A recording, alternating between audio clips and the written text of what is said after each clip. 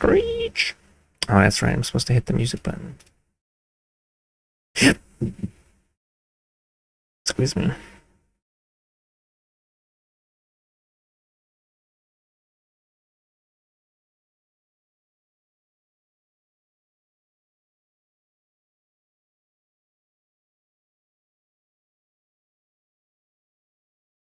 Mm-hmm. Oh my.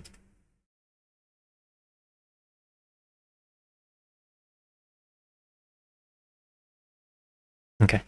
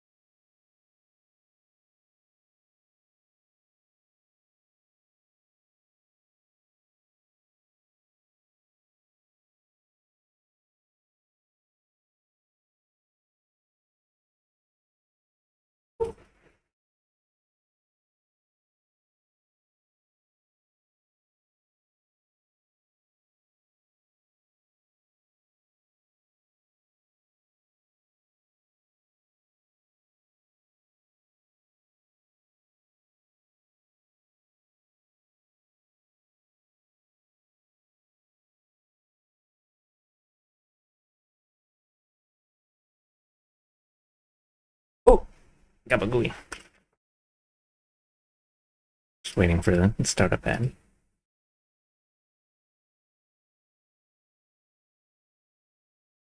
Oh, that's right. I gotta ping the sexy bitch rule or whatever. Do I did it in announcements before, but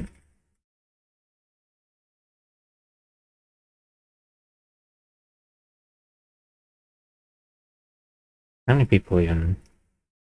I don't know.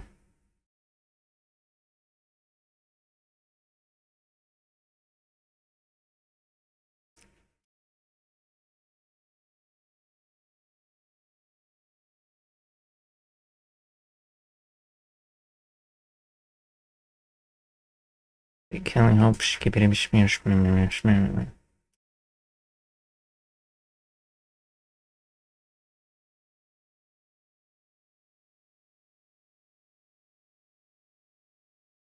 Okay, 50 seconds left.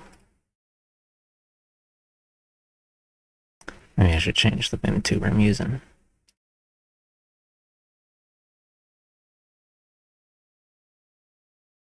I don't know. Ugh.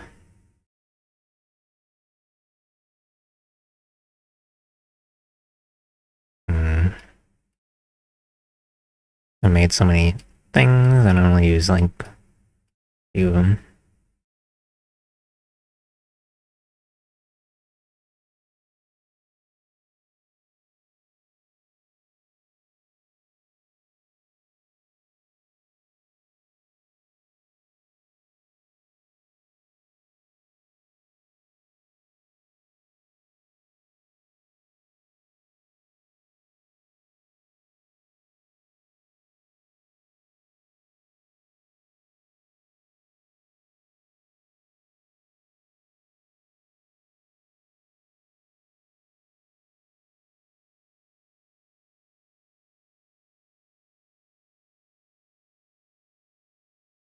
Yeah, whatever. I'll stick with this one.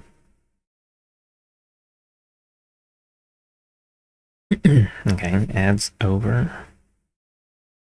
William Blum, author of Rogue State, Killing Hope, U.S. military and CIA intervention since World War II.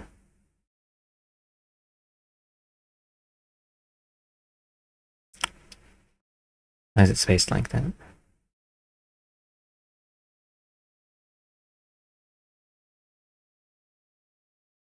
I'll zoom in about to here, I think. I'll see. No, I should have probably get a little further in. Maybe I should use a model that doesn't have wings poking out, or maybe might be a good idea to edit this one so that I can make the wings even smaller. I can barely make them any smaller because I've only put it to, yeah. There's no way I made them that big to begin with.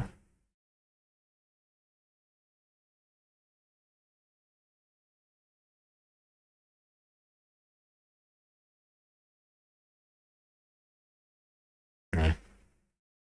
It's fine. It's whatever.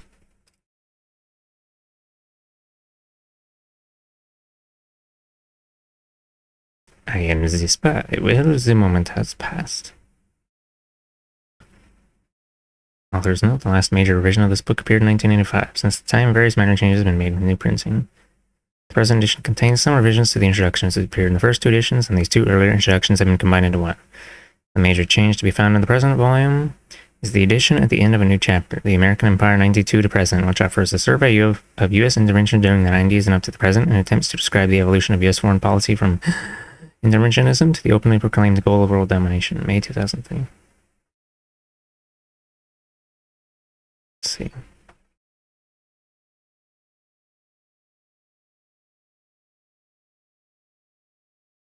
I don't know, when exactly is present?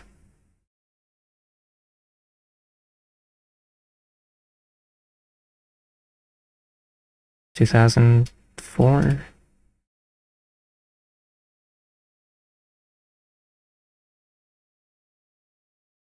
I guess.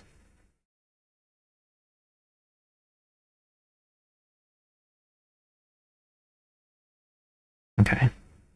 Introduction.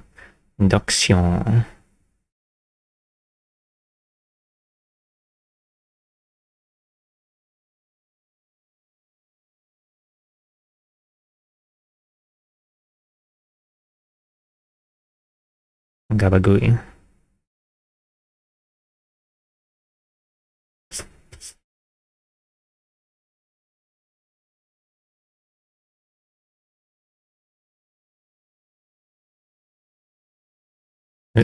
Okay. Our fear that communism might someday take over most of the world blinds us to the fact that anti-communism already has. Michael Parenti. Let's get this right. It was in the early days of the fighting in Vietnam that a Viet Cong officer said to his American prisoner, "You are our heroes after the war." We read American books and saw American films, and a common phrase in those days was, "to be as rich and as wise as an American." What happened? Let's see on these footnotes. Hold on. Is that going to be like all the way in the index or whatever? Oh, geez. Very large bibliography. Okay, well, I guess we won't worry about those. Washington Post, 24 October 1965, article by Stanley Camo. Michael Parenti, The Anti-Communist Impulse. Random House, New York, 1969, page 4. Okay, well, I guess we won't worry about those little bits then. See.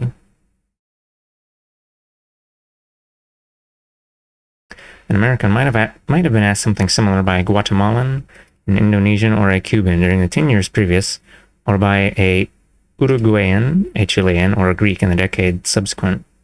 The remarkable international goodwill and credibility enjoyed the close of the Second World War. The remarkable international goodwill and credibility enjoyed by the United States at the close of the Second World War was dissipated country by country, intervention by intervention. The opportunity to build the war-ravaged world anew, to lay the foundations for peace, prosperity, and justice, collapsed under the awful weight of anti-communism.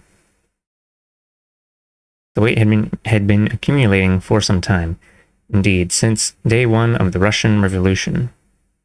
By the summer of 1918, some 13,000 American troops could be found in the newly born Union of Soviet Socialist Republics. 2 years and thousands of casualties later, the American troops left, having failed in their mission to strangle at its birth the Bolshevik state, as Winston Churchill put it. The young Churchill was Great Britain's Minister for War and Air during this period. Increasingly, it was he who directed the invasion of the Soviet Union by the Allies. Great Britain, the U.S., France, Japan, and several other nations in World War I, I guess, who directed this invasion of the Soviet Union by the Allies on the side of the counter-revolutionary White Army. Years later, Churchill, the historian, was to record his views of this singular affair for posterity. Were they, the Allies, at war with Soviet Russia? Certainly not. But they shot Soviet Russians at sight. They stood sorry, I'm just going to do normal voice. I'm not going to do Brit. They stood as invaders on Russian soil. They armed the enemies of the Soviet government. They blockaded its ports and sunk its battleships. They earnestly desired and schemed its downfall. But war, shocking. Interference, shame. It was, they repeated, a matter of indifference to them how Russians settled their own internal affairs. They were impartial. Bang. What was there about this Bolshevik revolution that so alarmed the most powerful nations in the world? What drove them to invade a land whose soldiers had recently fought alongside them for over 3 years and suffered more casualties than any other country on either side of the World War?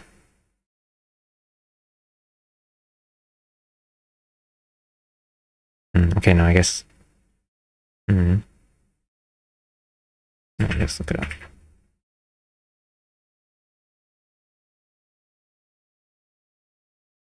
Let's see, the white movement was... No, was that it?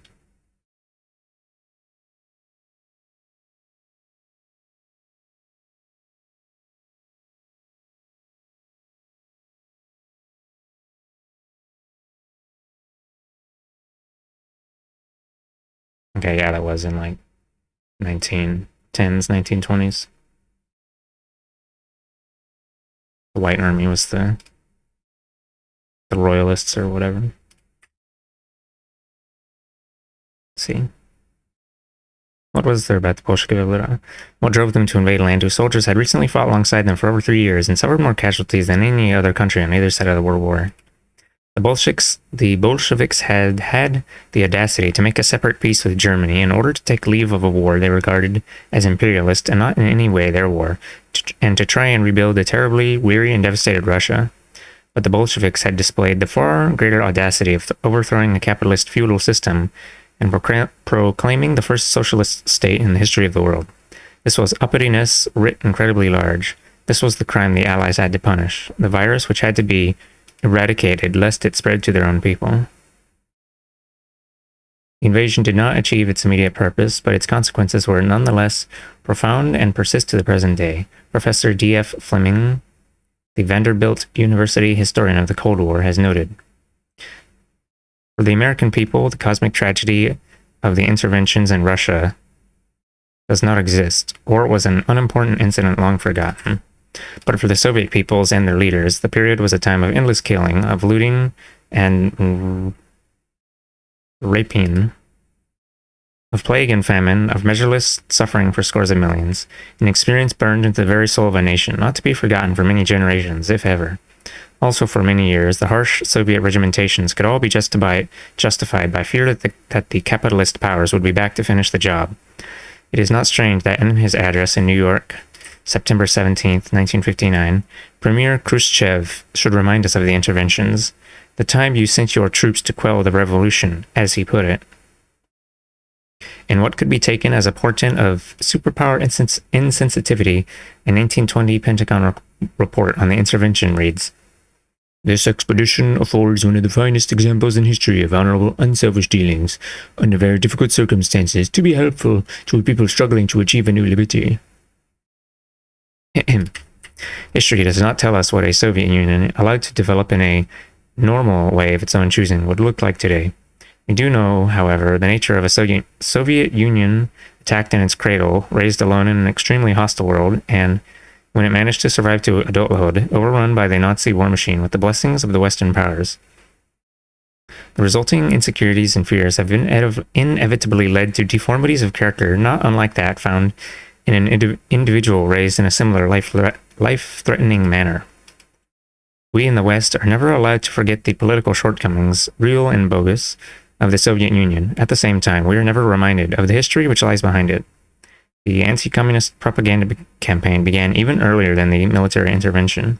Before the year 1918 was over, expressions in the vein of Red Peril, the Bolshevik assault on civilization and menace to world by Reds is seen had become commonplace in the pages of the New York Times. During February and March 1919, a U.S. Senate Judiciary Subcommittee held... Okay, that's a typo. Yeah. Held hearings before which many Bolshevik horror stories were presented.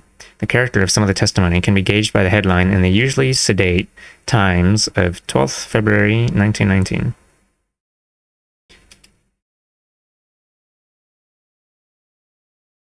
Describe horrors under Red Rule. R.E. Simmons and W.W. Welsh tell senators of brutalities of Bolsheviki, strip women in streets, people of every class except the scum subjected to violence by mobs. Historian Frederick Louis Schumann has written, the net result of these hearings was to picture Soviet Russia as a kind of bedlam inhabited by abject slaves, completely at the mercy of an organization of homicidal maniacs whose purpose was to destroy all traces of civilization and carry the nation back to barbarism. Literally, no story about the Bolsheviks was too contrived, too bizarre, too grotesque, or too perverted to be printed and widely believed, from women being nationalized to babies being eaten, as the early pagans believed the Christians guilty of devouring their children. The same was believed of the Jews in the Middle Ages. A story about women, with all the lurid connotations of state property, compulsory marriage, free love, etc., was broadcasted over the country through 1,000 channels, wrote Schumann, and perhaps did more than anything else to stamp the Russian communists in the minds of most American citizens as criminal perverts. This tale continued to receive great currency, even after the State Department was obliged to announce that it was a fraud. That the Soviets eat their babies was still being taught by the John Birch Society to its large audience at least as late as 1978.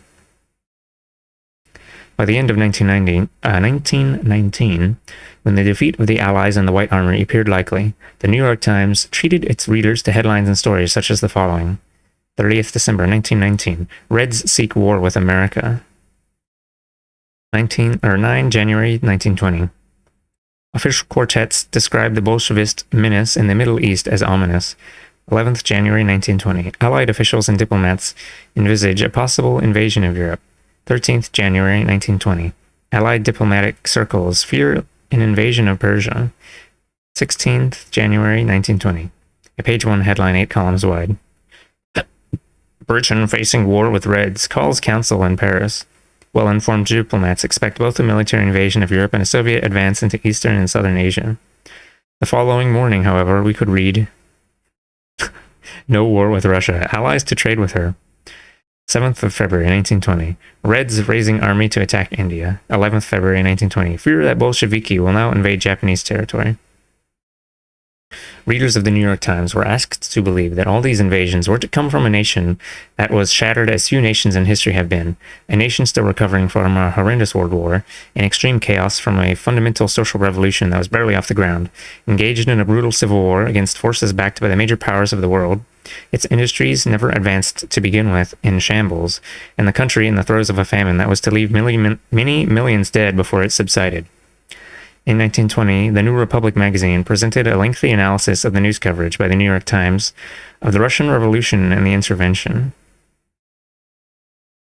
Amongst much else, it observed that in the 2 years following the November 1917 revolution, the Times had stated no less than 91 times that the Soviets were nearing their rope's end or actually had reached it.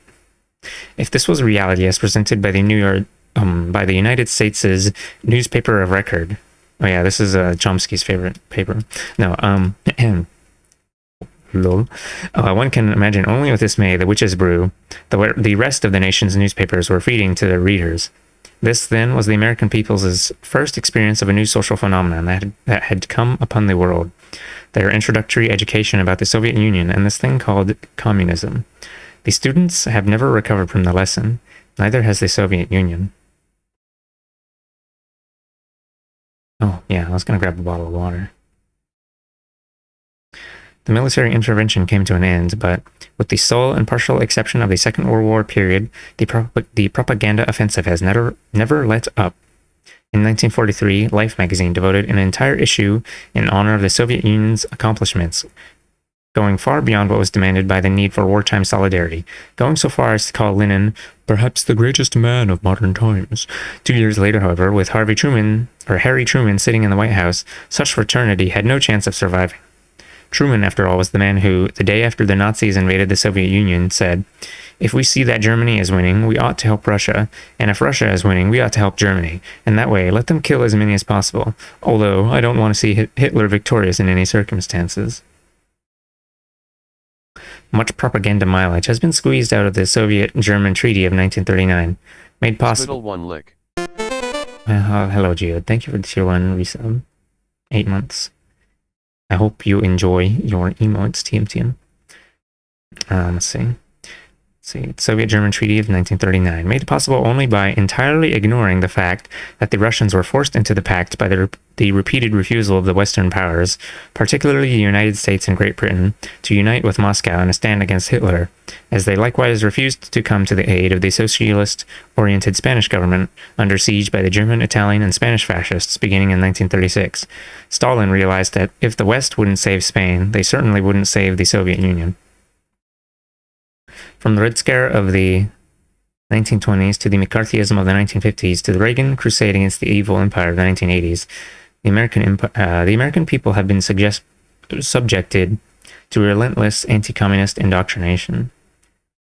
We read in Settlers that the McCarthyism was... whatever. American left was kind of whatever to begin with, but that's whatever. Relentless anti-communist indoctrination. It is imbibed with their mother's milk. Pictured in their comic books, spelled out in their school books, their daily paper offers them headlines that tell them all they need to know. Ministers find sermons in it, politicians are elected with it, and Reader's Digest becomes rich on it. Also in random, unrelated video games, in JRPGs, they'll be like, oh, and also Stalin killed so many people and he was the worstest and most evilest person. And you'll be like, oh, I thought I was just playing a JRPG about silly school guys with JoJo powers or whatever. JoJo stands.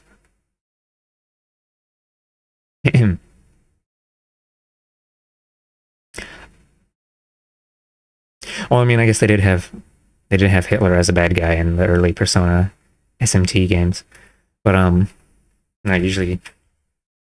whatever. Maybe you can run a statistical study and see which one shows up more often, Hitler or Stalin. I'm gonna grab a water bottle now.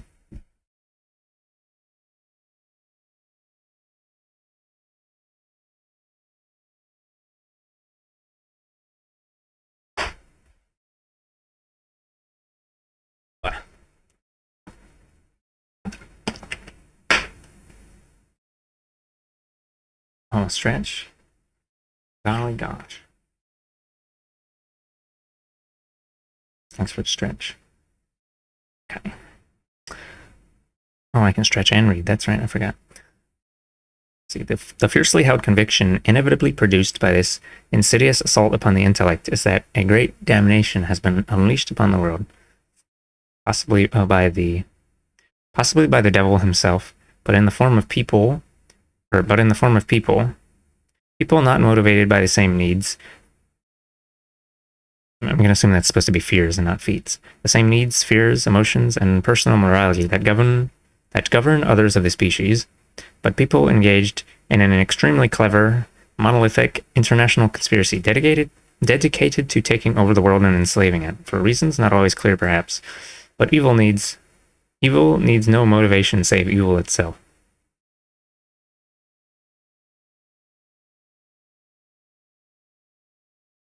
I don't know if,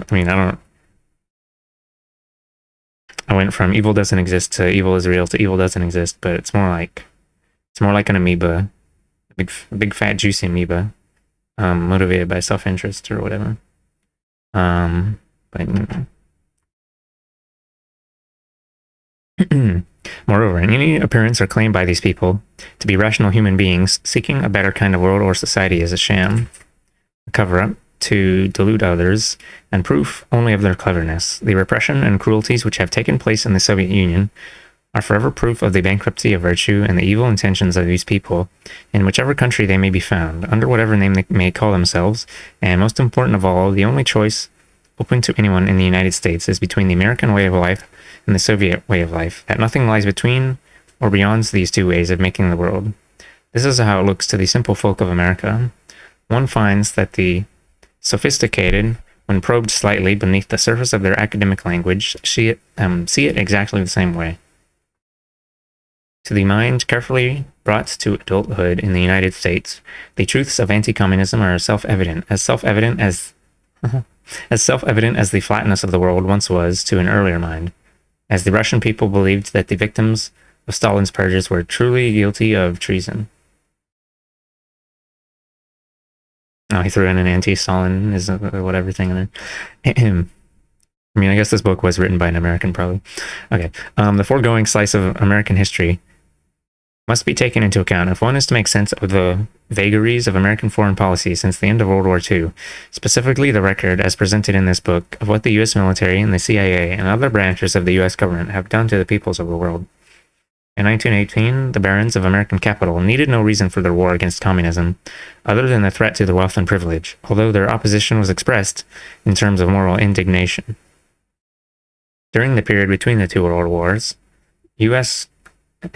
gunboat diplomacy operated in the Caribbean to make the American lake safe for the fortunes of United Fruit and W.R. Grace & Co., at the same time taking care to warn of the Bolshevik threat to all that is decent from the likes of Nicaraguan rebel Augusto Sandino. By the end of the Second World War, every American past the age of 40 had been subjected to some 25 years of anti-communist radiation. The average incubation period needed to produce a malignancy. Anti-communism had developed a life of its own, independent of its capitalist father. Increasingly, in the post-war period, middle-aged Washington policymakers and diplomats saw the world out there as one composed of communists and anti-communists, whether of nations, movements, or individuals. This comic strip vision of the world, with righteous American supermen fighting communist evil everywhere, had graduated from a cynical propaganda exercise to a moral imperative of U.S. foreign policy. Even the concept of non-communist, implying some measure of neutrality, has generally been accorded scant legitimacy in this paradigm. John Foster Dulles, one of the major architects of post-war U.S. foreign policy, expressed this succinctly in his typically simple, moralistic way. For us, there are two sorts of people in the world. There are those who are Christians and support free enterprise, and there are the others. The other guys, when Jesus flipped the table because he was mad at that free enterprise. I guess he's a communist and anti-Christian. No. Several of the case studies and... No, it's a specific... Whatever. We're not going to get into when markets are okay or not. As several of the case studies in the present hook confirm, Dulles put that creed into rigid practice. The word communist, as well as Marxist, has been so overused and so abused by American leaders and the media as to render it virtually meaningless. The left has done the same to the word fascist. Yeah. I don't know if it's the left that did that more rather than liberal centrist type whatever. Lukewarm leftists. But merely have a name for something, witches or flying saucers, attaches a certain credence to it. At the same time, the American public, as we have seen, has been soundly conditioned to react Pavlovianly to the term. It demeans still the worst excesses of Stalin, from wholesale purges to Siberian slave labor camps, It means, as Michael Prenti has observed, that classic Marxist-Leninist predictions concerning world revolution are treated as statements of intent directing all present-day communist actions. It means us against them. And them can mean a peasant in the Philippines, a mural painter in Nicaragua, a legally elected prime minister in British Guiana, or a European intellectual, a Cambodian neutralist, and African nationalist, all somehow part of the same monolithic conspiracy. Each in some way a threat to the American way of life, No lands too small, too poor, or too far away to pose such a threat, the communist threat, TM. The cases presented in this book illustrate that it has been largely irrelevant whether the particular targets of intervention, be they individuals, political parties, movements, or governments, called themselves communist or not. It has mattered little whether they were scholars of dialectical materialism or had never heard of Karl Marx, whether they were atheists or priests, whether a strong and influential communist party was in the picture or not, whether the government had come into being through violent revolution or peaceful elections. All have been targets, all communists. It has mattered still less that the Soviet KGB was in the picture. The assertion has been frequently voiced that the CIA carries out its dirty tricks largely in reaction to operations of the KGB which have been even dirtier. This is a lie made out of whole cloth. There may be an isolated incident of such in the course of the CIA's life, but it has kept itself well hidden. The relationship between the two sinister agencies is marked by fraternization and respect for fellow professionals more than by hand-to-hand combat. Former CIA officer John Stockwell has written,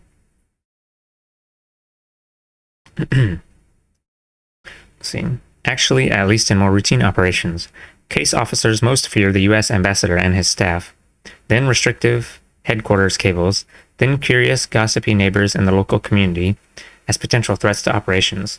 Next would come the local police, then the press. Last of all is the KGB. In my 12 years of case officering, I never saw or heard of a situation in which the KGB attacked or obstructed a CIA operation. Stockwell adds that the various intelligence services do not want their world to be complicated by murdering each other. It isn't done. If a CIA case officer has a flat tire in the dark of night on a lonely road, he will not hesitate to accept a ride from a KGB officer. Likely the two would detour to some bar for a drink together. Really? I don't know. Whatever. In fact, CIA and KGB officers entertain each other frequently in their homes.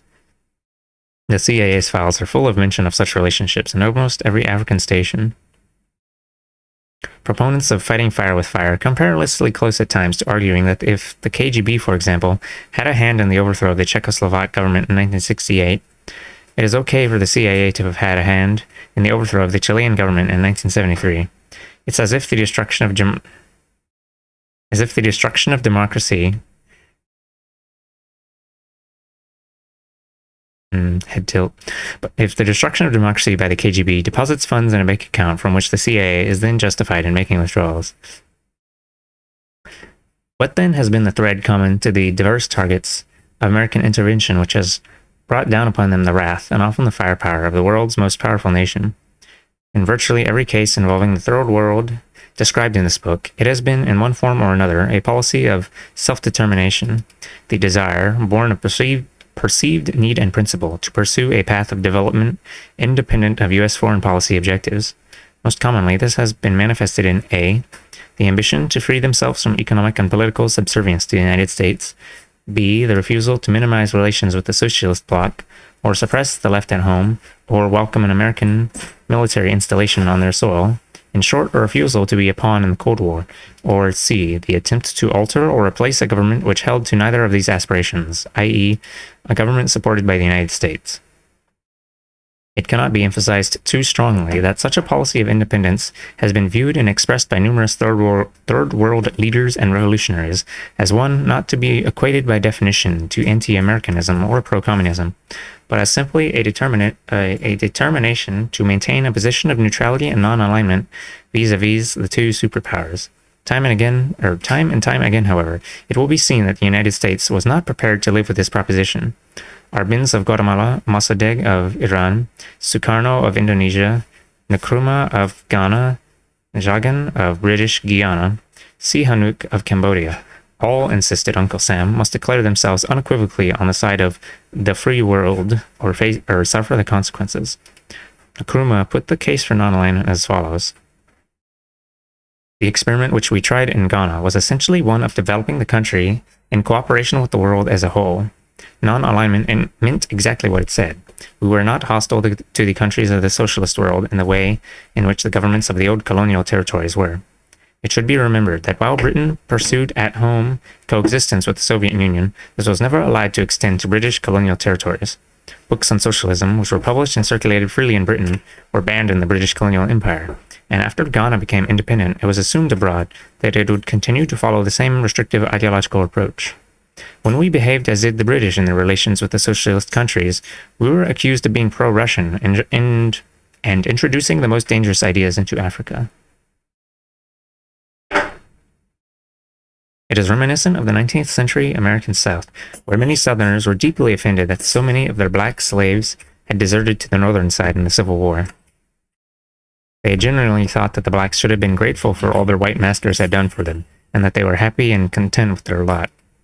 The noted Louisiana surgeon and psychologist Dr. Samuel A. Cartwright argued that many of the slaves suffered from a form of mental illness, which he called drapetomania, diagnosed as the uncontrollable urge to escape from slavery. In the second half of the 20th century, this illness in the Third World has usually been called communism.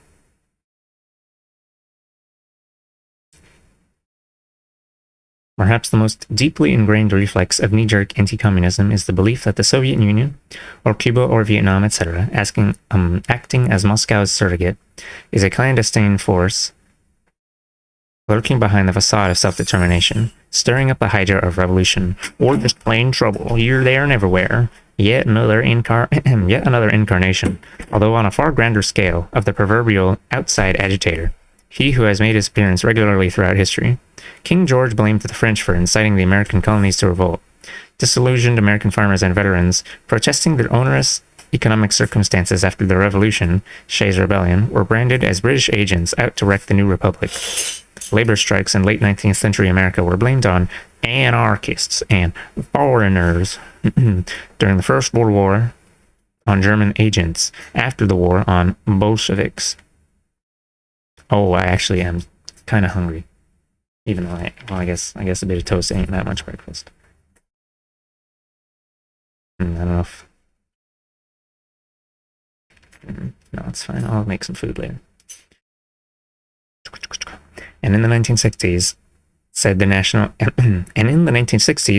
National Commission on the Causes and Prevention of Violence, J. Edgar Hoover, helped spread the view among the police ranks that any kind of mass protest is due to a conspiracy promulgated by agitators, often communists, who misdirect otherwise contented people. Excuse me. The last is the key phrase, one which encapsulates the conspiracy mentality of those in power.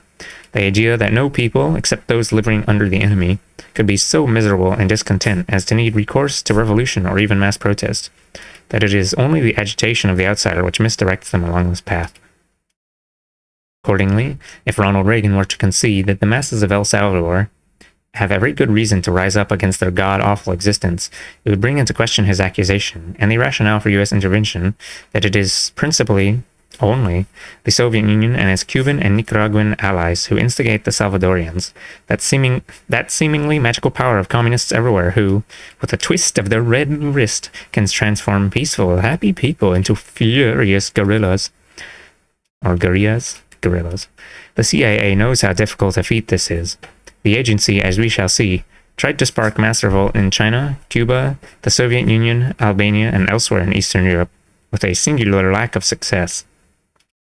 The agency's scribes have laid the blame for these failures on the closed nature of the societies involved, but in non-communist countries, the CIA has had to resort to military coups or extra-legal chicanery to get its people into power. It has never been able to light the fire of popular revolution. For Washington to concede merit and virtue to a particular third world insurgency would, moreover, raise the question, why does not the United States, if it must intervene, take the side of the rebels? Not only might this better serve the cause of human rights and justice, but it would shut out the Russians from their alleged role. What better way to frustrate the international communist conspiracy? But this is a question that dares not speak its name in the Oval Office, a question that is relevant to many of the cases in this book. Instead, the United States remains committed to its all-too-familiar policy of establishing and or supporting the most vile tyrannies in the world, whose outrages against their own people confront us daily in the pages of our newspapers.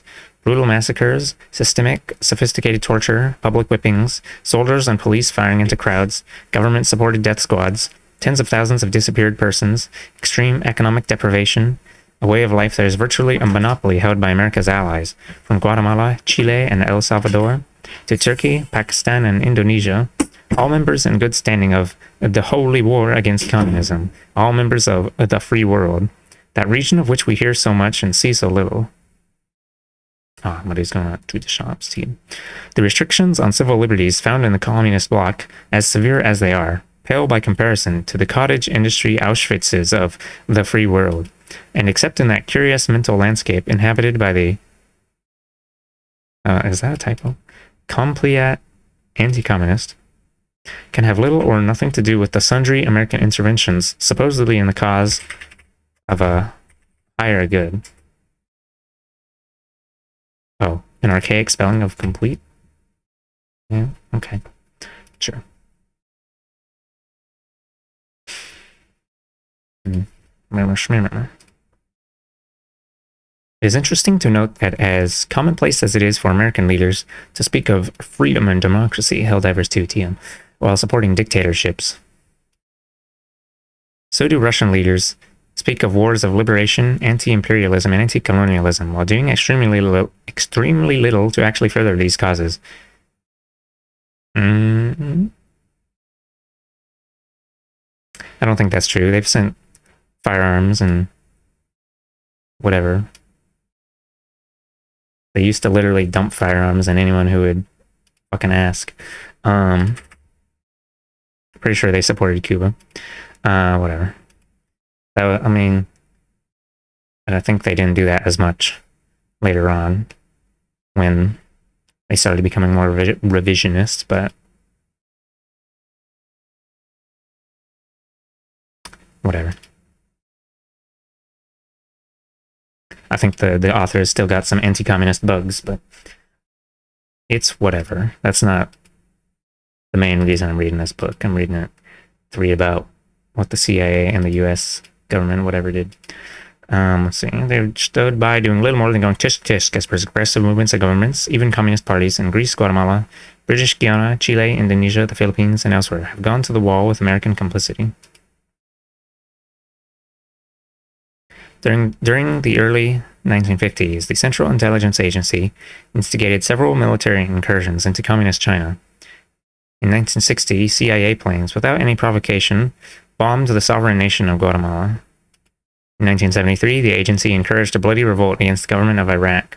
In the American mass media at the time, and therefore in the American mind, these events did not happen. We didn't know what was happening. Became a cliché used to ridicule those Germans who claimed ignorance of the events which took place under the Nazis. Yet, was their stock answer as far-fetched as we'd like to think?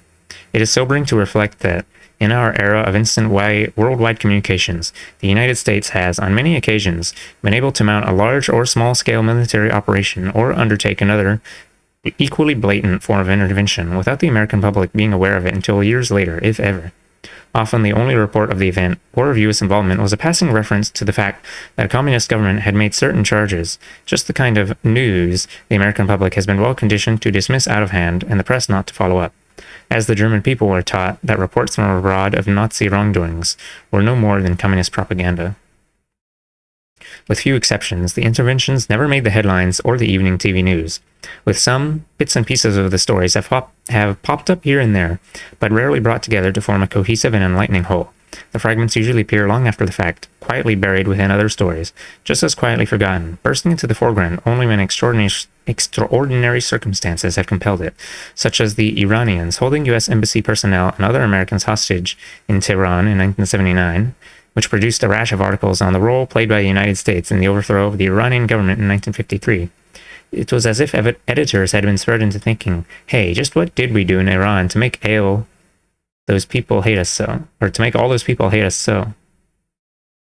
There have been a lot of Irans in America's recent past, but in the absence of the New York Daily News or the Los Angeles Times conspicuously grabbing the leader by the collar and pressing against his face the full implication of the deed, in the absence of NBC putting it all into teal pictures of real people on the receiving end.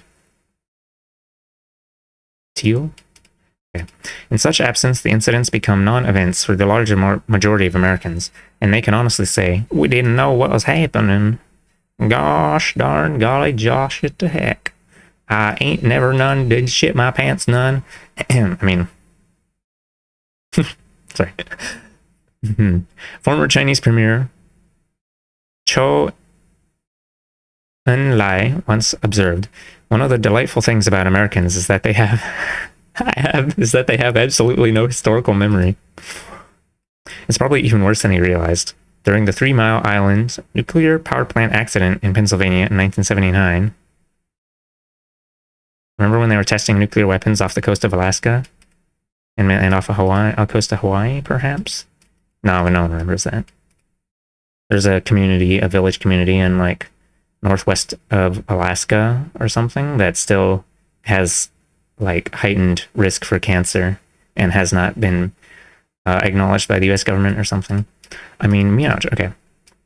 So during the 3 Mile Island nuclear power plant accident in Pennsylvania in 1979, a Japanese journalist, Atsuo Kaneko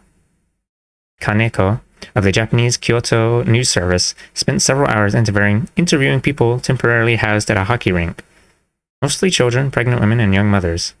He discovered that none of them had heard of Hiroshima. Mention of the name drew a blank. That was in 79. Oof. And in 1982, a judge in Oakland, California, said he was appalled when some 50 prospective jurors for a death penalty murder trial were questioned, and none of them knew who Hitler was. No way. Well, that was in 1982. To the foreign policy oligarchy in Washington, it is more than delightful.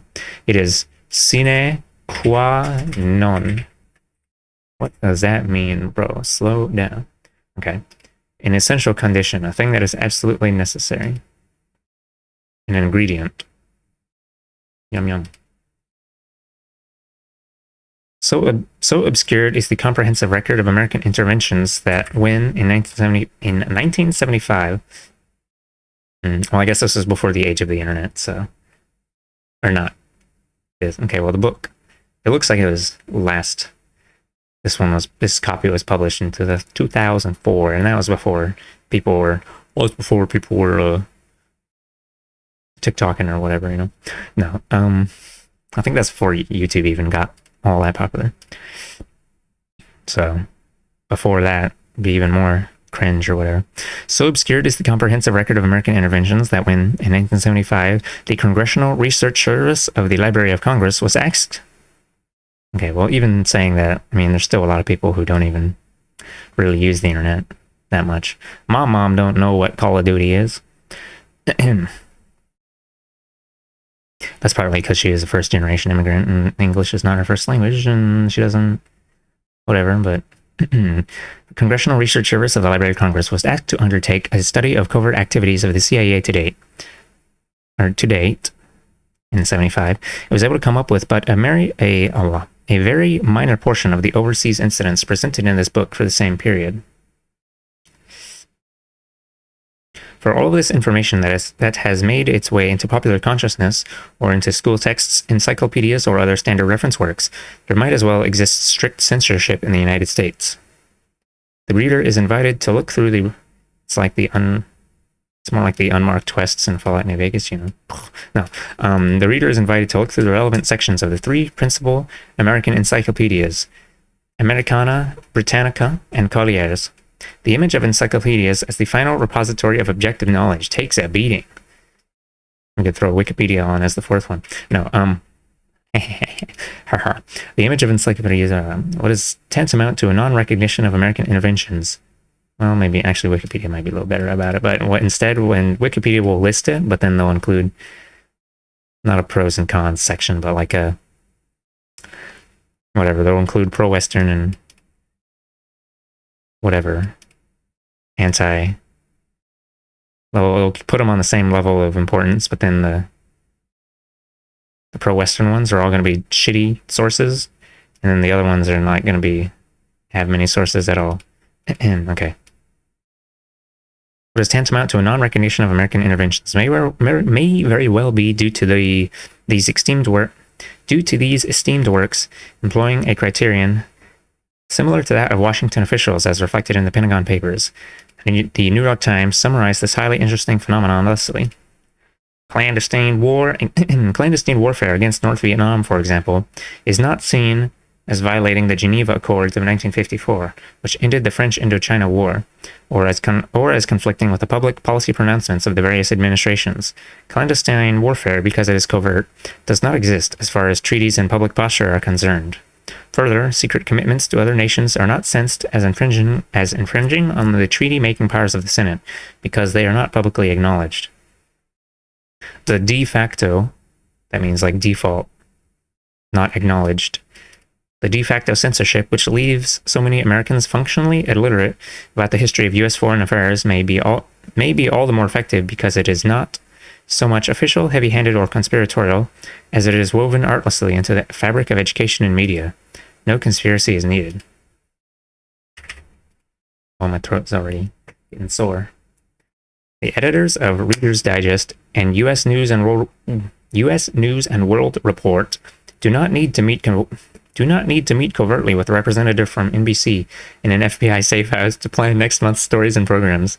For the simple truth is that these individuals would have not reached the positions they occupy if they themselves had not all been guided through the same tunnel of camouflage history and emerged with the same selective memory and conventional wisdom. Only pruned bushes allowed in here. Oh, not that kind of pruned bush. Damn, too spicy.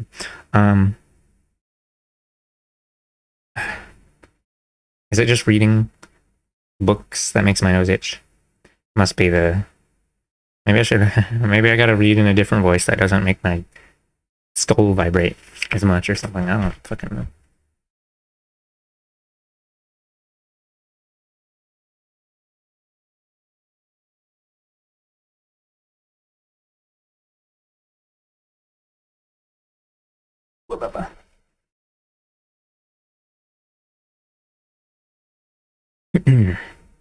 The upheaval in China is a revolution which, if we analyze it, we will see is prompted by the same things that prompted the British, French, and American revolutions. Who said that? That's not quite true. The American Revolution was just because they wanted the goods all to themselves and they didn't want to give any to the British. It's not because they were living in wretched, squalid conditions and wanted to overthrow their oppressors or whatever, but sure. We'll take that quote. Fine. A cosmopolitan and generous sentiment of Dean Rusk, then Assistant Secretary for Far Eastern Affairs, later Secretary of State. Oh, okay, I guess that was quoting him. At precisely the same time at Mr. Rusk's talk in 1950, others in his government were actively plotting the downfall of the Chinese revolutionary government. This has been a common phenomenon. For many of the cases described in the following pages, one can find statements of high or middle-level Washington officials which put into question the policy of intervention, which expressed misgivings based either on principle, sometimes the better side of American liberalism, or concern that the intervention would not serve any worthwhile end, might even result in disaster. I have attached little weight to such dissenting statements, as indeed in the final analysis, as indeed in the final analysis did Washington decision-makers who, in controversial world situations, could be relied upon to play the anti-communist card. In presenting the interventions in this manner, I am declaring that American foreign policy is what American foreign policy does. A system is designed to do what it does, as they say, or whatever. Reading can be hard sometimes. Yeah, I fucking hate reading. All my homies hate reading. I just like to TikTok dab or whatever. No, sorry, dabbing is already outmoded. It was only around for like 3 years. At best, perhaps. I don't know what they do on TikTok now. They discourse. They attack each other. And make enemies for no reason. Okay. Carrying on the PSYOP legacy.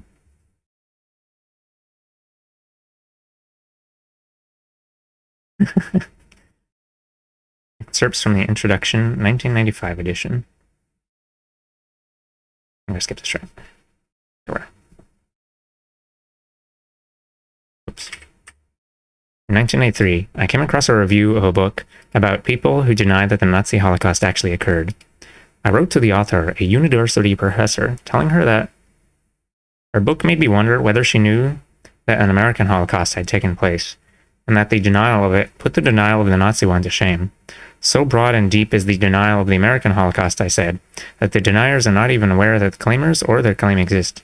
Yet a few million people have died in the American Holocaust. He's talking about Native Americans, I believe. And many more millions have been condemned to lives of misery and torture. Or maybe he's talking, I don't know.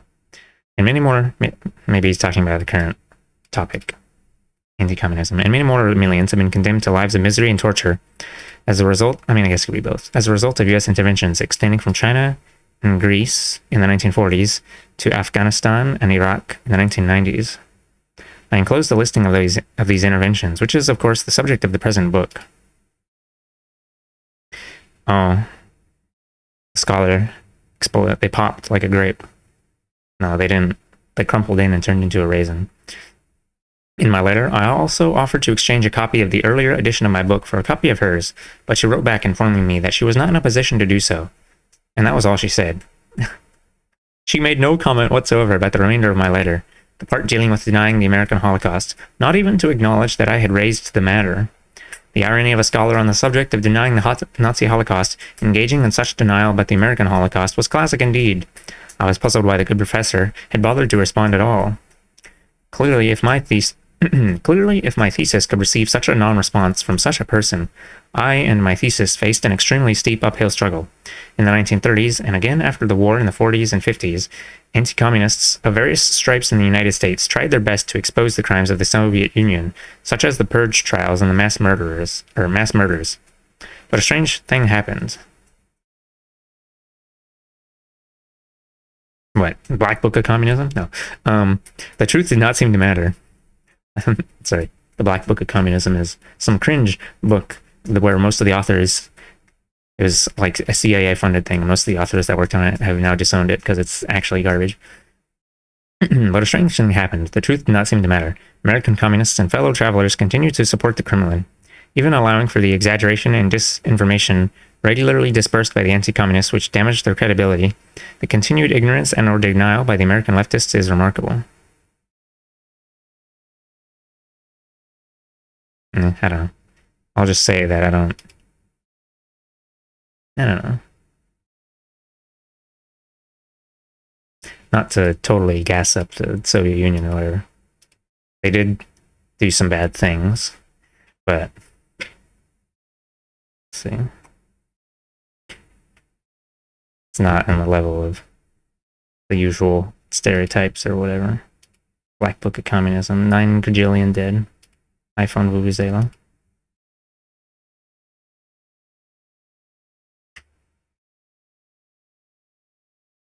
Let's see.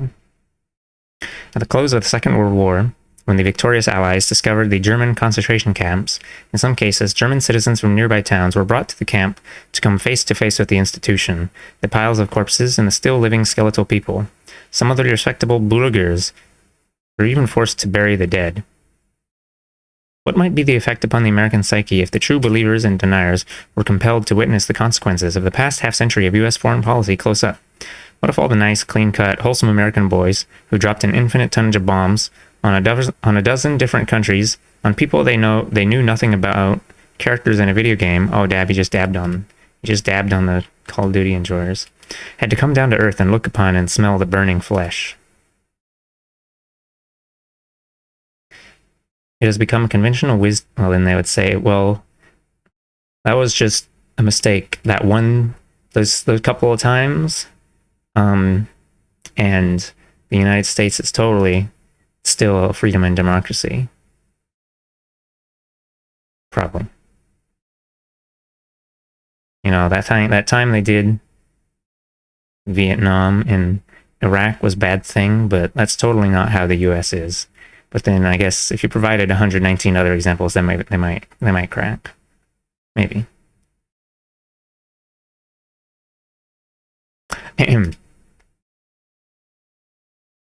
Let's see. It has become a conventional wisdom that it was the relentlessly tough anti-communist policies of the Reagan administration, with its heated-up arms race, that led to the collapse and reformation of the Soviet Union and its satellites. American history books may have already begun to chisel this thesis into marble. The Tories in Great Britain say that Margaret Thatcher and her unflinching policies contributed to the miracle as well. Miracle? We all hate Reagan and Thatcher. They're like demons or something. The East Germans were believers too. They were not. When Ronald Reagan visited East Berlin, the people... When Ronald Reagan visited East Berlin, the people there cheered him and thanked him for his role in liberating the East. Even many leftist analysts, particularly those of a conspiracy bent, are believers. But this view is not universally held, nor should it be. Long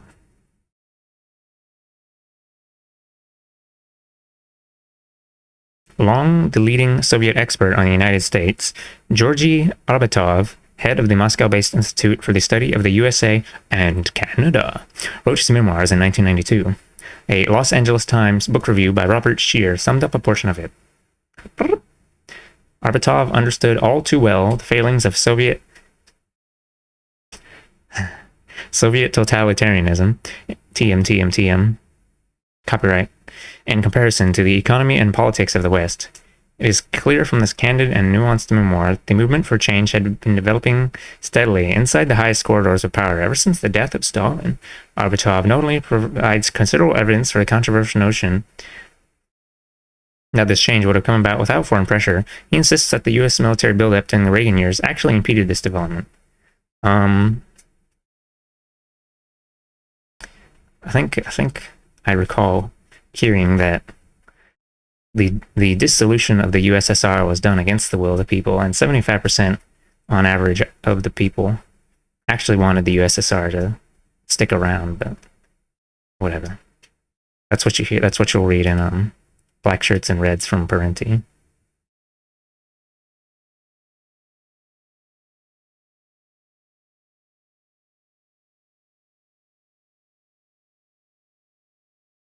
Okay.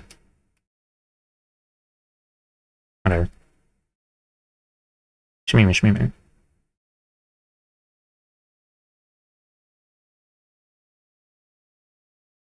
See, George F. Kennan agrees. The former U.S. ambassador to the Soviet Union and father of the theory of containment of the same country asserts that the suggestion that any United States administration had the power to influence decisively the course of a tremendous domestic political upheaval in another great country on another side of the globe is simply childish. Lie. He contends that the extreme militarization of American policy strengthened hardliners in the Soviet Union. Thus, the general effect of Cold War extremism was to delay rather than hasten the great change that overtook the Soviet Union. Lie. Though the arms race spending undoubtedly damaged the fabric of the Soviet civilian economy and society, even more than it did in the United States.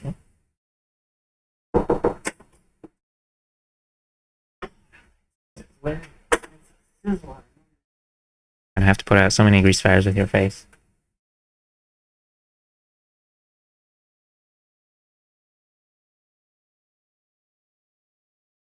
Oh boy.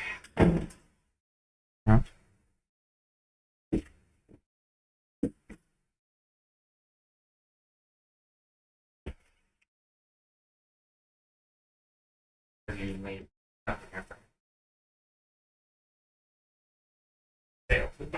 Yeah, I thought you choose how else.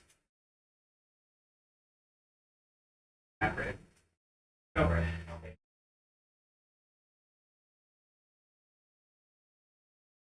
Okay.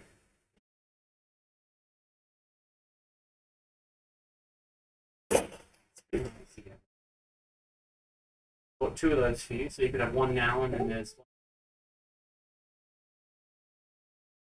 Josephine. That's fine. Hot seconds.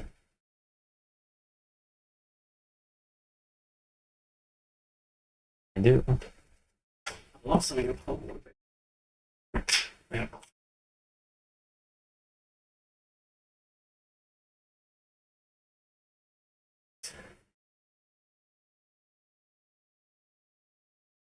Shmee. Shmee. See. say something something damaged. The fabric something something, no light industry, only heavy industry because they're gonna blow us up. So this had been going on for 40 years by the time Mikhail Gorbachev came to power without the slightest hint of impending doom. One single... Oh, it's kind of hot. Put your chicken in now or later? Now I get hungry. I didn't have much for breakfast. Let's see. Gorbachev's close advisor, Alexander Yakovlev, asked whether the Reagan administration's higher military spending, combined with its evil empire rhetoric, forced the Soviet Union into a more conciliatory position, responded, "It played no role, none. I can tell you that with the fullest responsibility.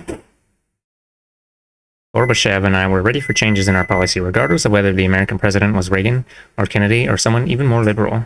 It was clear that our military spending was enormous and we had to reduce it."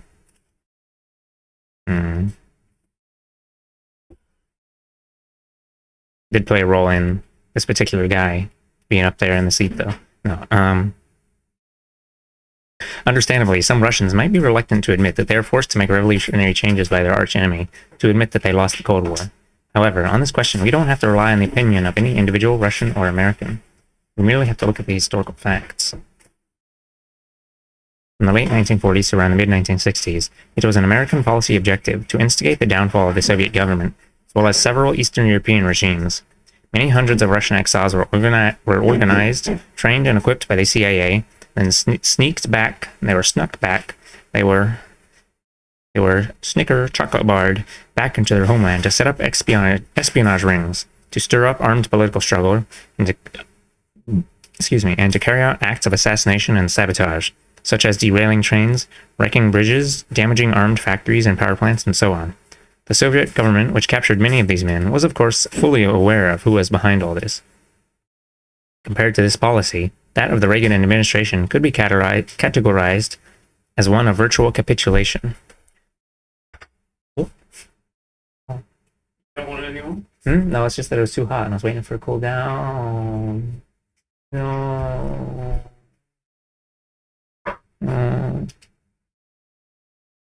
Compared to this policy, that of the Reagan administration could be categorized as one of virtual capitulation.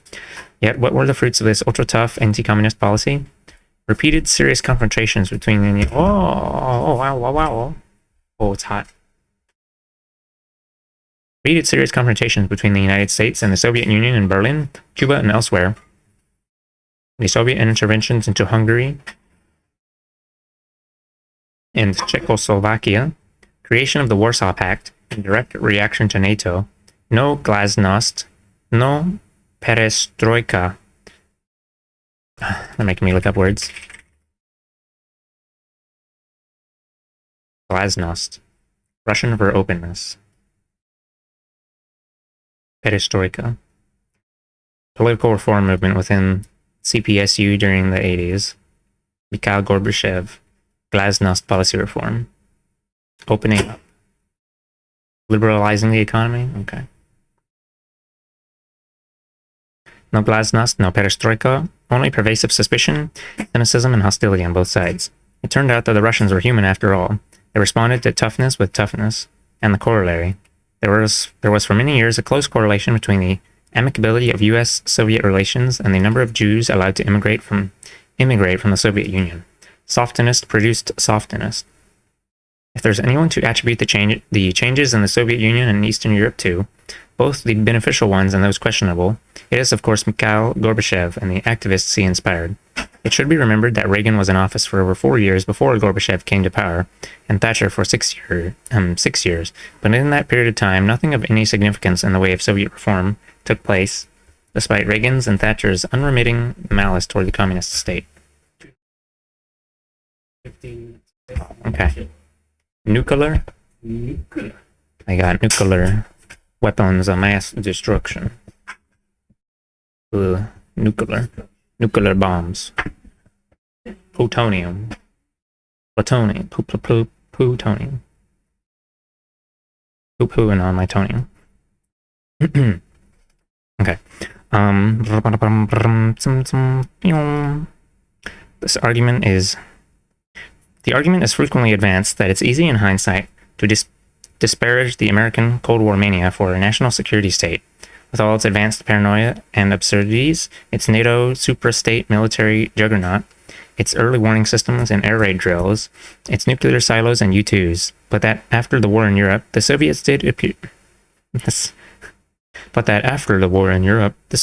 indeed appear to be a 10-foot tall worldwide monster threat. This argument breaks up on the rocks of a single question, which was all one had to ask back then. Why would the Soviets want to invade Western Europe or bomb the United States? They clearly had nothing to gain by such actions except the almost certain destruction of their country, which they were painstakingly rebuilding once again after the devastation of the war. By the 1980s, the question that still dared not be asked had given birth to a $300 billion military budget and Star Wars. There are available, in fact,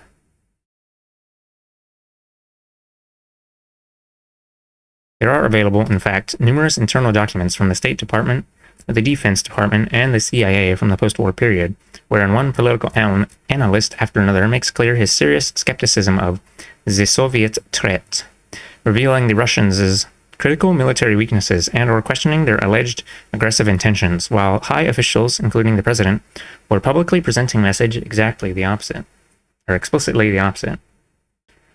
Yeah, we gotta protect from that nuclear threat. That Soviet nuclear threat.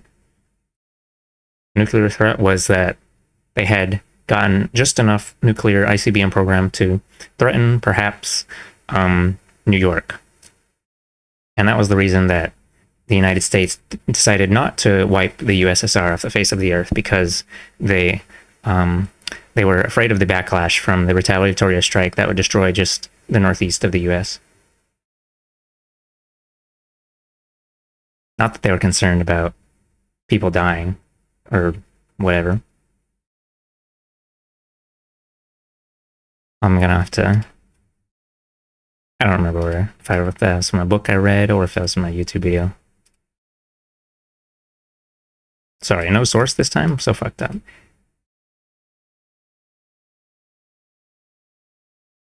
Let's see. Historian Roger Morris, former member of the National Security Council under Presidents Johnson and Nixon, described this phenomenon.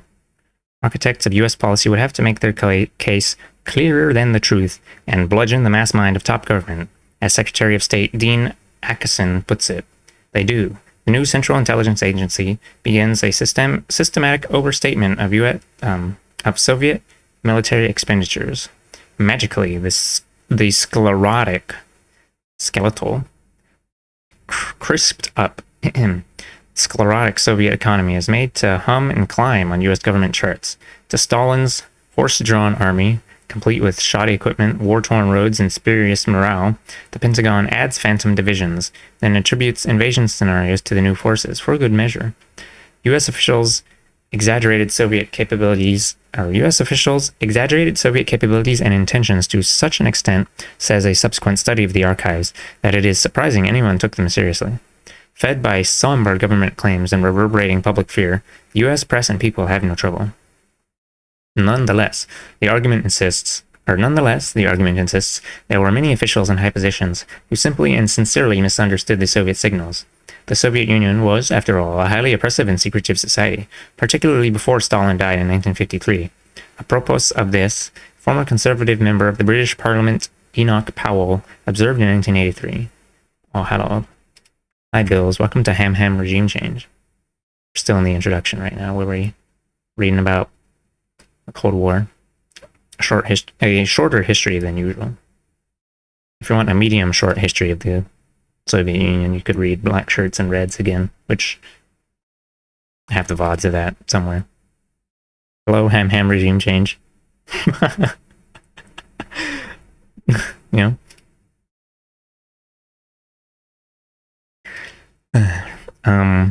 See. International misunderstanding is almost wholly voluntary. It is that contradiction in terms, intentional misunderstanding, a contradiction, because in order to misunderstand deliberately, you must at least suspect, if not actually understand, what you intend to misunderstand. The U.S. misunderstanding of the USSR has the function of sustaining a myth, The myth of the United States as the last best hope of mankind. St. George and the Dragon is a poor show without a real dragon. The bigger and scalier, or without a real dragon? The bigger and scalier, the better, ideally with flames coming out of its mouth. The misunderstanding of Soviet Russia has become indispensable to the self-esteem of the American nation. He will not be regarded with benevolence who seeks, however ineffectually, to deprive them of it. It can be argued as well that the belief of the Nazis and the great danger posed by the international Jewish conspiracy must be considered before condemning the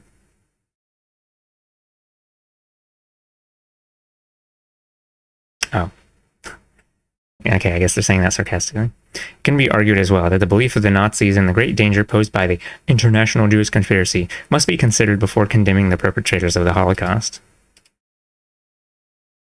Both the Americans and the Germans believed their own propaganda, or pretended to. In reading Mein Kampf, one is struck by the fact, not that anyone would ever do that, one is struck by the fact that a significant part of what Hitler wrote about Jews reads very much like an American anti-communist writing about communists. The Judeo-Bolshevik, whatever. He starts with the premise that the Jews, communists, are evil and want to dominate the world. Then, any behavior which appears to contradict this is regarded as simply a ploy to fool people and further their evil ends. This behavior is always part of a conspiracy, and many people are taken in. He ascribes to the Jews great, almost mystical power to manipulate societies and economies. He blames Jews for the... You can see the same thing in Israel, where they ascribe to the Arabs great, almost mystical power to manipulate societies and economies, and anyone who appears to contradict this is just Hamas or whatever. The birds are Hamas. He blames Jews for the ills arising from the Industrial Revolution, e.g. class divisions and hatred. He decries the Jews' internationalism and lack of national patriotism. There were, of course, those cold warriors whose take on the Kremlin was that its master plan for world domination was nothing so gross as an invasion of Western Europe or dropping bombs on the United States. The ever more subtle, one could say fiendishly clever, plan was for subversion from the inside, country by country, throughout the Third World, eventually surrounding and strangling the First World. Verily, an international communist conspiracy. A conspiracy, said Senator Joseph McCarthy, on a scale so immense as to dwarf any previous such venture in the history of man. This is the primary focus of this book. How the United States intervened all over the world to combat this conspiracy wherever and whenever it reared its ugly head. Did this international communist conspiracy actually exist? If it actually existed, why did the cold warriors of the CIA and other government agencies have to go to such extraordinary lengths of exaggeration? If they really and truly believed in the existence of a diabolic, monolithic international communist conspiracy, why did they have to invent so much about it to convince the American people, the Congress, and the rest of the world of its evil existence? Why did they have to stage, manage, entrap, plant evidence, plant stories, create phony documents? The following pages are packed with numerous anti-commie speak examples of U.S. government and media inventions about the Soviet threat, the Chinese threat, and the Cuban threat. And all the while, at the same time, we were being flailed with scare stories. In the 1950s, there was the bomber gap between the US and the Soviet Union, and the civil defense gap. Then came the missile gap, followed by the anti-ballistic missile ABM gap. In the 1980s, it was the spending gap. Finally, the laser gap. And then the thigh gap. Finally, the laser gap. And they were all lies. It was actually the Soviets that were always catching up with the US, but whatever. The US get 10 nukes, and then the Soviets are like, okay, we got like 1 nuke. Thigh gap? Yeah, the Tumblr thigh gap discourse. Sorry. Okay. We now know that the CIA of Ronald Reagan and William Casey regularly politicized intelligence assessments to support the anti-Soviet bias of their administration, and suppressed reports, even those from its own analysts, which contradicted this bias. We now know that the CIA and the Pentagon regularly overestimated the economic and military strength of the Soviet Union and exaggerated the scale of Soviet nuclear tests and the number of violations of existing test ban treaties, which Washington then accused the Russians of. All to create a larger and meaner enemy, a bigger national security budget, and give security and meaning to the Cold Warriors' own jobs. post-Cold War, New World Order time, it looks good for the military-industrial intelligence complex and the global partners in crime, the World Bank and the IMF, International Monetary Fund. They've got their NAFTA, North Atlantic Free Trade Association, and soon the World Trade Organization. They're dictating economic, political, and social development all over the Third World and Eastern Europe. Moscow's reaction to events anywhere is no longer a restraining consideration. The UN's Code of Conduct on transnational corporations, 15 years in the make. Transnational corporations? Oh, right. I guess Coca-Cola Death Squads be glamming it up. 15 years in the making is dead. Oh, okay, never mind. Everything in sight is being deregulated and privatized. Capital prowls the globe with a ravenous freedom it hasn't enjoyed since before World War I. Operating free of friction, free of gravity, the world has been made safe for the transnational corporation. Will this mean any better life for the multitudes that the Cold War brought? Any more regard for the common folk than there's been since they fell off the cosmic agenda centuries ago? By all means, says Capital, offering another warmed-up version. Oh my, microwave food. Another warmed-up version of the trickle-down theory. I once had the ill luck of interacting with someone who still believed in trickle-down theory. Offering another warmed-up version of the trickle-down theory, the principle that the poor, who must subsist on table scraps dropped by the rich, can best be served by giving the rich bigger meals. The boys of Capital, they also chortle in their martinis about the death of socialism, the word that has been banned from polite conversation. Well, I guess it's popping up a little more now, but then people might confuse using socialism for being like, oh, Norway. That's not socialism. Where? And they hope that no one will notice that every socialist experiment of any significance in the 20th century, without exception, has either been crushed, overthrown, or invaded, or corrupted, perverted, subverted, or destabilized, or otherwise had life made impossible for it by the United States. Not one socialist government or movement, from the Russian Revolution to the Sandinistas in Nicaragua, from Communist China to the FMLN in Salvador, not one was permitted to rise or fall solely on its own merits. Not one was left secure enough to drop its guard against the all-powerful enemy abroad and freely and fully relax control at home. It's as if the Wright brothers' first experiments with flying machines all failed because the automobile interests sabotaged each test flight, and then the good and God-fearing folk of the world looked upon this, took notice of the consequences, nodded their collective heads wisely, and intoned solemnly, "Man shall never fly."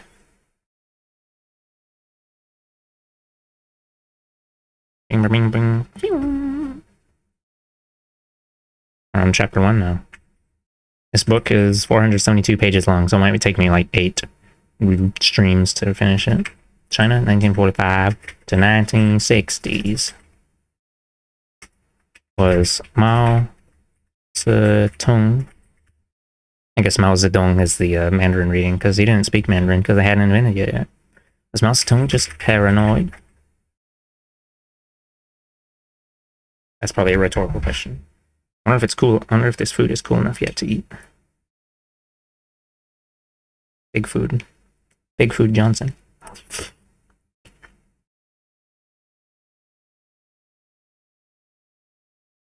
Break time? That's kind of messed up, honestly. No, it's just because I'm hungry. I'm gonna play an ad, actually, while I'm eating.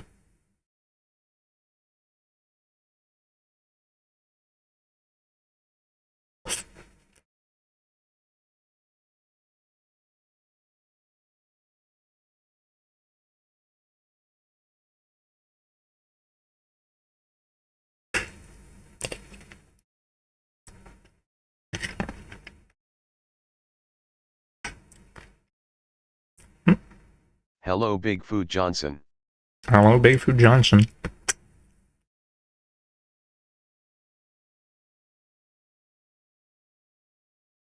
Yeah.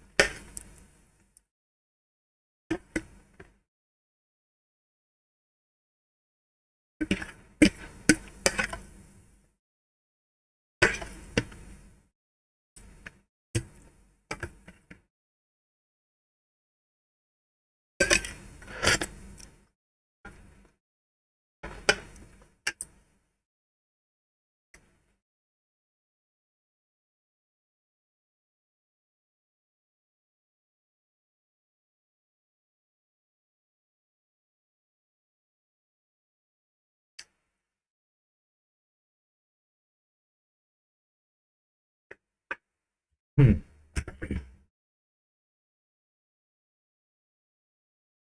Oh,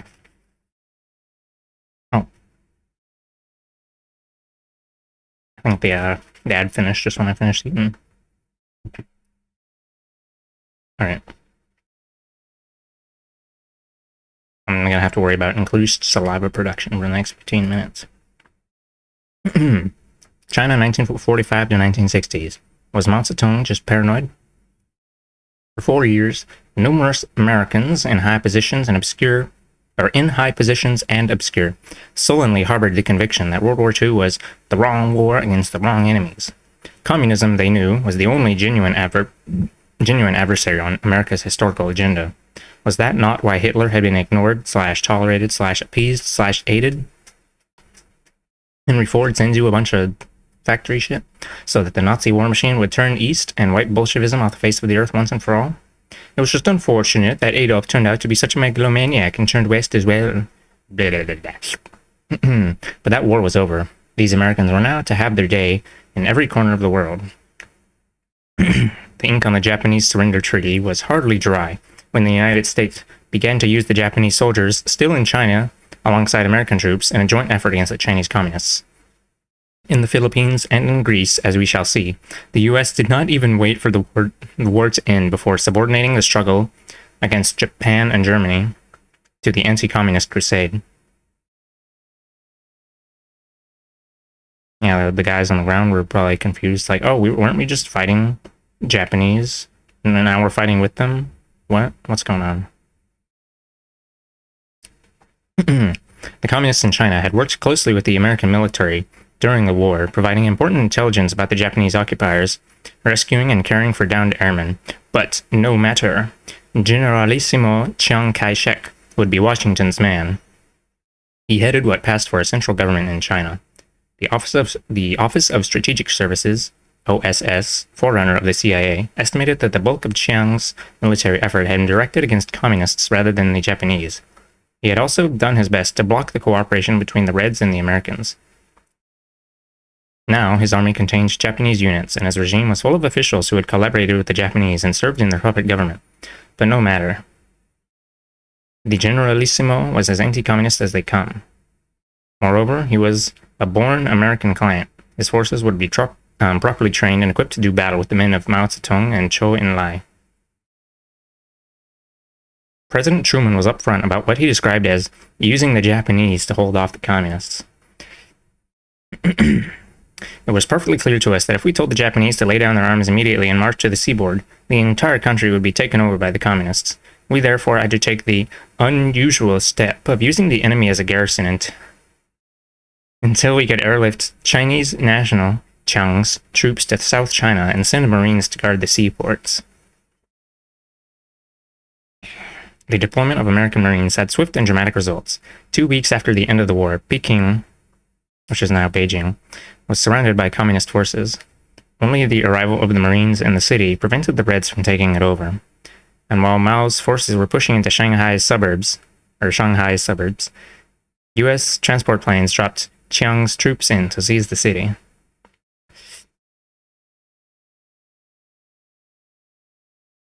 In a scramble to get to key centers and ports before the communists, the U.S. transported between 400,000 and 500,000 nationalist troops by ship and plane all over the vastness of China and Manchuria, places they never could have reached otherwise.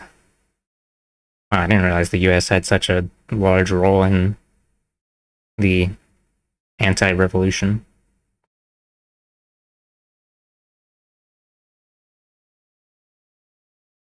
As the Civil War heated up, the 50,000 Marines sent by Truman were used to guard railway lines, coal mines, ports, bridges, and other strategic sites. Inevitably, they became involved in the fighting, sustaining dozens, if not hundreds, of casualties. U.S. troops, the communists charged, attacked areas controlled by the Reds, directly opened fire on them, arrested military officers, and disarmed soldiers. The Americans found themselves blasting a small Chinese village unmercifully, wrote a Marine to his congressman, not knowing how many innocent people were slaughtered. The United States planes regularly made reconnaissance flights over communist territory to scout the position of their forces. Communists claimed that American planes frequently strafed and bombed their troops, and in one instance, machine gunned a communist-held town. To what extent these attacks were carried out by U.S. airmen is not known. There were, however, American survivors in some of the many crashes of United States aircraft. Surprisingly, the Reds continued to rescue them, tend to their wounds, and return them to U.S. bases. It may be difficult to appreciate now, but at this time, the mystique and the myth of America still gripped the imagination of people all over the world, and Chinese peasants, whether labeled communist or not, were no exception. During the war, the Reds had helped to rescue scores of American flyers and had transported them through Japanese lines to safety. The communists, wrote the New York Times, did not lose one airman taken under their protection. They made a point of never accepting rewards for saving American airmen. When 1946 arrived, about 100,000 American military personnel were still in China, still supporting Chiang. The official United States explanation for the presence of its military was that they were there to disarm and repatriate the Japanese. Though this task was indeed carried out eventually, it was secondary to the military's political function, as Truman's statement cited above makes abundantly clear. The American soldiers in China began to protest about not being sent home. Complaint echoed around the world by other GIs kept overseas for political, usually anti-communist purposes. They ask me too why they're here, said a Marine lieutenant in China at Christmas time, 1945. As an officer, I am supposed to tell them, but you can't tell a man that he's here to disarm Japanese when he's guarding the same railway with armed Japanese. Strangely enough, the United States attempted to mediate in the Civil War. This while being an active, powerful participant on one side. In January 1946, President Truman, apparently recognizing that it was either compromise with communists or see all of China fall under their sway, sent General George Marshall to try and arrange a ceasefire in some kind of unspecified coalition government. While some temporary success was achieved in an on and off truce, the idea of a coalition government was doomed to failure, as unlikely as a marriage between the Tsar and the Bolsheviks. As the historian D.F. Fleming has pointed out, one cannot unite a dying oligarchy with a rising revolution. Maybe if we eat the oligarchy and poop it out like a digesting the nutrients. No, not until early 1947 did the United States begin to withdraw some of its military forces. Although aid and support to the Chiang government continued in one form or another long afterward. At about the same time, the Flying Tigers began to operate. The legendary American Air Squadron, under the leadership of General Claire Chennault, had fought for the Chinese against the Japanese before and during the World War. Now Chennault, Chiang's former Air Force advisor, had reactivated the squadron under the name CAT, and its pilots. Why does it have the two dashes on it? And its pilots of fortune soon found themselves in the thick of the fray, flying endless supply missions to nationalist cities under siege, dodging communist shell bursts to airlift food, ammunition, and supplies of all kinds, or to rescue the wounded.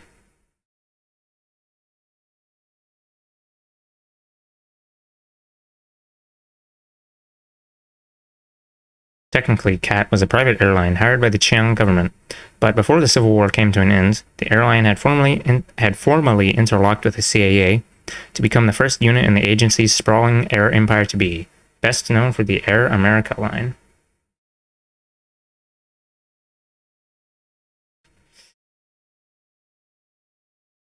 In 1949,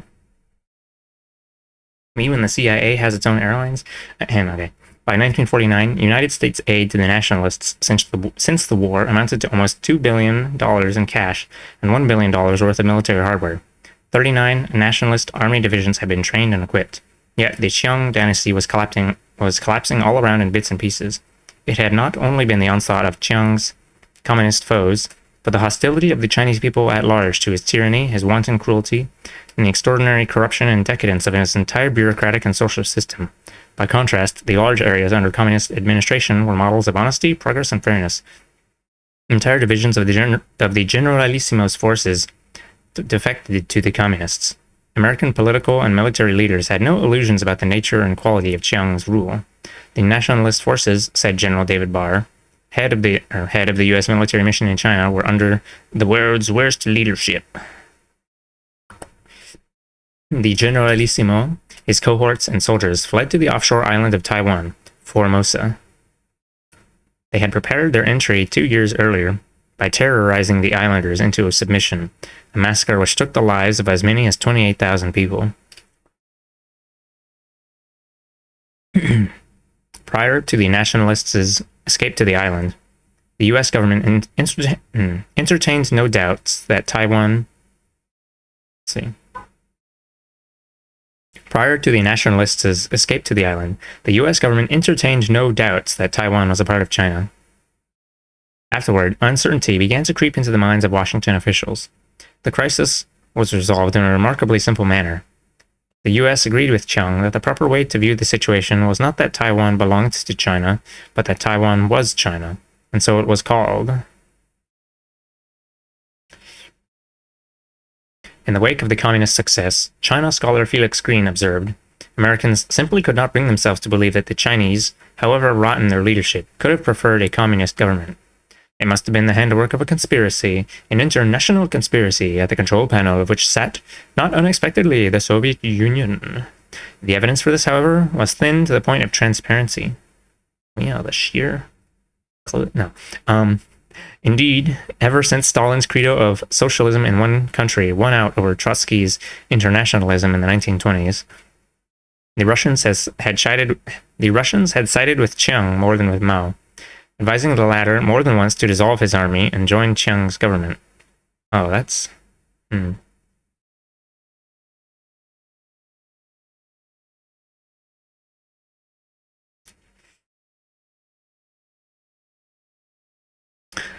Interesting. Particularly in the post-World War II years, when the Soviet Union was faced with its own staggering crisis of reconstruction, did it not relish the prospect of having to help lift the world's most populous nation into the modern age. In 1947, General Marshall stated publicly that he knew of no evidence that the Chinese communists were being supported by the USSR. But in the United States, this did not prevent the rise of an entire mythology of how the US had lost to China, Soviet intervention, State Department communists, White House cowards, military and diplomatic folly, communist dupes, and fellow travelers in the media, treachery everywhere. Sorry, some sort of bug took over me. The Truman administration, said Senator Joseph McCarthy with characteristic charm, was composed of egg-sucking phony liberals who protected the communists and queers who had sold China into an atheistic slavery.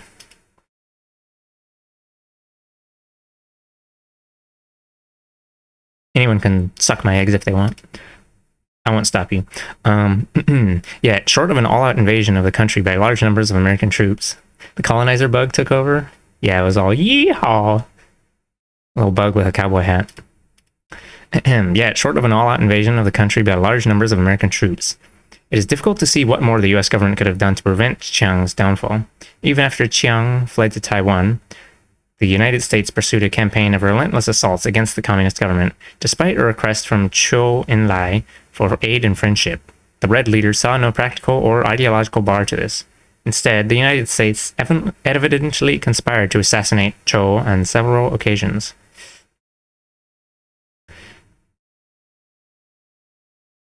Many nationalist soldiers had taken refuge in northern Burma in the Great Exodus of 1949, much to the displeasure of the Burmese government.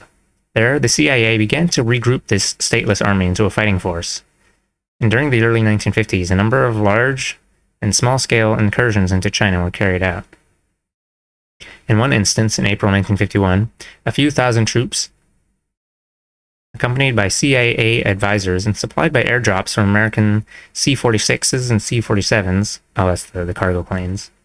Crossed the border into China's Yunnan province, but they were driven back by the communists in less than a week. Casualties were high and included several CIA advisors who lost their lives. Lamau, get owned. Another raid that summer took the invaders 65 miles into China, where they reportedly held a 100-mile-long strip of territory. While the attacks continued intermittently, the CIA proceeded to build up the force's capabilities. American engineers arrived to help construct and expand airstrips in Burma. Fresh troops were flown in from Taiwan. Other troops were recruited from amongst Burmese hill tribes. Damn, just grabbing anybody? They just want to...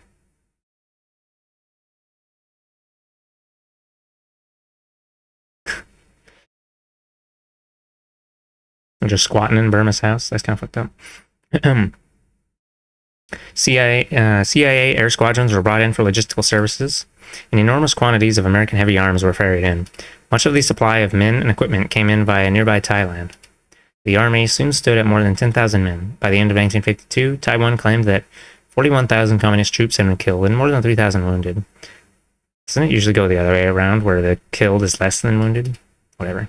The figures were most likely exaggerated, but even if not, it was clear that the raids would not lead to Chiang's triumphant return to the mainland, although this was not their sole purpose. On the Chinese border, two greater battles were raging, in Korea and Vietnam. It was the hope of the United States to force the Chinese to divert troops and military resources away from these areas. The infant People's Republic of China was undergoing a terrible test. In between raids on China, the Chinats, as distinguished from the Chicoms, Chinese nationals, Chinese communists, the Chinats found time to clash frequently with Burmese troops, indulge in banditry, and become the opium barons of the Golden Triangle, that slice of land encompassing parts of Burma, Laos, and Thailand, which was the world's largest source of opium and heroin. CIA pilots flew the stuff all over to secure the cooperation of those in Thailand who were important to the military operation, as a favor to their nationalist clients, perhaps even for the money, and, ironically, to serve as cover for their more illicit activities. Always remember that the CIA is the biggest drug dealer of all time. Wow, explodesy. The Chinese nationalists in Burma kept up their harassment of the Chinese communists until 1961, and the CIA continued to supply them militarily, but at some point, the agency began to phase itself out of a more direct involvement. When the CIA, in response to repeated protests by the Burmese government to the United States and the United Nations, put pressure on the Chinese nationalists to leave Burma, Chiang responded by threatening to expose the agency's covert support of his troops there.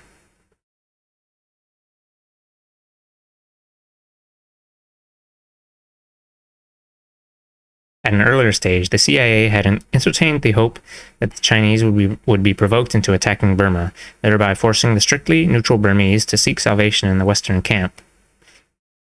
Oh. Yeah. In January 1961, the Chinese did just that, but as part of a combined force with the Burmese to overwhelm the nationalists' main base and mark finis to their Burmese adventure. Fini. Burma subsequently renounced American aid and moved closer to Peking.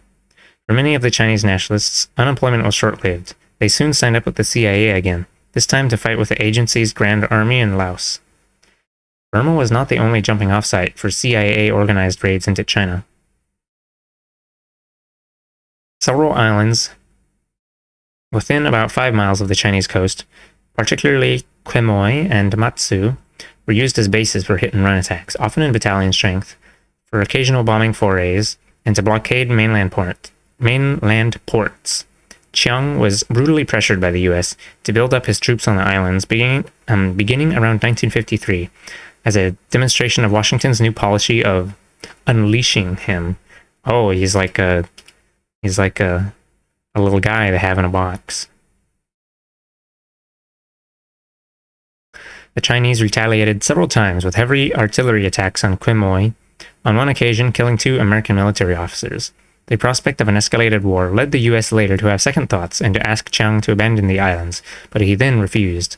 The suggestion has often been put forward that Chiang's design was to embroil the United States in just such a war as his one means of returning to the mainland.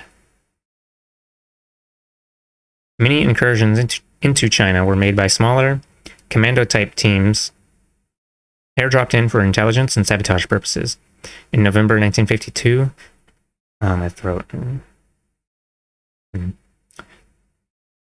In November 1952, two CIA officers, John Downey and Richard Fecteau, who had been engaged in flying these teams in and dropping supplies to them, were shot down and captured by the communists.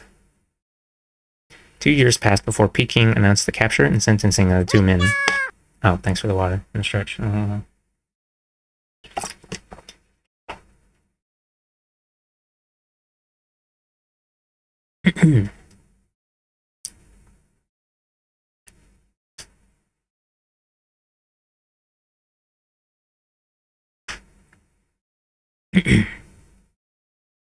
So 2 years passed before Peking announced the capture and sentencing of the two men. The State Department broke its own 2-year silence with indignation, claiming that the two men had been civilian employees of the U.S. Department of the Army in Japan, who were presumed lost on a flight from Korea to Japan. How they came into the hands of the Chinese communists is unknown to the United States. The continued wrongful detention of these American citizens furnishes further proof of the Chinese Communist regime's disregard for accepted practices of international conduct.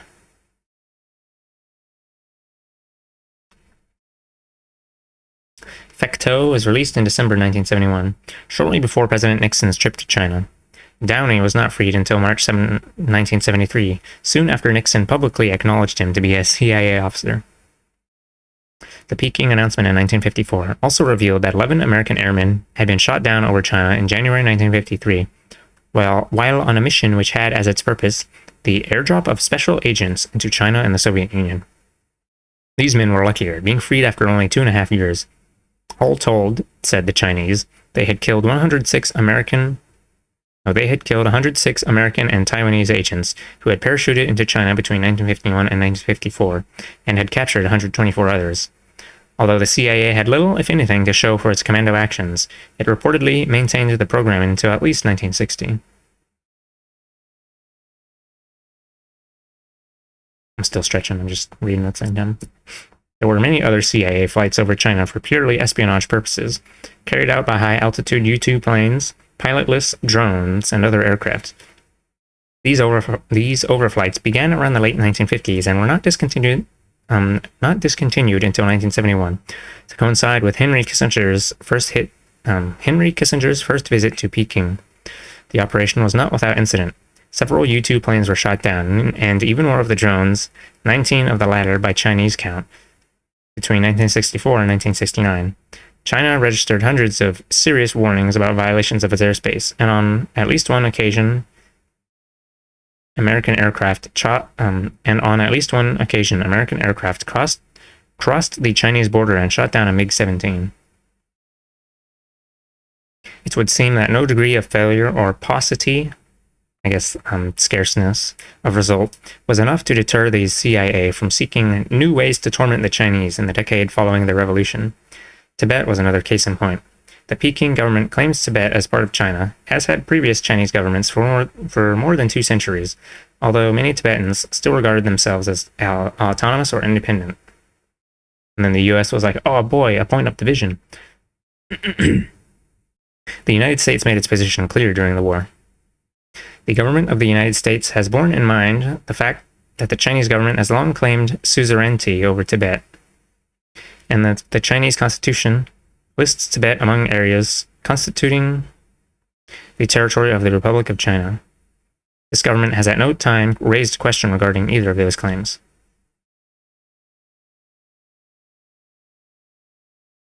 After the Communist Revolution, Washington officials tended to be more equivocal about the matter, but U.S. actions against Tibet had nothing to do with the niceties of international law. In the mid-1950s, the CIA began to recruit Tibetan refugees and exiles in neighboring countries such as India and Nepal. Amongst their number were members of the Dalai Lama's Guard, often referred to picturesquely as the fearsome Kamba horsemen, and others who had already engaged in some guerrilla activity against Peking rule and/or the profound social changes being instituted by the revolution. Serfdom and slavery were literally still prevalent in Tibet.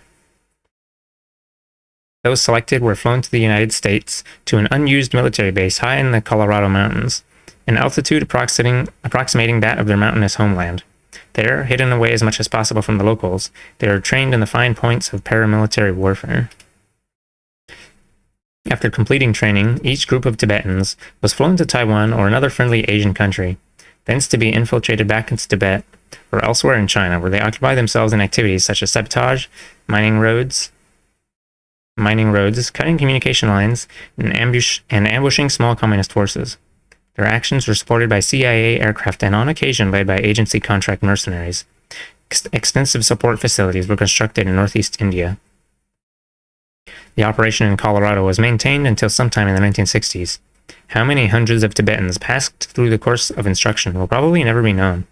Even after the formal training program came to an end, the CIA continued to finance and supply their exotic clients and nurture their hopeless dream of reconquering their homeland. In 1961, when the New York Times got wind of the Colorado operation, it acceded to a Pentagon request to probe no further. The matter was particularly sensitive because the CIA's 1947 charter and Congress's interpretation of it had traditionally limited the agency's domestic operations to information collection. Above and beyond the bedevilment of China on its own merits, there was the spillover from the Korean War. Above and beyond the bedevilment of China on its own merits, there was the spillover from the Korean War into Chinese territory. Numerous bombings and strafings by American planes, which the Chinese frequently reported, took civilian lives and destroyed homes. And there was the matter of germ warfare. The Chinese devoted a great deal of effort to publicizing their claim that the United States, particularly during January to March 1952, had dropped quantities of bacteria and bacteria-laden insects over Korea and northeast China. It presented testimony of about 38 captured airmen who had purportedly flown the planes with a deadly cargo. Many of the men went into voluminous detail about the entire operation, the kinds of bombs and other containers dropped, the types of insects, the diseases they carried, etc. At the same time, photographs of the alleged germ bombs and insects were published. Then, in August, an international scientific committee, quote, was appointed, composed of scientists from Sweden, France, Great Britain, Italy, Brazil, and Soviet Union. After an investigation in China of more than 2 months, the committee produced a report of some 600 pages, many photos, and the conclusion that the peoples of Korea and China have indeed been the objectives of bacteriological weapons. These have been employed by units of the USA Armed Forces using a great variety of different methods for the purpose, some of which seem to be developments of those applied by the Japanese during the Second World War. The last reference has to do with the bacteriological warfare experiments the Japanese had carried out against China between 1940 and 1942. The Japanese scientists responsible for this program were captured by the United States in 1945 and given immunity from prosecution in return for providing technical information about the experiments to American scientists from the Army Biological Research Center at Fort Detrick, Maryland. The Chinese were aware of this at the time of the International Scientific Committee's investigation. It should be noted that some of the American airmen's statements contained so much technical biological information and were so full of communist rhetoric, imperialist, capitalist, Wall Street warmonger, and the like, that their personal authorship of the statements must be seriously questioned. Moreover, it was later learned that most of the airmen had confessed only after being subjected to physical abuse. But in view of what we have since learned about American involvement with chemical and biological weapons, the Chinese claims cannot be dismissed out of hand. In 1970, for example, the New York Times reported that during the Korean War, when U.S. forces were overwhelmed by human waves of Chinese, the army dug into captured Nazi chemical warfare documents describing sarin, a nerve gas so lethal that a few pounds could kill thousands of people in minutes. By the mid-1950s, the army was manufacturing thousands of gallons of sarin. You're not an American. A gallon is 3.74 liters. Or something. Maybe it's 3.78. I don't remember. And during the 1950s and 1960s, the Army and the CIA conducted numerous experiments with biological agents within the United States. To cite just 2 examples, in 1955, there's compelling evidence that the CIA released whooping cough bacteria into the open air in Florida, followed by an extremely sharp increase in the incidence of the disease in the state that year. The following year, another toxic substance was disseminated in the streets and tunnels of New York City. We will also see in the chapter on Cuba how the CIA conducted chemical and biological warfare against Fidel Castro's rule. The good old CIA doing tests on their own citizens for fun. In March 1966, Secretary of State Dean Rusk spoke before a congressional committee about American policy toward China. Mr. Rusk, it seems, was perplexed that at times the communist Chinese leaders seemed to be obsessed with the notion that they are being threatened and encircled. He spoke of China's imaginary, almost pathological notion that the United States and other countries around its borders are seeking an opportunity to invade mainland China and destroy the Peiping regime. He didn't even know how to say it. The secretary then added how much Peiping's fear of the United States is genuine and how much it is artificially induced for domestic political purposes only the Chinese communist leaders themselves know. I am convinced, however, that their desire to expel our influence and activity from the Western Pacific and Southeast Asia is not motivated by fears that we are threatening them. Oh, remember? Italy. Re-elections, Hollywood style.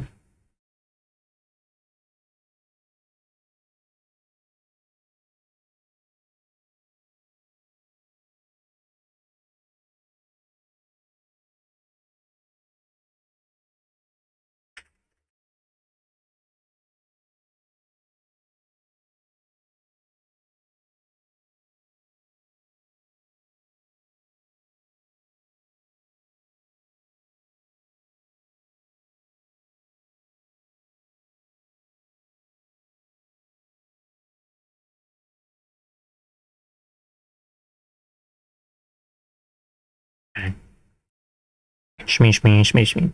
Re-elections, Hollywood style. Italy, 47 to 48. Those who do not believe in the ideology of the United States shall not be allowed to stay in the United States, declared the American Attorney General Tom Clark in January 1948. In March, the Justice Department, over which Clark presided, determined that Italians who did not believe in the ideology of the United States would not be allowed to immigrate to or even enter the United States. This was but one tactic in a remarkable American campaign to ensure that, well, they said ideology sometimes, to ensure that Italians who did not believe in the ideology of the United States would not be allowed to form a government of a differing ideology in Italy in the election of 1948. 2 years earlier, the Italian Communist Party, PCI, one of the largest in the world, and the Socialist Party, PSI, had together garnered more votes and more seats in the Constituent Assembly election than the Christian Democrats. But the two parties of the left had run separate candidates and thus had to be content with some ministerial posts in a coalition cabinet under a Christian Democrat premier. Oops. Too silly goofy. The results, nonetheless, spoke plainly enough to put the fear of Marx into the Truman administration. For the 1948 election, scheduled for 18 April, the PCI and PSI united to form the Popular Democratic Front, and in February won municipal elections in Pescara with a 10% increase in their vote over 1946. The Christian Democrats ran a poor second. The prospect of the left winning control of the Italian government loomed larger than ever before. It was at this point that the U.S. began to train its big economic and political guns upon the Italian people. All the good old Yankee know-how, all the Madison Avenue savvy and the art of swaying public opinion, all the Hollywood razzmatazz would be brought to bear on the target market. Pressing domestic needs in Italy, such as agricultural and economic reform, the absence of which produced abysmal extremes of wealth and poverty, were not to be the issues of the one day. The lines of battle would be drawn around the question of democracy versus communism, the idea of capitalism remaining discreetly to one side. The fact that the communists had been the single most active anti-fascist group in Italy during the war, undergoing ruthless prosecution, while the Christian Democrat government of 1948 and other electoral opponents on the right were riddled through with collaborators, monarchists, and plain unreconstructed fascists. This too would be ignored, indeed turned around. It was now a matter of communist dictatorship versus their adversaries' love of freedom. Oh, ham regime change. This was presumed a priori. As one example, a group of American congressmen visited Italy in summer 1947 and casually and arbitrarily concluded that the country is under great pressure from within and without to veer to the left and adopt a totalitarian collective national organization. To make any of this at all credible, the whole picture had to be pushed and squeezed into the frame of the American way of life versus the Soviet way of life, a specious proposition which must have come as somewhat of a shock to leftists who regarded themselves as Italian and neither Russian nor American. In February 1948, after non-communist ministers in Czechoslovakia had boycotted cabinet meetings over a dispute concerning police hiring practices, the communist government dissolved the coalition cabinet and took sole power. Oh, right, because Czechoslovakia was a member state of USSR. The Voice of America... Oh, Voice of America. Oh. The Voice of America pointed to this event repeatedly as a warning to the Italian people of the fate awaiting them if Italy went communist, and used as well by anti-communists for decades afterward as a prime example of communist duplicity. Yet, by all appearances, the Italian Christian Democrat government and the American government had conspired the previous year in an even more blatant usurpation of power. In January 1947, an Italian premier, Alcide de Gasperi, visited Washington at the United States invitation. His overriding concern was to plead for crucial financial assistance for his war-torn, impoverished country. American officials may have had a different priority. 3 days after returning to Italy, de Gasperi unexpectedly dissolved his cabinet.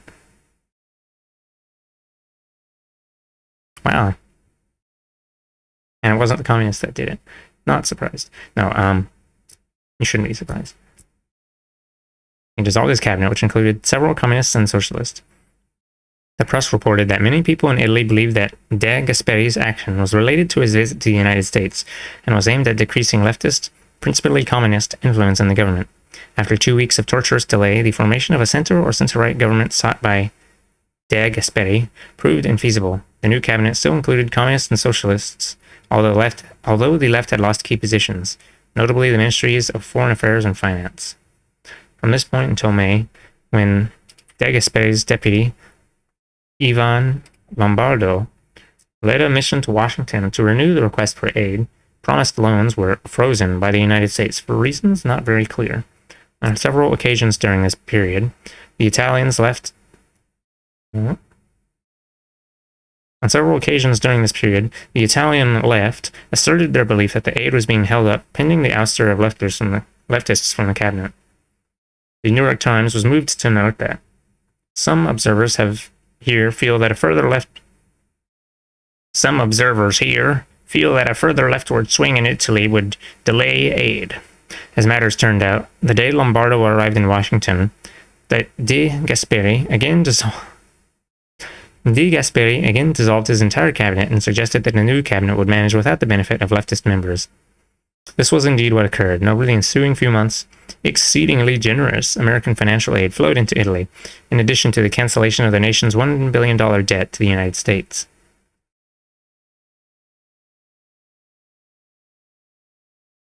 At the very same time, France, which was also heavily dependent upon American financial aid, ousted all its communist ministers as well.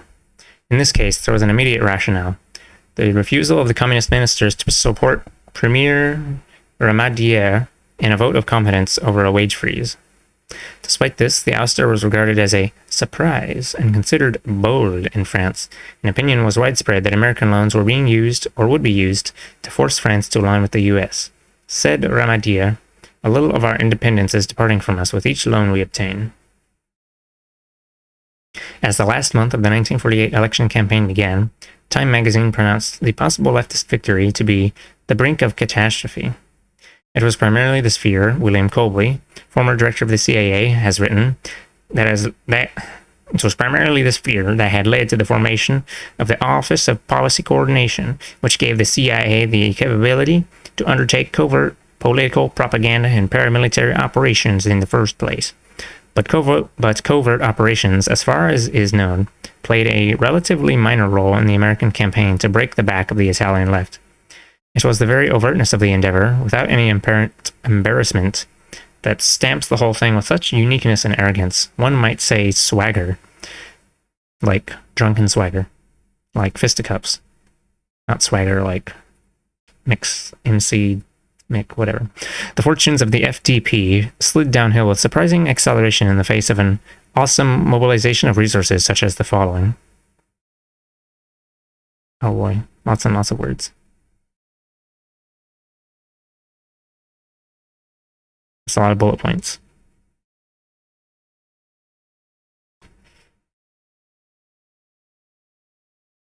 Okay. A massive letter writing campaign from Americans of Italian extraction to their relatives and friends in Italy. At first written by individuals in their own words or guided by sample letters and newspapers, soon expanded to mass-produced, pre-written, postage-paid form letters, cablegrams, educational circulars, and posters, needing only an address and signature, and from a group calling itself the Committee to Aid Democracy in Italy. We're going to dissolve the democratically elected cabinet. Once more. 500,000 picture postcards illustrating the gruesome fate awaiting Italy if it ever saw true democracy. Now, if it voted for dictatorship or foreign dictatorship. In all, an estimated 10 million pieces of mail were written and distributed by newspapers, radio stations, churches, the American Legion, wealthy individuals, etc. And business advertisements now included offers to send letters, airmail to Italy, even if you didn't buy the product. All this with the publicly expressed approval of the acting Secretary of State, ASS, and the Post Office, which inaugurated special freedom flights to give greater publicity to the dispatch of the mail to Italy. The form letters contained messages such as, "Communist victory would ruin Italy."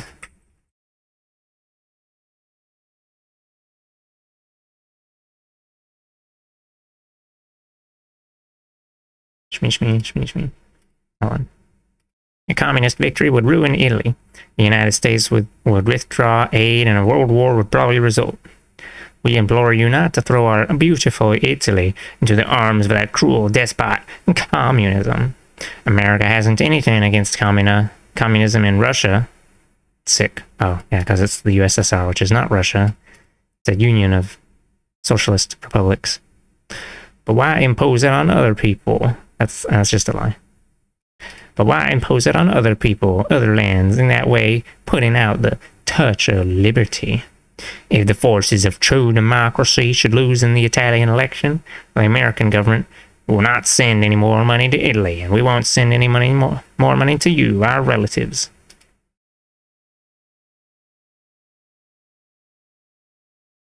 We don't have anything against those communists, but if you vote for them, we're gonna let you starve. Okay. These were by no means the least sophisticated of the messages. Other themes emphasized were Russian domination of Italy, loss of religion and the church, loss of family life, loss of home and land. Veteran newsman Howard K. Smith pointed out at the time that, for an Italian peasant, a telegram from anywhere is a wondrous thing, and a cable from the terrestrial paradise of America is not lightly to be disregarded. The letters threatening to cut off gifts may have been equally intimidating. Such letters, wrote a Christian Democrat official in an Italian newspaper, struck home in southern Italian and Sicilian villages with the force of lightning. A 1949 poll indicated that 16% of Italians claimed relatives in the United States with whom they were in touch. This apparently was in addition to friends there. Gotcha. The State Department backed up the warnings in the letters by announcing that if the communists should win, there would be no further question of assistance from the United States. The Italian left felt compelled to regularly assure voters that this would not really happen. This in turn inspired American officials, including Secretary of State George Marshall, to repeat the threat. Marshall was awarded the Nobel Peace Prize in 1953. We're going to take away our treats. It's going to be really fucked up. We're going to die. A daily series of direct shortwave broadcasts to Italy, backed by the State Department and featuring prominent Americans. The State Department estimated there were 1.2 million shortwave receivers in Italy as of 1946. The Attorney General went on the air and assured the Italian people that the election was a choice between democracy and communism, between God and godlessness, between order and chaos, between a positive justice and a negative peace. And I crunched you with my mind. William Donovan, the wartime head of the OSS, forerunner of the CIA, warned that under a communist dictatorship in Italy, many of the nation's industrial plants would be dismantled and shipped to Russia, and millions of Italy's workers would be deported to Russia for forced labor. If this were not enough to impress the Italian listeners, a parade of unknown but passionate refugees from Eastern Europe went before the microphone to recount horror stories of life behind the Iron Curtain. Okay. Several commercial radio stations broadcast to Italy special services held in American Catholic churches. Oh, hello, Cackle Crush. I hope you have a good lurk. Let's see. Several commercial radio stations broadcast to Italy special services held in American Catholic churches to pray for the Pope in this his most critical hour. On one station, during an entire week, hundreds of Italian Americans from all walks of life delivered 1-minute messages to Italy, which were relayed through the shortwave station. Station WOV in New York invited Italian war brides to transcribe a personal message to their families back home. The station then mailed the recordings to Italy. Voice of America daily broadcasts into Italy were sharply increased, highlighting news of American assistance or gestures of friendship to Italy. A sky full of showbiz stars, including Frank Sinatra and Gary Cooper, recorded a series of radio programs decided to win friends and influence the vote in Italy. 5 broadcasts of Italian-American housewives were aired, and Italian-Americans with some leftist credentials were also enlisted for the cause. Labor leader Luigi Antonini called upon Italians to smash the Muscovite fifth column, which follows the orders of the ferocious Muscovini, or else Italy would become an enemy totalitarian country. Damn, bro, they just wanted to whatever. Okay. To counter communist charges in Italy that Negroes in the United States were denied opportunities, the Voice of America broadcast the story of a Negro couple who had made a fortune in the junk business and built a hospital for their people in Oklahoma City. The junk business? It should be remembered that in 1948, American Negroes had not yet reached the status of second-class citizens. They were still like fifth class. Italian radio stations carried a 1-hour show from Hollywood, put on to raise money for the orphans of Italian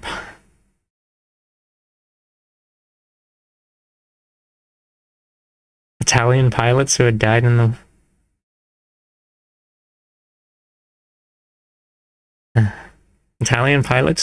war. Fascist Italy. Italian radio stations carried a 1-hour show from Hollywood, put on to raise money for the orphans of Italian pilots who had died in the war. It was not reported if the same was done for the orphans of German pilots.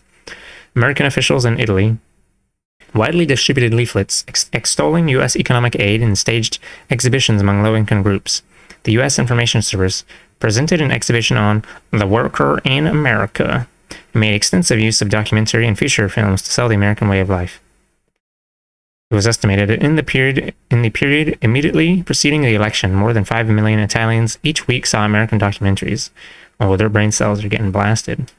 The 1939 Hollywood film Ninotchka, which satirized life in Russia, was singled out as a particularly effective feature film.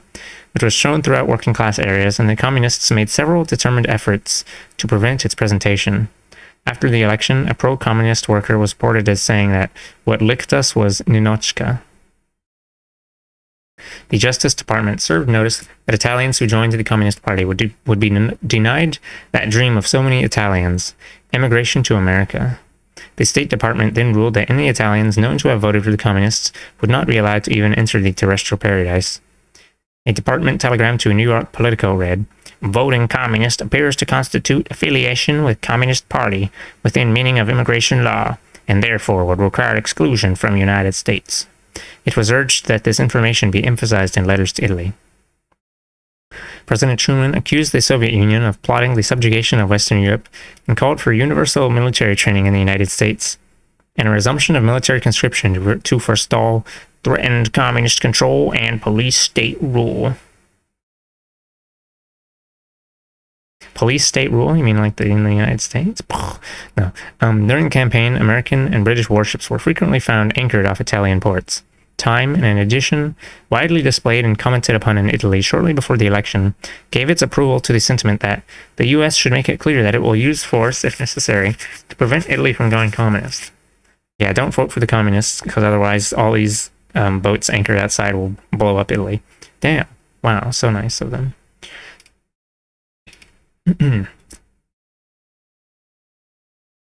So democratic. Saving democracy. The United States and Italy signed a 10-year treaty of friendship, commerce, and navigation. This was the first treaty of its kind entered into by the U.S. since the war, a point emphasized for Italian consumption. A friendship train toured the United States, gathering gifts, and then traveled around Italy distributing them. The train was painted red, white, and blue, and bore large signs expressing the friendship of American citizens toward the people of Italy.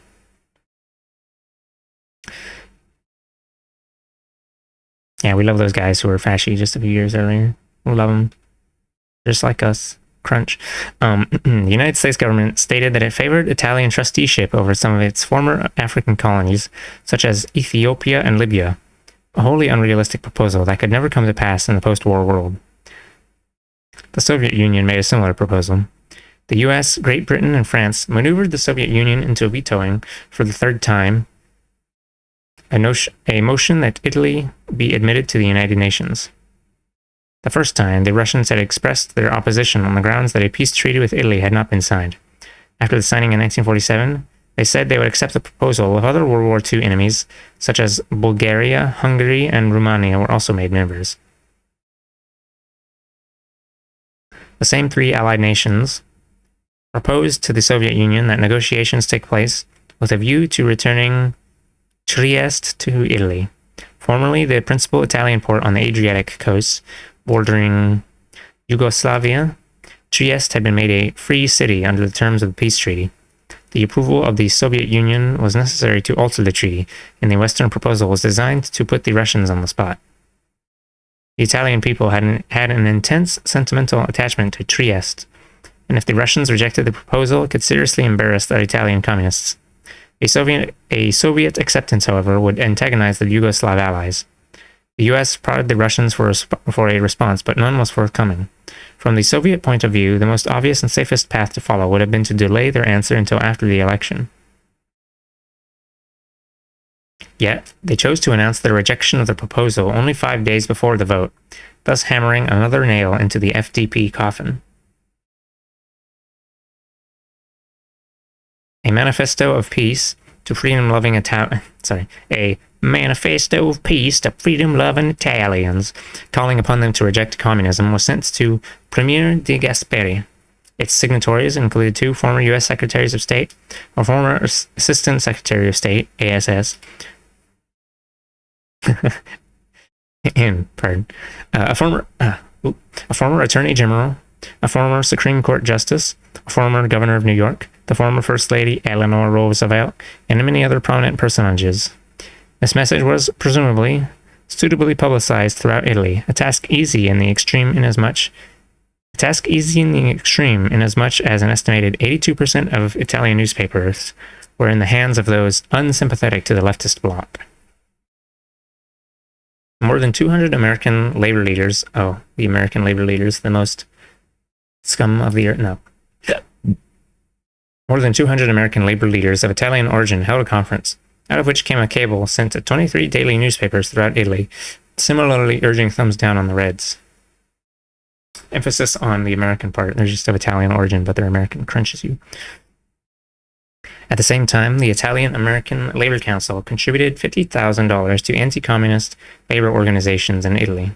The CIA was already secretly subsidizing such trade unions to counteract the influence of leftist unions, but this was standard agency practice, independent of electoral considerations.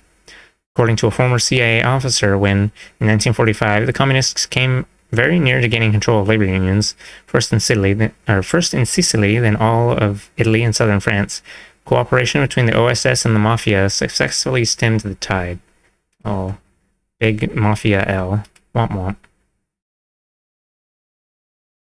CIA, by its own later admission, gave $1 million to Italian center parties, a king's ransom in Italy in 1948, although another report places the figure at $10 million. The agency also forged documents and letters purported to come from the PCI, which were designed to put the party in a bad light and discredit its leaders.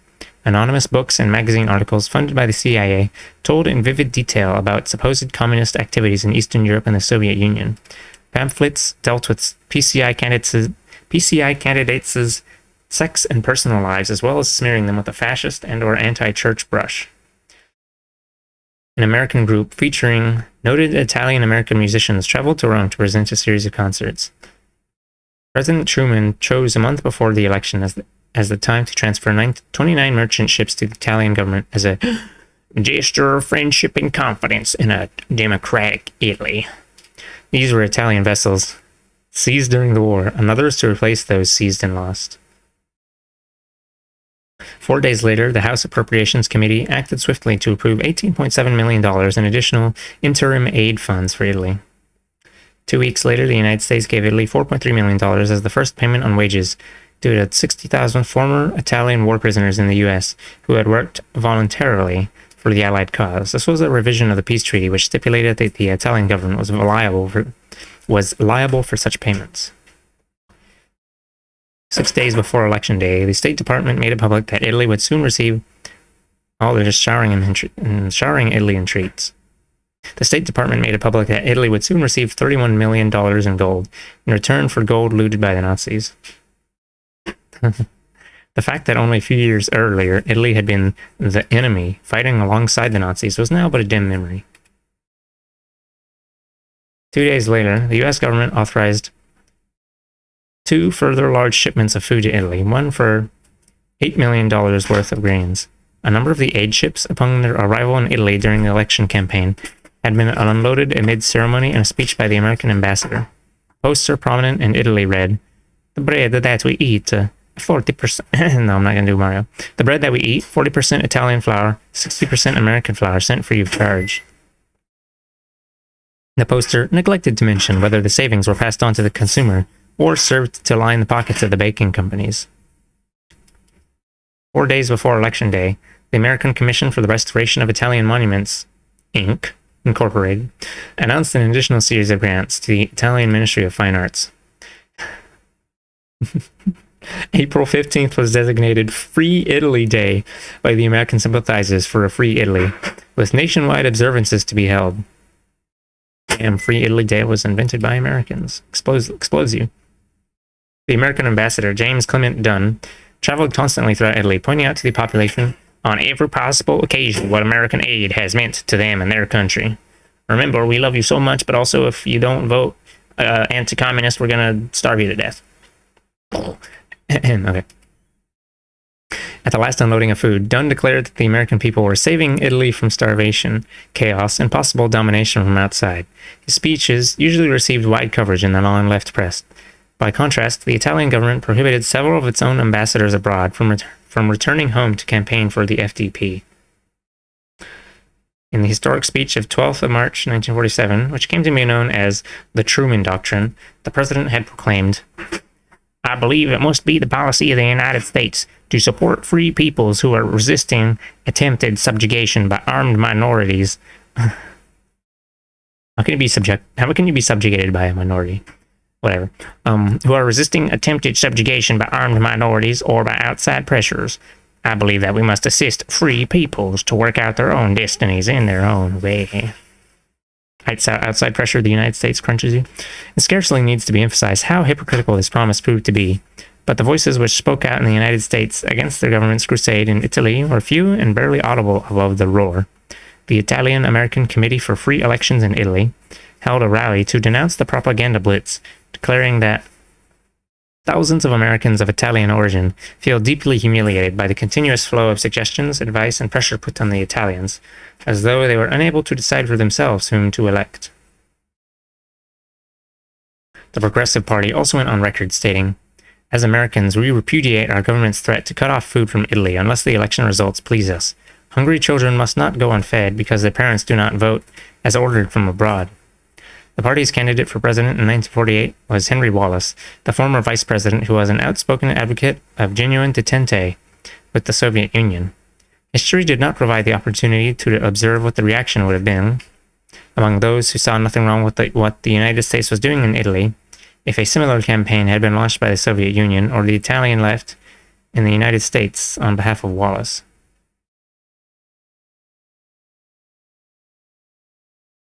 Oh, other way around. You better vote for Wallace, or else we're gonna take your food away. Though some Italians must have been convinced at times that Stalin himself was the FDP's principal candidate, the actual Soviet intervention in the election hardly merited a single headline.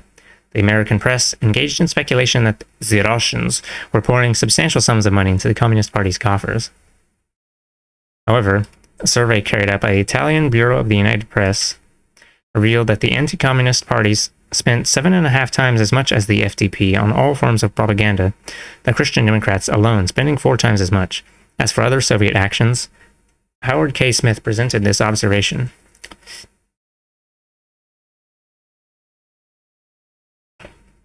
Excuse me.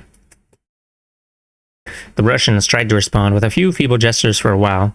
Some Italian war prisoners were released. Some newsprint was sent to Italy and offered to all parties for their campaign, but there was no way of resisting what amounted to a tidal wave. There is evidence that the Russians found the show getting too rough for them, and actually became apprehensive of what the American and British reaction to a communist victory at the polls might be. Russia's concern about conflict with the West was also expressed within a month of the Italian elections in one of these celebrated calm-informed letters to Tito, accusing the Yugoslavs of trying to involve the Soviets with the Western powers when it should have been known that the USSR, after such a heavy war, could not start a new one. The evidence Smith was alluding to was the Soviet rejection of the Trieste proposal. By its timing, reported the New York Times, the unexpected procedure caused some observers to conclude that the Russians had thrown the Italian Communist Party overboard. The party's newspaper had a difficult time dealing with the story. Washington did as well, or undermined the fundamental premise of the Italian campaign, that the Italian Communist Party and the Soviet Union were indistinguishable as to ends and means, that if you buy the one, you get the other as well. Thus, the suggestion was put forth that perhaps the Soviet rejection was only a tactic to demonstrate that the US could not keep its promise on Trieste, but the Soviet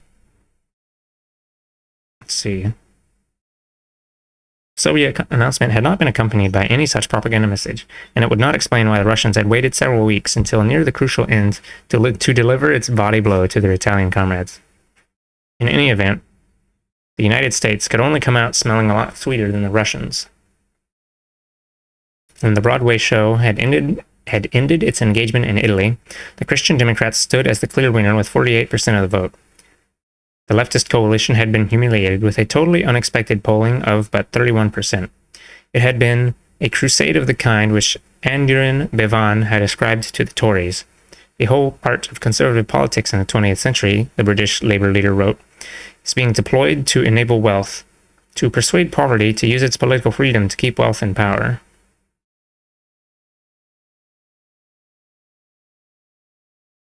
Greece, 1947 to early 1950s.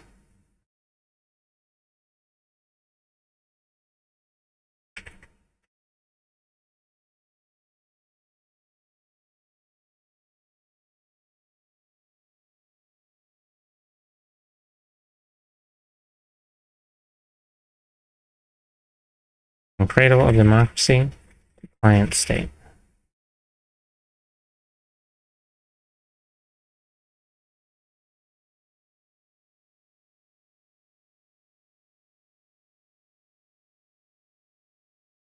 George Simperon is a Spaniard, a Frenchman, a novelist and film writer, former communist, former inmate of Buchenwald. He was at the infamous Nazi concentration camp in 1944 with other party members when they heard the news. For some days now, we had talked of nothing else. At first, some of us had thought it was a lie. It had to be, an invention of Nazi propaganda to raise the morale of the people. We listened to the news bulletins on the German radio, broadcast by all the loudspeakers, and we shook our heads. A trick to raise the morale of the German people, it had to be. But we soon had to face up to the evidence. Some of us listened in secret to the Allied broadcasts, which confirmed the news. There was no doubt about it. British troops really were crushing the Greek resistance. In Athens, battle was raging. British troops were retaking the city from the Elas forces, district by district. It was an unequal fight. Elas had neither tanks nor planes. But Radio Moscow had said nothing, and this silence was variously interpreted. The British army had arrived in Greece during October and November 1944, shortly after the bulk of the Germans had fled, an evacuation due in no small part to Elas, the People's Liberation Army. Founded during the course of 1941 to 42 on the initiative of the Greek Communist Party, Elas and its political wing, EAM, cut across the entire left side of the political spectrum, numbering many priests and even a few bishops amongst its followers. The guerrillas had wrested large areas of the country from the Nazi invaders who had routed the British in 1941. Elas/EM partisans could be ruthless and coercive toward those Greeks who did not cooperate with them or who were suspected of collaboration with the Germans. But they also provided another dramatic example of the liberating effects of a world war. The encrusted ways of the Greek old guard were cast aside. In their place arose communities which had at least the semblance of being run by the local residents. Inchoate institutions and mechanisms which might have been the precursor of a regenerated Greek society after the war. Education, perhaps geared toward propaganda, but for the illiterate education nonetheless. Fighting battalions of women, housewives called upon for the first time to act independently of their husband's control. A phenomenon which spread irrepressibly until EM came to number some 1 to 2 million Greeks out of a population of 7 million. This was hardly the kind of social order designed to calm the ulcers of the British Old Guard, Winston Churchill for one, who had long regarded Greece as their private manor. The great man was determined that the Greek king should be restored to his rightful place, with all that implied, and the British military in Greece lost no time in installing a government dedicated to that end. Monarchists, quislings, and conservatives of all stripes found themselves in positions of political power, predominant in the new Greek army and police. Members of EAM/ELAS found themselves dead or in prison.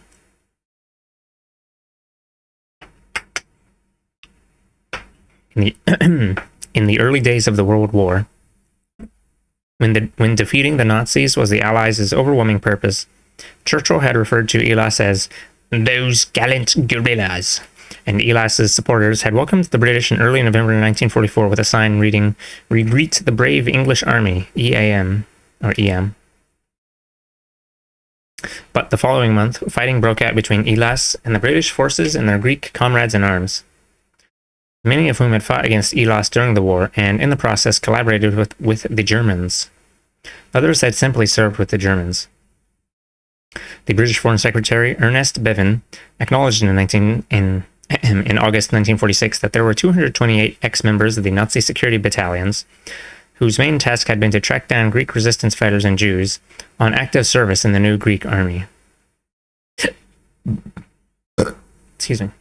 Further support for the campaign against Elas came from the U.S. Air Force and Navy, which transported more than 2 British divisions into Greece.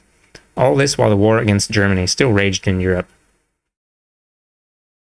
In mid-January 1945, Elas agreed to an armistice, one that had much of the appearance and the effect of a surrender. There is disagreement among historians as to whether Elas had been militarily defeated or whether the communists in the Elas and EM hierarchy had received the word from Stalin to lay down the gun. If the latter were the case, it would have been consistent with the noted agreement between Stalin and Churchill in October 1944, whereby spheres of influence in Eastern Europe were allocated between the two powers. In this cynical, as Churchill acknowledged, monopoly game, Britain had landed on Greece. Churchill later wrote that Stalin had adhered strictly and faithfully to our agreement of October, and during all the long weeks of fighting the communists in the streets of Athens, not one word of reproach came from Pravda or Izvestia, nor, as George Semperin noted, from Radio Moscow.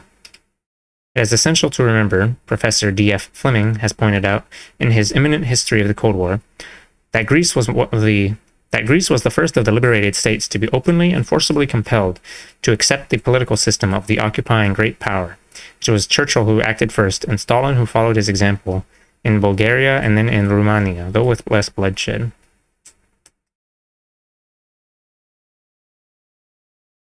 Comparing Churchill and Stalin? Okay, whatever. A succession of... my throat.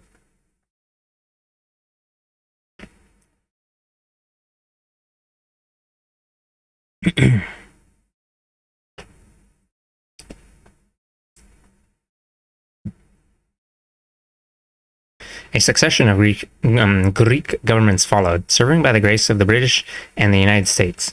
Thoroughly corrupt governments in the modern Greek tradition, which continued to terrorize the left, tortured them in notorious island prison camps, and did next to nothing to relieve the daily misery of the war-torn Greek people. There are few... sorry, yeehaw, boys. There are few modern parallels for government as bad as this, CBS's chief European correspondent Howard Cade Smith observed at the time. In the fall of 1946, the inevitable occurred. Leftists took to the hills to launch Phase 2 of the Civil War. The communists had wrenched Stalin's strangulating hand from their throats, for their very survival was at stake and everything that they believed in. The British were weighed down by their own post-war reconstruction needs, and in February 1947 they informed the United States that they could no longer shoulder the burden of maintaining a large armed force in Greece, nor provide sizable military and economic aid to the country. Thus it was that the historic task of preserving all that is decent and good in Western civilization passed into the hands of the United States. Several days later, the State Department summons the Greek Chargé Affairs in Washington and informed him that his government was to ask the U.S. for aid. This was to be effected by means of a formal letter of request, a document, it turned out, to be written essentially by the State Department. The text of the letter, the Chargé d'Affaires later reported, had been drafted with a view to the mentality of Congress. It would also serve to protect the U.S. government against internal and external changes, that it was taking the initiative of intervening in a foreign state. Internal and external charges, my bad. Intervening in a foreign state, or that it had been persuaded by the British to take over a bad legacy from them. The note would also serve as a basis for the cultivation of public opinion, which was under study.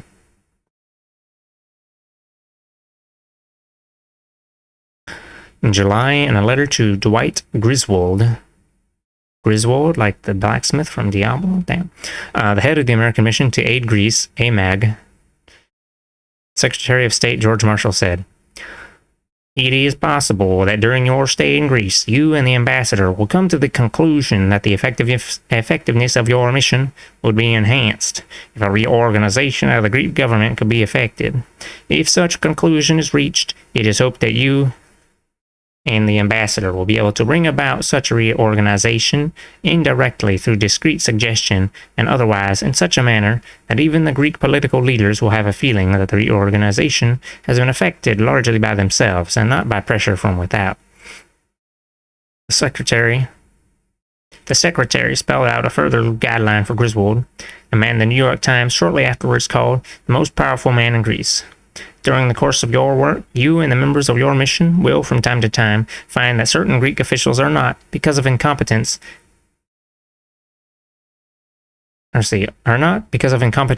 disagreement with your policies, or for some other reason, extending the type of cooperation which is necessary if the objectives of your mission are to be achieved. You will find it necessary to effect the removal of these officials." These contrivances, however, were not the most cynical aspects of the American endeavor. Washington officials well knew that their new client government was so venal and so abusive of human rights that even confirmed American anti-communists were appalled. Stuart Alsop, for one. I had to try really hard to not say slop. On 23rd February 1947, the noted journalist had cabled from Athens that most of the Greek politicians had no higher ambition than to taste the profitable delights of a free economy at American expense. The same year, an American investigating team found huge supplies of food aid rotting in warehouses at a time when an estimated 75% of Greek children were suffering from malnutrition. So difficult was it to gloss over this picture that President Truman, in his address to Congress in March 1947, asking for aid to Greece based on the Greek request, the Truman Doctrine speech, attempted to preempt criticism by admitting that the Greek government was not perfect and that it has made mistakes. Yet somehow, by some ideological alchemy best known to the president, the regime in Athens was democratic, its opponents the familiar terrorists. Yeehaw. There was no mention of the Soviet Union in this particular speech, but that was to be the relentless refrain of the American rationale over the next 2.5 years. The Russians were instigating the Greek leftists so as to kidnap yet another free country and drag it kicking and screaming behind the Iron Curtain. Iron Curtain. The neighboring communist states of Bulgaria, Albania, and particularly Yugoslavia, in part motivated by old territorial claims against Greece, did aid the insurgents by allowing them important sanctuary behind their borders and furnishing them with military supplies. Whether substantial or merely token in amount is a debatable question. The USSR, however, in the person of Joseph Stalin, was adamantly opposed to assisting the Greek comrades. At a meeting with Yugoslav leaders in early 1948, a few months before Yugoslavia's break with the Soviet Union, described by Milovan Djilas, second in command to Tito, Stalin turned to the foreign minister Edvard Kardelj and asked, "Do you believe in the success of the uprising in Greece?" Kardelj replied, "If foreign intervention does not grow, and if serious..." Do you believe in the success? If foreign intervention does not grow, and if serious political and military errors are not made. Stalin went on without paying attention to Kardelj's opinion. No, they have no prospect of success at all. What, do you think that Great Britain and the United States, the most powerful state in the world, will permit you to break their line of communication in the Mediterranean? Nonsense. And we have no navy. The uprising in Greece must be stopped, and as quickly as possible.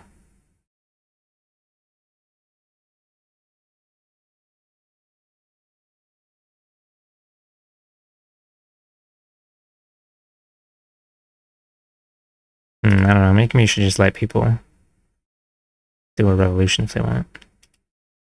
The first major shiploads of military assistance under the new American operation arrived in the summer of 1947. Significant quantities had also been shipped to the Greek government by the US, while the British ran the show. By the end of the year, the Greek military was being entirely supported by American aid, down to and including its clothing and food. The nation's war-making potential was transformed. Continual increases in the size of the Greek armed forces, fighter bombers, transport squadrons, airfields, napalm bombs, recoilless rifles, naval patrol vessels, communication networks, docks, railways, roads, bridges, hundreds of millions of dollars of supplies and equipment, approaching $1 billion in total since the end of the World War, and millions more to create a secret army reserve fighting unit composed principally of the ex-members of the Nazi security battalions referred to earlier. The U.S. military mission took over the development of battle plans for the army from the ineffective Greek generals. The mission-related British military writer Major Edgar O. Balance took a tough line and insisted that all its recommendations be carried into effect at once and in full. And eventually, more than 250 American Army officers were in the country, many assigned to Greek Army divisions to ensure compliance with directives. Others operated at the brigade level. Another 200 or so U.S. Air Force and Navy personnel were also on active duty in Greece. All military training methods and programs were revised, revitalized, and tightened up under American supervision. Infantry units made more mobile, with increased firepower. Special commando units trained in anti-guerrilla tactics, training and mountain warfare, augmented by some 4,000 mules, shipped to Greece by the United States. At American insistence, whole sections of the population uprooted to eliminate the guerrillas the guerrillas' natural base of operation and source of recruits, just as would be done in Vietnam 20 years later. Both on the ground and in the air, American support was becoming increasingly active, observed C.M. Woodhouse, the British colonel and historian who served in Greece during the late 1940s, and the theoretical line between advice, intelligence, and combat was a narrow one. The Greek leftists held out for 3 terrible years. Despite losses of many tens of thousands, they were always able to replenish their forces, even increase their number. But by October 1949, foreseeing nothing but more loss of lives to a vastly superior destruction machine, the guerrillas announced over the radio a ceasefire. It was the end of the Civil War. Excuse me.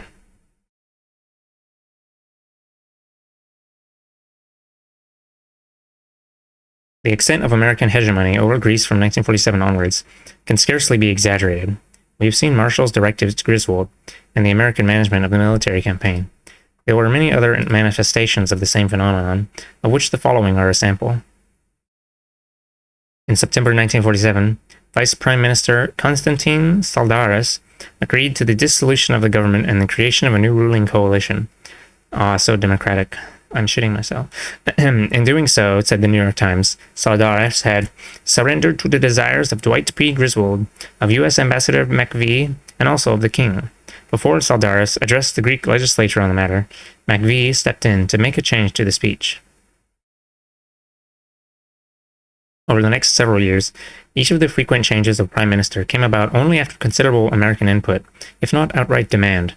One example of the latter occurred in 1950 when then American ambassador Henry Grady Haskell sent a letter to Prime Minister Venizelos threatening to cut off U.S. aid if he failed to carry out... Oh, there it is. That's what U.S. aid has been doing since the Yonder Times up until recently. It's like, oh, we're going to get rid of U.S. aid if you don't do what we want. Oh, so scary, we're going to starve you. That's right, you're dependent on us now. Let's see, cut off U.S. aid if he failed to carry out a government reorganization. Venizelos was compelled to step down. The American influence was felt in regard to other high positions in Greek society as well. Andreas Papandreou, later to become prime minister himself, has written of this period that cabinet members and army generals, political party leaders, and members of the establishment all made open references to American wishes or views in order to justify or to account for their own actions or positions.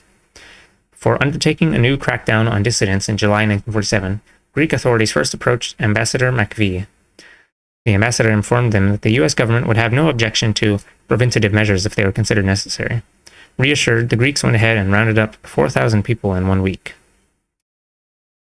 An example of what could land a Greek citizen in prison is the case of the EAM member who received an 18-month sentence for printing remarks deemed insulting to Dwight Griswold.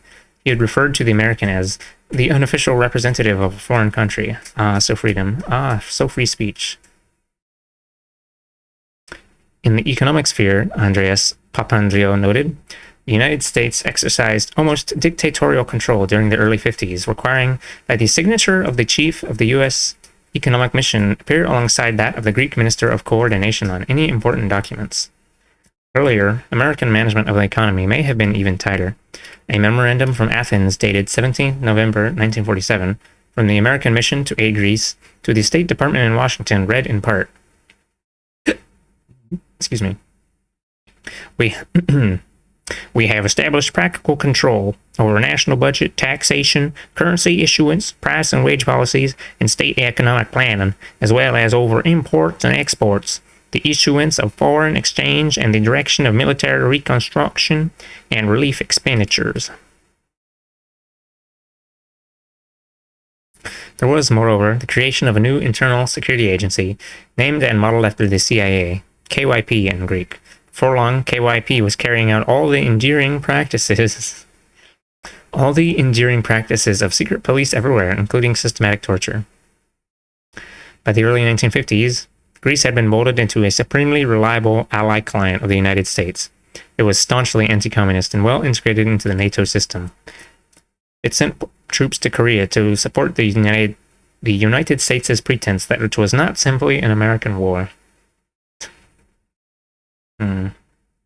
It is safe to say that had the left come to power, Greece would have been much more independent of the United States.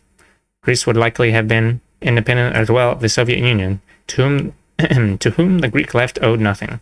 Like Yugoslavia, which is also free of a common border with the USSR, Greece would have been friendly toward the Russians, but independent. When, in 1964, there came to power in Greece a government which entertained the novel idea that Greece was a sovereign nation, the United States and its Greek cohorts, as we shall see, quickly and effectively stamped out the heresy. Oh, okay, we're coming back to Greece later. For the sequel. Oh, the Philippines. Shmee, shmee, shmee, shmee. And we're on page 38 of 472.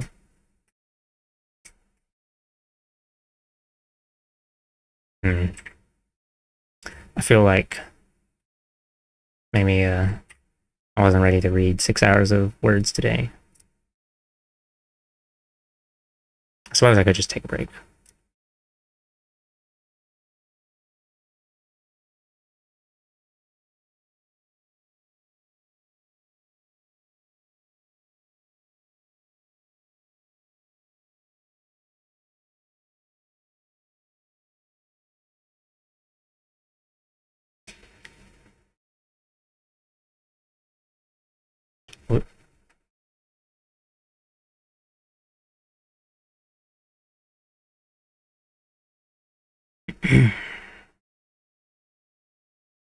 Yeah, I'm just gonna take a break, I guess. It's not like I really got anything else that I'm gonna be doing.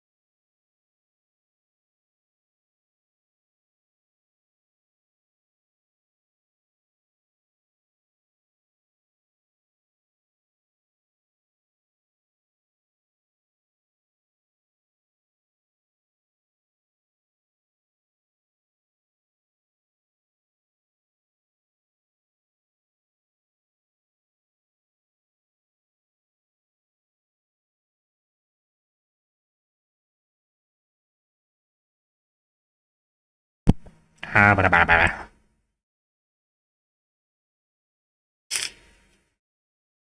ate some toast. Excuse me.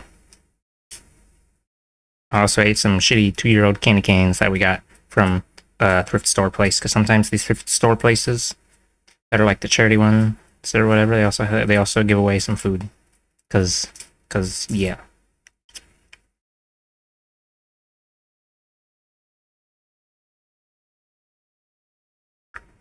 Nom nom.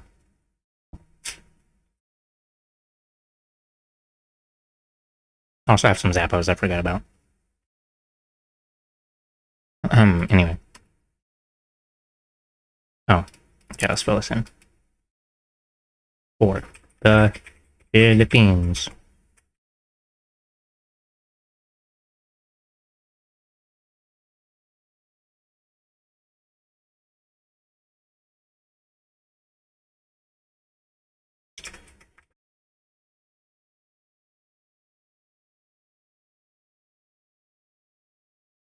The Philippines, 40s and 50s, U.S.'s oldest colony.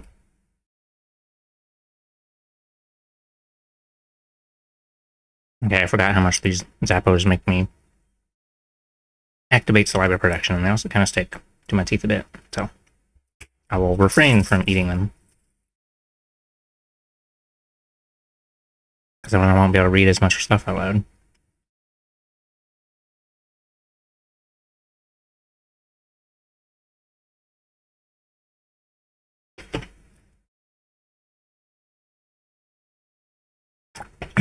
Okay. I walked the floor of the White House night after night until midnight, and I am not ashamed to tell you, gentlemen, that I went down on my knees and prayed to Almighty God for light and guidance more than one night. And one night late, it came to me this way. I don't know how it was, but it came. 1. That we could not give them, the Philippine Islands, back to Spain. That would be cowardly and dishonorable. 2. That we could not turn them over to France or Germany, our commercial rivals in the Orient. That would be bad business and discreditable. 3.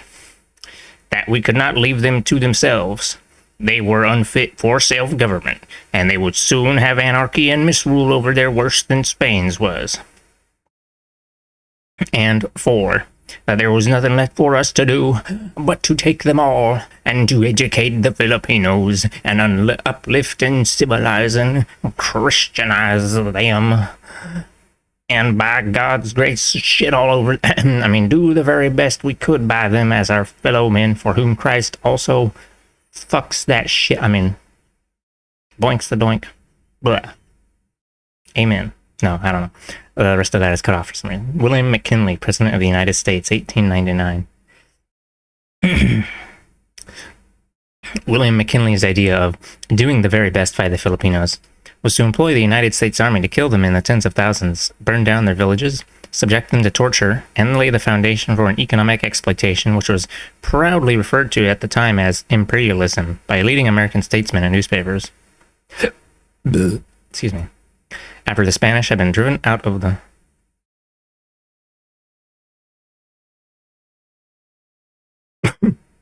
Excuse me. After the Spanish had been driven out of the Philippines in 1898 by a combined action of the United States and the Filipinos, Spain agreed to cede, that is, sell, the islands to the United States for $20 million. But the Filipinos, who had already proclaimed their own independent republic, did not take kindly to being treated like a plot of uninhabited real estate. Accordingly, an American force numbering at least 50,000 proceeded to instill in the population a proper appreciation of their status. Thus did America's longest-lasting and most conspicuous colony ever come into being. Nearly half a century later, the U.S. Army again landed in the Philippines to find a nationalist movement fighting against a common enemy, this time the Japanese. While combating the Japanese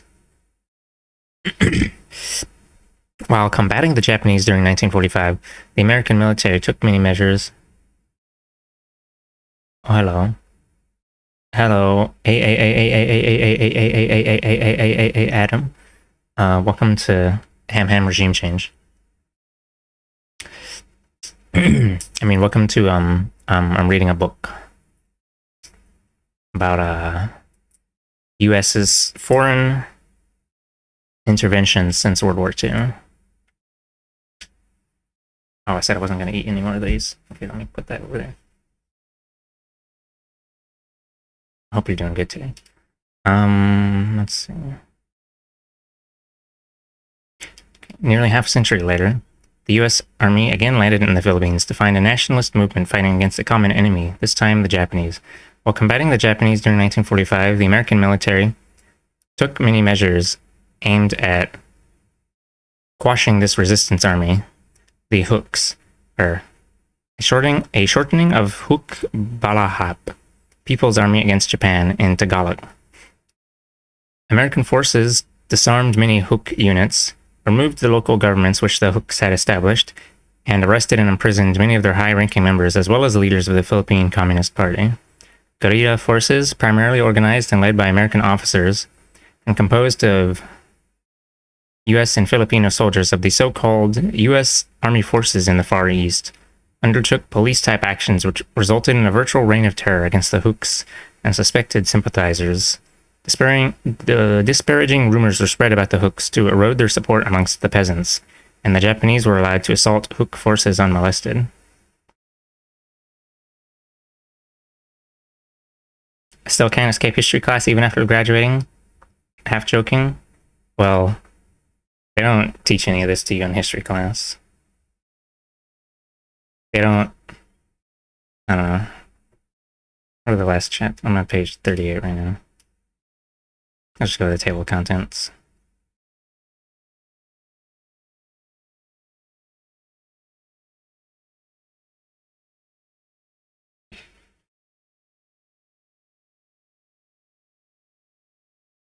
First chapter was basically covering just how much influence the U.S. had on China's civil war, which is to say a lot. They were literally airdropping all the royalist forces for them. And then Italy was like, oh yeah, we basically just rigged their elections or whatever. Oh, hello. I mean, not hello. You were here. I already said hello. Hello. Thank you for the follow. And then, let's see. Greece was a similar thing with like being a large part of suppressing revolutionary. I forgot what page I was on. It's okay. We'll just type in 38. Let's see. Okay. Let's see.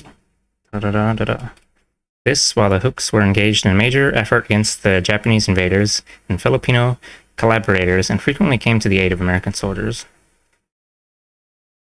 In much of this anti-Hook campaign, the United States made use of Filipinos who were collaborating with the Japanese, such as landlords, large estate owners, many police constables, and other officials. In the post-war period, the U.S. restored to power and position many of those tainted with collaboration, much to the distaste of other Filipinos. The Hook guerrilla forces had been organized in 1942, largely at the initiative of the Communist Party, in response to the Japanese occupation of the islands. Amongst American policymakers, there were those who came to the routine conclusion that the Hooks were thus no more than a tool of the international communist conspiracy, to be opposed as all such groups were to be opposed. Others in Washington and Manila, whose reflexes were less knee-jerk but more cynical, recognized that the Hook movement, if its growing influence was not checked, would lead to sweeping reforms of Philippine society. The centerpiece of the Hook political program was land reform, a crying need in this largely agricultural society. On occasion, U.S. officials would pay lip service to the concept, but during... I'm guessing that's supposed to be 50, but during 50 years of American occupation, nothing of the sort had been carried out. The other side of the Hook coin was industrialization, which the United States had long thwarted in order to provide American industries with a veritable playground in the Philippines. From the Hooks' point of view, such changes were but prologue to raising the islanders from the state of backwardness, from illiteracy, grinding poverty, and the diseases of poverty like tuberculosis and beriberi. The communist Hook Balahap rebellion, reported the New York Times, is generally regarded as an outgrowth of the misery and discontent among the peasants of central Luzon, the main island. A A study prepared years later for the U.S. Army echoed this sentiment, stating that Hooks's main impetus was peasant grievances, not Leninist designs. Oh, right. I guess I should have mentioned that I don't usually read political history, etc. books. I usually do drawing and video game, but I don't really want to do either of those right now. So I guess this is what I'm doing. This is usually a sometimes food. Let's see. Nevertheless, the Hook movement was unmistakably a threat to the new colonial condition of the Philippines, the American sphere of influence, and those Philippine interests which benefited from the status quo. By the end of 1945, 4 months after the close of World War II, the United States was training and equipping a force of 50,000 Filipino soldiers for the Cold War. In testimony before a congressional committee, Major General William Arnold of the U.S. Army candidly stated that this program was essential for the maintenance of internal order, not for external difficulties at all. None of the congressmen present publicly expressed any reservation about the international propriety of such a foreign policy. At the same time, American soldiers were kept on in the Philippines, and in at least one infantry division, combat training was reestablished. This led to vociferous protests and demonstrations by the GIs who wanted only to go home. The inauguration of combat training, the New York Times disclosed, was interpreted by soldiers and certain Filipino newspapers as the preparation for the repression of possible uprisings in the Philippines by disgruntled farm tenant groups. The story added that the soldiers had a lot to say on the subject of American armed intervention in China and the Netherlands Indies, Indonesia, which was occurring at the same time. To what extent American military personnel participated directly in the suppression of dissident groups in the Philippines after the war is not known. The Hooks, though not trusting Philippine and U.S. authorities enough to voluntarily surrender their arms, did test the good faith of the government by taking part in the April 1946 national elections as part of a democratic alliance of liberal and socialist peasant political groups. Philippine independence was scheduled for 3 months later, the 4th of July to be exact. As matters turned out, the commander-in-chief of the Hooks, Luis Taruk, and several other alliance members and reform-minded candidates who won election to Congress, 3 to the Senate and 7 to the House, were not allowed to take their seats under the transparent fiction that coercion had been used to influence voters. No investigation or review of the cases had even been carried out by the appropriate body, the Electoral Tribunal. 2 years later, Taruk was temporarily allowed to take his seat when he came to Manila to discuss a ceasefire with the government. The purpose of denying these candidates their seats was equally transparent.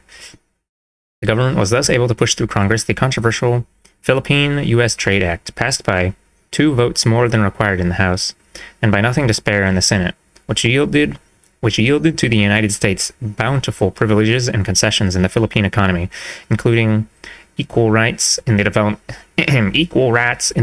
of the nation's natural resources and the operation of its public utilities. This parity provision was eventually extended to every sector of the Philippine economy.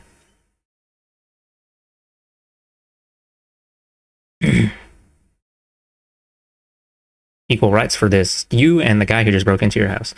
No, okay. The debasement of the electoral process was followed by a wave of heavy brutality. The debasement of the electoral process was followed by a wave of heavy brutality against the peasants, carried out by the military, the police, and landlord goon squads. According to Luis Taruk, in the months following the election, peasant villages were destroyed, more than 500 peasants and their leaders killed, and about 3 times that number jailed, tortured, maimed, or missing. The Hooks and others felt they had little alternative but to take up arms once again. Independence was not likely to change much of significance. American historian George E. Taylor, of impeccable establishment credentials, in a book which bears the indication of CIA sponsorship, was yet moved to state that independence was marked by lavish expressions of mutual goodwill, by partly fulfilled promises, and by a restoration of the old relationship in almost everything except in name. Many demands were made of the Filipinos for the commercial advantage of the United States, but none for the social and political advantage of the Philippines. The American military was meanwhile assuring a home for itself in the Philippines. A 1947 agreement provided sites for 23 U.S. military bases in the country. The agreement was to last for 99 years. It stipulated that American servicemen who committed crimes outside the bases while on duty could be tried only by American military tribunals inside the bases.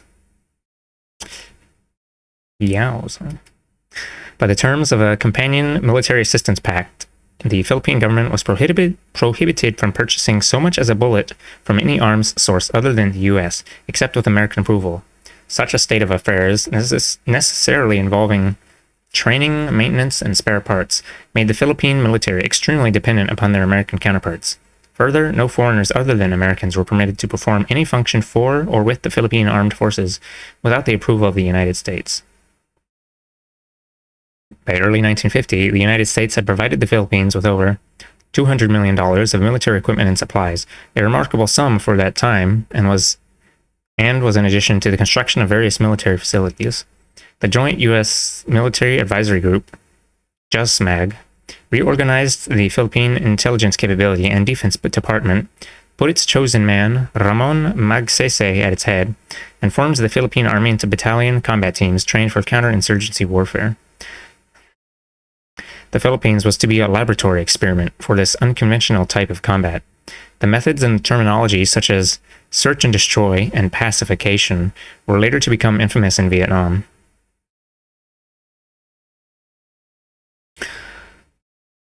By September, when Lieutenant Colonel Edward G. Lansdale arrived in the Philippines, the Civil War had all the markings of a long, drawn-out affair, with victory not in sight for either side.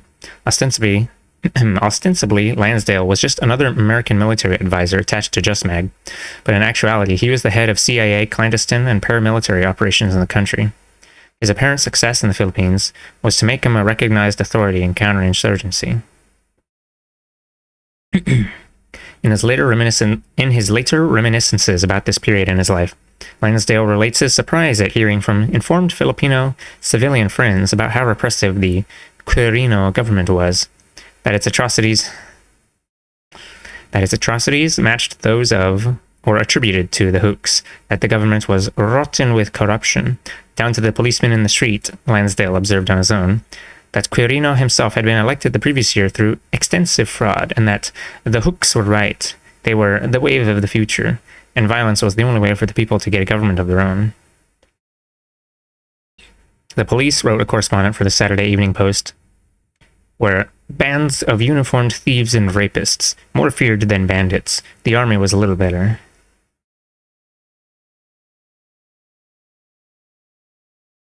Lansdale was undeterred. He had come to do a job. Accordingly, he told himself that if the Hooks took over, there would only be another form of injustice by another privileged few, backed by even crueler force. Another privileged few? Yeah, Americans. No, by the next chapter, he had convinced himself that he was working on the side of those committed to defend human liberty in the Philippines. I had to crank up my American voice a bit. As a former advertising man, Lansdale was no stranger to the use of market research. CIA market research. Be still my shitting heart earlier. Lansdale was no stranger to the use of market research, motivation techniques, media, and deception. In CIA parlance, such arts fall under the heading of psychological warfare. To this end, Lansdale fashioned a unit called the Civil Affairs Office. Its activities were based on the premise, one both new and suspect to most American military officers, that a popular guerrilla army cannot be defeated by force alone. Lansdale's team conducted a careful study of the superstitions of the Filipino peasants living in Hook areas. Their lore, taboos, and myths were examined for clues to the appropriate appeals that could wean them from supporting the insurgents. In one operation, Lansdale's men flew over these areas in a small plane, hidden by a cloud cover, and broadcast in Tagalog mysterious curses on any villagers who dared to give the Hooks food or shelter. The tactic reportedly succeeded into starving some Hook units into surrender. Another Lansdale-initiated Psy-War operation played on the superstitious dread in the Philippine countryside of the Aswang, a mythical vampire. a cyber squad entered the town and planted rumors that an Aswang lived in a neighboring hill where the Hooks were based, a location from which government forces were anxious to have them out. 2 nights later, after giving the rumors time to circulate among Hook sympathizers in the town and make their way up the hill, the cyber squad laid in ambush for the rebels along a trail used by them. When a Hook patrol passed, the ambushers silently snatched the last man, punctured his neck vampire fashion with 2 holes, held his body by the heels until the blood drained out, and put the corpse back on the trail. When the Hooks, as superstitious as any other Filipinos, discovered the bloodless comrade, they fled from the region.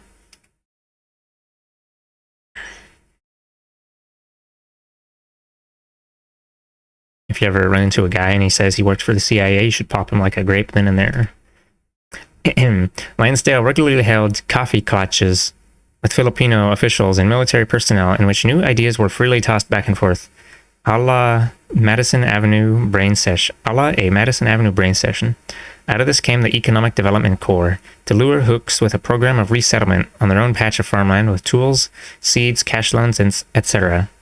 It was an undertaking wholly inadequate to the land problem, and the number that responded was very modest, but like other Psy-war techniques, a principal goal was to steal from the enemy his most persuasive arguments. Among other tactics introduced or refined by Lansdale were production of films and radio broadcasts to explain and justify government actions, infiltration of government agents into the ranks of the Hooks to provide information and sow dissension, attempts to modify the behavior of government soldiers so as to curtail their abuse of people in rural areas, for the Hooks had long followed an explicit code of proper conduct toward the peasants, with punishment meted out to violators. But on other occasions, government soldiers were allowed to run amok in villages, disguised as Hooks. This last, revealed L. Fletcher Prouty, was a technique developed to a high art in the Philippines, in which soldiers were set upon the unwary village in the grand manner of a Cecil B. DeMille production. Prouty, a retired U.S. Air Force colonel, was for 9 years the focal point officer for contacts between the Pentagon and the CIA. He has described another type of scenario by which the Hooks were tarred with the terrorist brush, serving to obscure the political nature of the movement and mar their credibility. In the Philippines, lumbering interests, not lumbering like schmorping around. Lumbering interests and major sugar interests have forced tens of thousands of simple backward villagers to leave areas where they have lived for centuries. When these poor people flee to other areas, it should be quite obvious that they in turn then infringe upon the territorial rights of other villagers or landowners. This creates violent rioting or at least sporadic outbreaks of banditry. That last lowly recourse of dying and terrorized people. Then when the distant government learns of the banditry and rioting, it must offer some safe explanation. The last thing that regional government would want to do would be to say that the huge lumbering or paper interests had driven the people out of their ancestral homeland.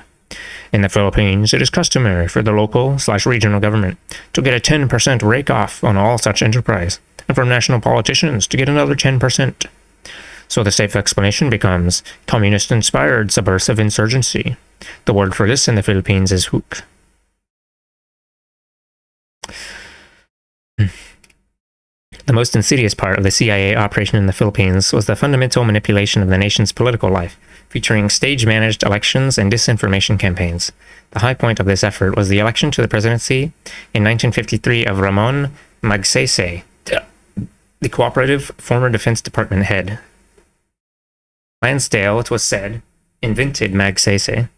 His CIA front organizations, such as the National Movement for Free Elections, ran the Filipinos campaign with all the license, impunity, and money that one would expect from the Democratic or Republican national committees operating in the U.S., or perhaps more to the point, Mayor Daley operating in Chicago. Yet the New York Times, in an editorial, was moved to refer to the Philippines as democracy's showcase in Asia. The CIA on one occasion drugged the drinks of Magsaysay's opponent, incumbent President Elpidio Quirino, before he gave a speech so that he would appear incoherent. On another occasion, when Magsaysay insisted on delivering a speech which had been written by a Filipino instead of one written by Lansdale's team, Lansdale reacted in a rage, finally hitting the presidential candidate so hard that he knocked him out. Yeah. Magsaysay won the election, but not before the CIA had smuggled in guns for use in a coup in case their man lost. Once Magsaysay was in office, the CIA wrote his speeches, carefully guided his foreign policy, and used its press assets, paid editors and journalists, to provide him with a constant clack of support. Clack? Sure, that's not click. A constant clack of support for his domestic programs and his involvement in the US-directed anti-communist crusade in Southeast Asia, as well as to attack anti-US newspaper columnists. So beholden was Magsaysay to the United States, disclosed Presidential Assistant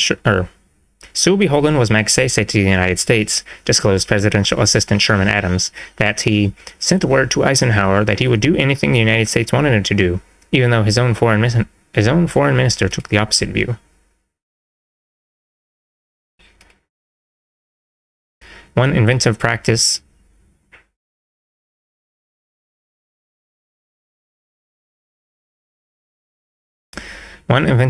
of the CIA on behalf of Magsaysay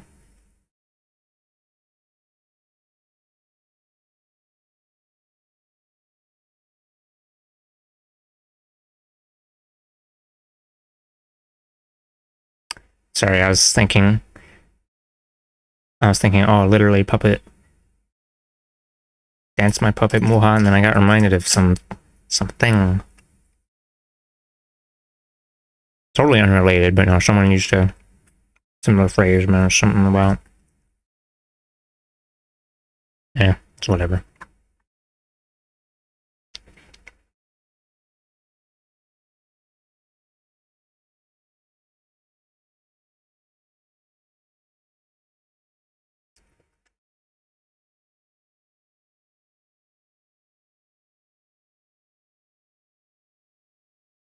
Oh, thanks for the stretch.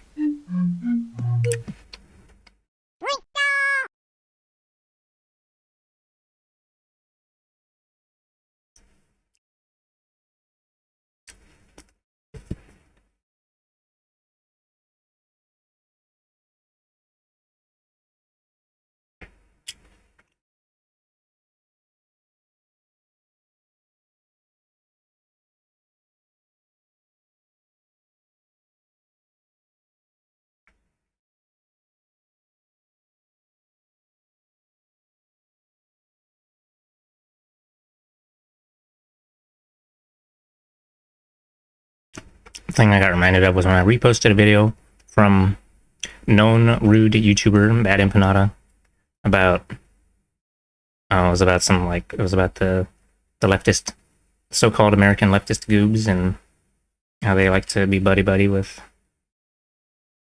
Zios when it push comes to shove or whatever. And then this made a critter in my server angry, not because, I don't know, whatever.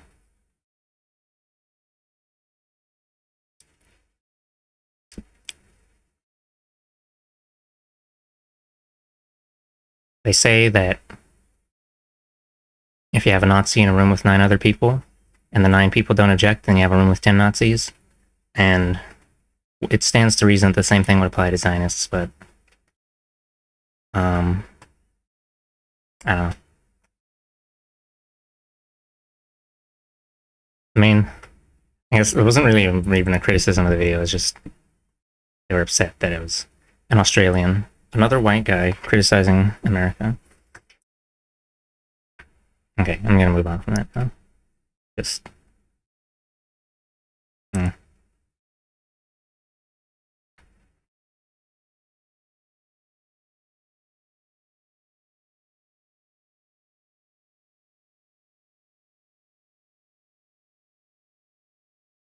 okay. Our own foreign minister took the opposite view. One inventive practice of the CIA on behalf of Magsaysay was later picked up by agency stations in a number of other third world countries. This particular piece of chicanery consisted of selecting articles written by CIA writer agents for the provincial press and republishing them in a monthly digest of the provincial press. The digest was then sent to congressmen and other opinion makers in Manila to enlighten them as to what the provinces were thinking. Excuse me. Senator Claro M. Recto, Magsay's chief political opponent and a stern critic of American policy in the Philippines, came in for special treatment. The CIA planted stories that he was a communist Chinese agent and prepared packages of condoms labeled "Courtesy of Claro M. Recto, the people's friend." The condoms all had holes in them at the most inappropriate place. The agency also planned to assassinate Recto, going so far as to prepare a substance for poisoning him. The idea was abandoned for pragmatic considerations rather than moral scruples. After Magsaysay died in a plane crash in 1957, various other Filipino politicians and parties were sought out by the CIA as clients, or offered themselves as such. One of the latter was Diosdado Macapagal, who was to become president in 1961. Macapagal provided the agency with political information for several years and eventually asked for and received what he felt he deserved: heavy financial support for his campaign. Reader's Digest called his election certainly a demonstration of democracy in action. Yes, indeed, quite so. Ironically, Macapagal had been the bitterest objector to American intervention in the Magsaysay election in 1953, quoting time and again from the Philippine law that no foreigner shall aid any candidate directly or indirectly, or take part in or influence in any manner any election. Perhaps even more ironic, in 1957, the Philippine government adopted a law, clearly written by Americans, which outlawed both the Communist Party and the Hooks, giving as one of the reasons for doing so that these organizations aimed at placing the government under the control and domination of an alien power. By 1953, the Hooks were scattered and demoralized, no longer a serious threat, although their death would be distributed over the next few years. It is difficult to ascertain to what extent their decline was due to the traditional military force employed against them, or to Lansdale's more unorthodox methods, or to the eventual debilitation of many of the Hooks from malnutrition and disease brought on by the impoverishment of the peasantry. Long before the end, many Hooks were also lacking weapons and ammunition and proper military equipment, bringing into question the oft-repeated charge of Soviet and Chinese aid to them made by Filipino and American authorities. Edward Lachica, a Filipino historian, has written that the Kremlin did pay lip service to the communist movement in the Philippines, praising the Hooks for being part of the global struggle against the U.S., but no material support was offered. Since the destruction of Hook military power, noted George Taylor, the social and political program that made the accomplishment possible has to a large extent fallen by the wayside. Fortress America, however, was securely in place in Southeast Asia. From the Philippines would be launched American air and sea actions against Korea and China, Vietnam and Indonesia. The Philippine government would send combat forces to fight alongside the United States in Vietnam and Korea. On the islands' bases, the technology and art of counterinsurgency warfare would be imparted to the troops of America's other allies in the Pacific.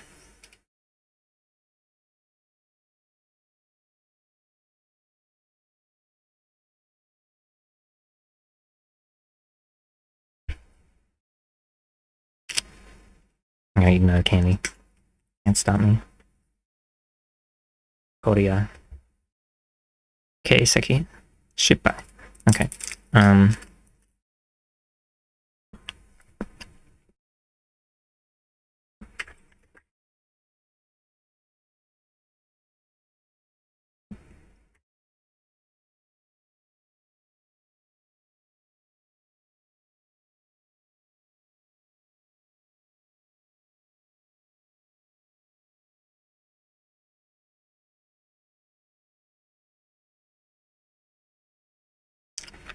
Korea, 1945 to 1953.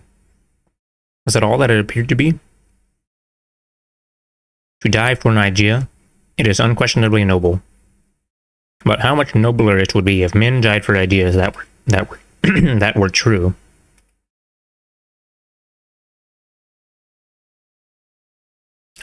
H.L. Mencken, 1919.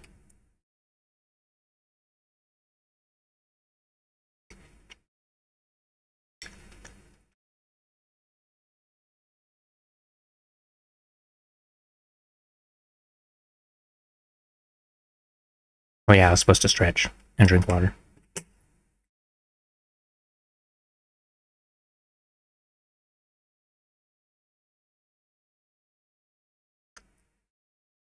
How is it that the Korean War escaped the protests which surrounded the war in Vietnam? Everything we've come to love and cherish about Vietnam had its forerunner in Korea.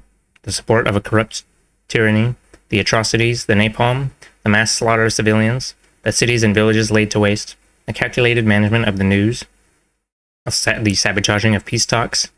But the American people were convinced that the war in Korea was an unambiguous case of one country invading another without provocation.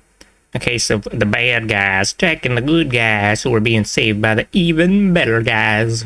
None of the historical, political, and moral uncertainty that was the dilemma of Vietnam. The Korean War was seen to have begun in a specific manner. North Korea attacked South Korea in the early morning of 25 June 1950, while Vietnam. No one seemed to know how it all began, or when, or why. And there was little in the way of accusations about American imperialism in Korea. The United States, after all, was fighting as part of a United Nations army. What was there to protest about? And, of course, there was McCarthyism, so prevalent in the early 1950s, which further served to inhibit protest. There were, in fact, rather different interpretations to be made of what the war was all about, how it was being conducted, even how it began, but these quickly succumbed to the heat of war fever. Shortly after the close of the Second World War, the Soviet Union and the United States occupied Korea in order to expel the defeated Japanese. A demarcation line between the Russian and American forces was set up along the 38th parallel. The creation of this line in no way had the explicit or implicit intention of establishing two separate countries, but the Cold War was soon to intrude. Both powers insisted that unification of North and South was the principal and desired goal. However, they also desired to see this carried out in their own ideological image, and settled thereby into a routine of proposal and counterproposal, accusation and counteraccusation, generously intermixed with deviousness, and produced nothing in the way of an agreement during the ensuing years. Although both Moscow and Washington and their hand-picked Korean leaders were not always displeased about the division of the country, on the grounds that half a country was better than none, officials and citizens of both sides continued to genuinely call for unification on a regular basis.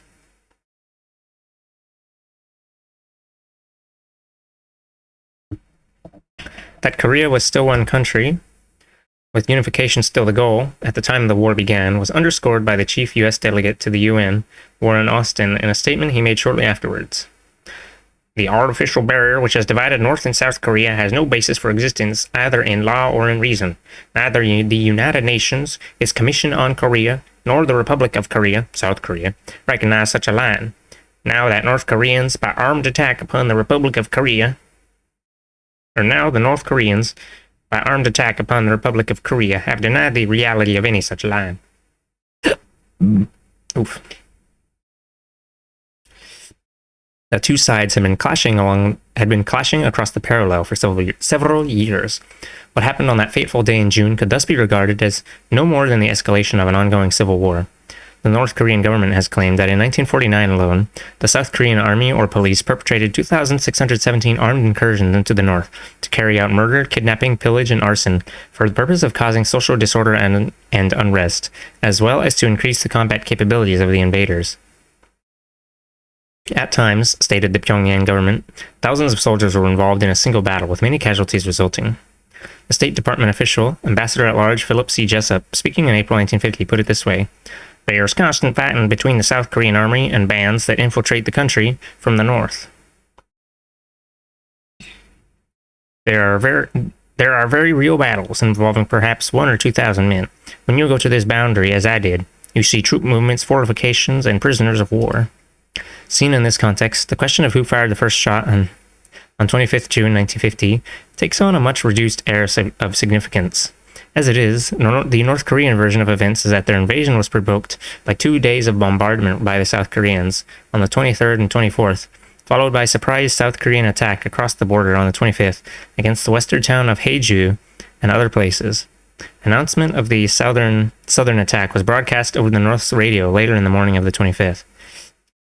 Contrary to general belief at the time, no United Nations group, neither the UN Military Observer Group in the field, nor the UN Commission on Korea in Seoul, witnessed or claimed to have witnessed the outbreak of hostilities. The observer group's field trip along the parallel ended on 23rd June.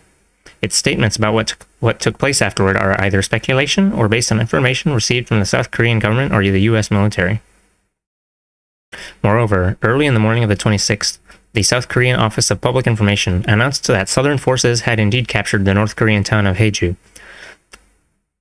The announcement stated that the attack had occurred that same morning, but an American military status report as of nightfall on the 25th notes that all southern territory west of the Imjin River had been lost to a depth of at least 3 miles inside the border, except in the area of the Haeju counterattack.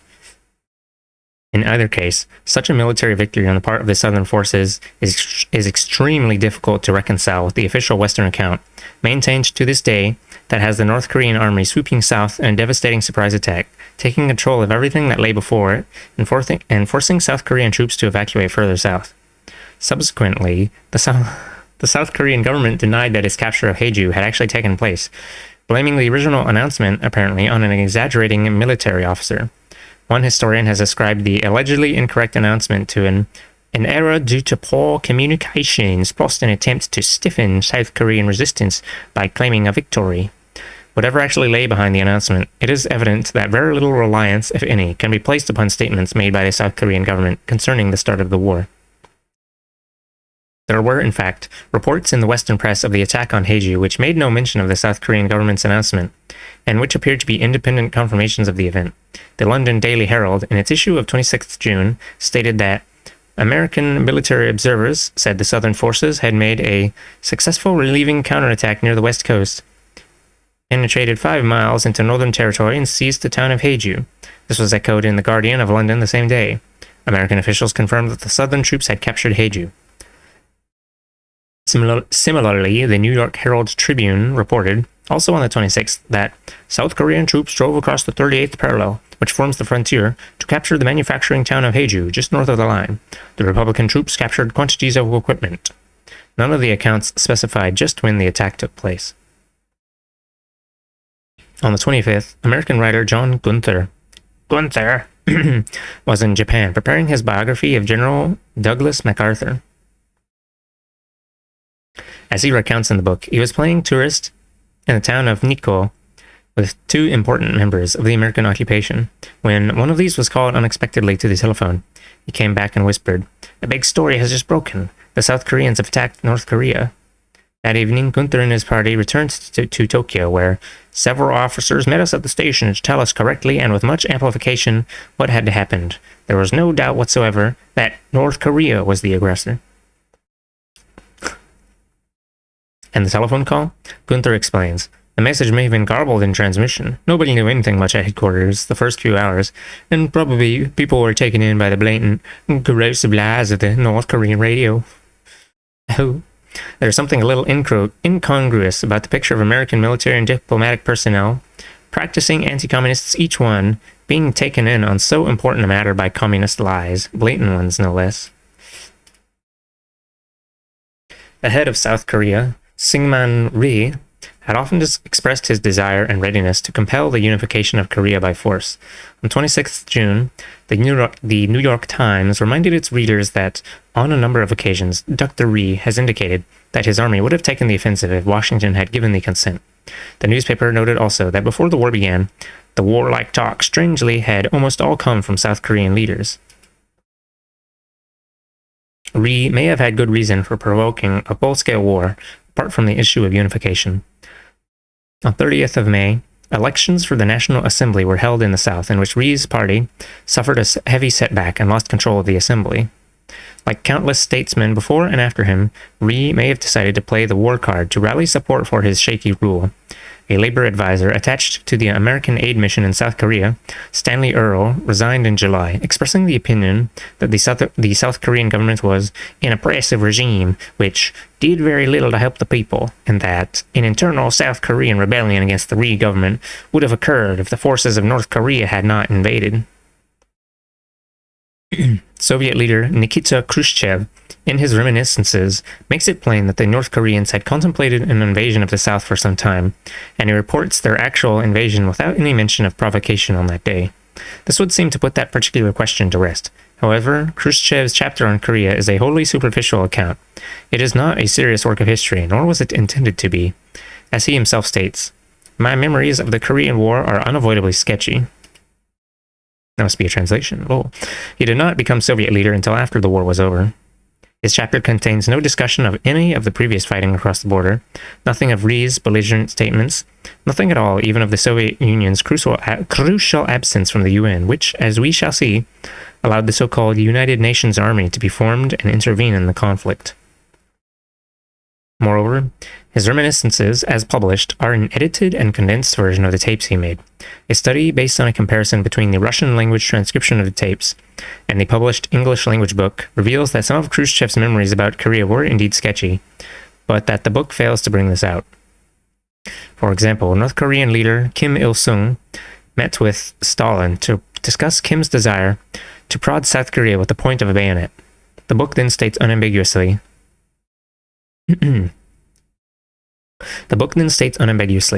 Kim went home and then returned to Moscow when he had worked everything out. In the transcript, however, Khrushchev says, "In my opinion, either the date of his return was set, or he was to inform us as soon as he finished preparing all of his ideas. Then, I don't remember in which month or year, Kim Il-sung came and related his plan to Stalin." Emphasis added. On 26th June, the United States presented a resolution before the UN Security Council condemning North Korea for its unprovoked aggression. The resolution was approved, although there were arguments that this was a fight between Koreans and should be treated as a civil war, and a suggestion from the Egyptian delegate that the word unprovoked should be dropped in view of the long-standing hostilities between the two Koreas.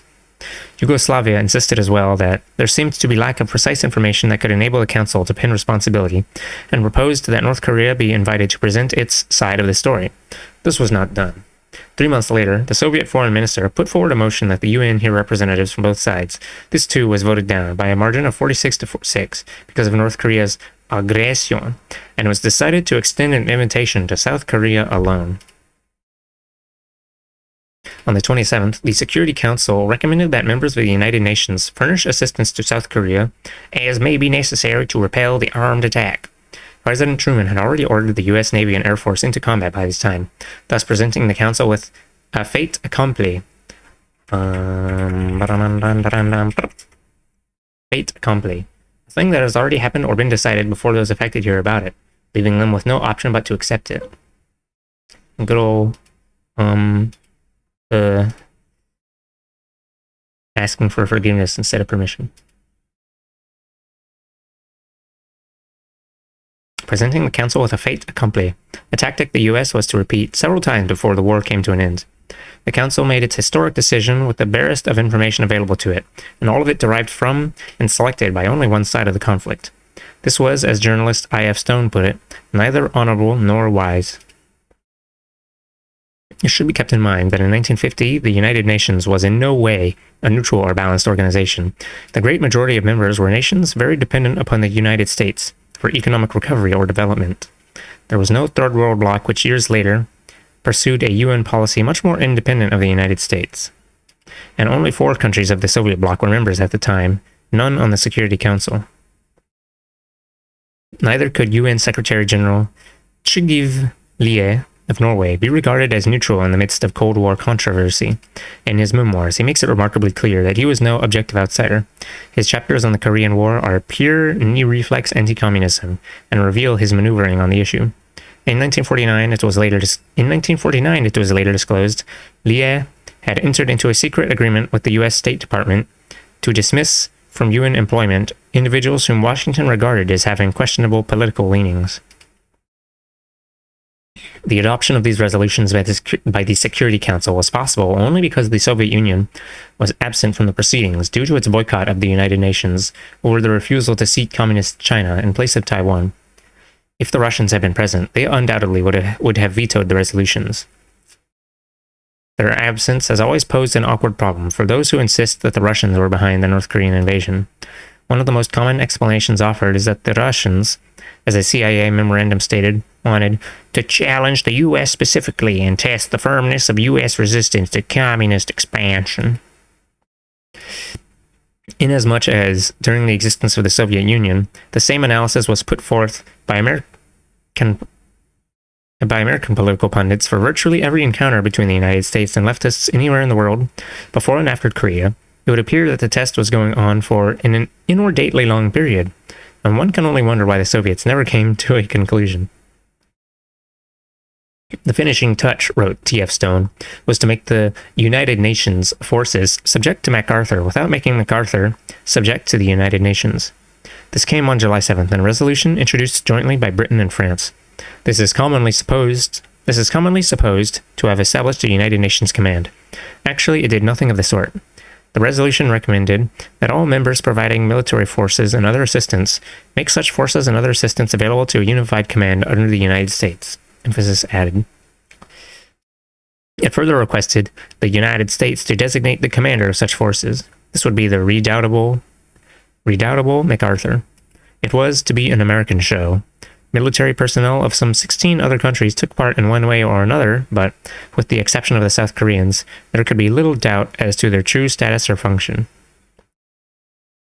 Eisenhower later wrote in his memoirs that when he was considering U.S. military intervention in Vietnam in 1954, also as part of a coalition, he recognized that the burden of the operation would fall on the United States.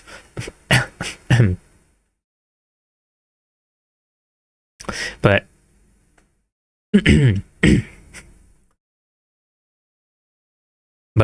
the token forces supplied by these other nations, as in Korea, would lend real moral standing to a venture that otherwise could be made to appear as a brutal example of imperialism, emphasis added. The war, and a brutal one it was indeed, was fought ostensibly in defense of the Syngman regime. Outside of books published by various South Korean governments, it is rather difficult to find a kind word for the man the United States brought back to Korea in 1945, after decades of exile in America during the Japanese occupation of his country. Flown into Korea in one of MacArthur's airplanes, Ri was soon maneuvered into a position of prominence and authority by the U.S. Army military government in Korea, the USAMGIC. In the process, American officials had to suppress a provisional government, the Korean People's Republic, that was the outgrowth of a number of regional governing committees set up by prominent Koreans and which had already begun to carry out administrative tasks, such as food distribution and keeping order. The KPR's offer of its services to the arriving Americans was dismissed out of hand.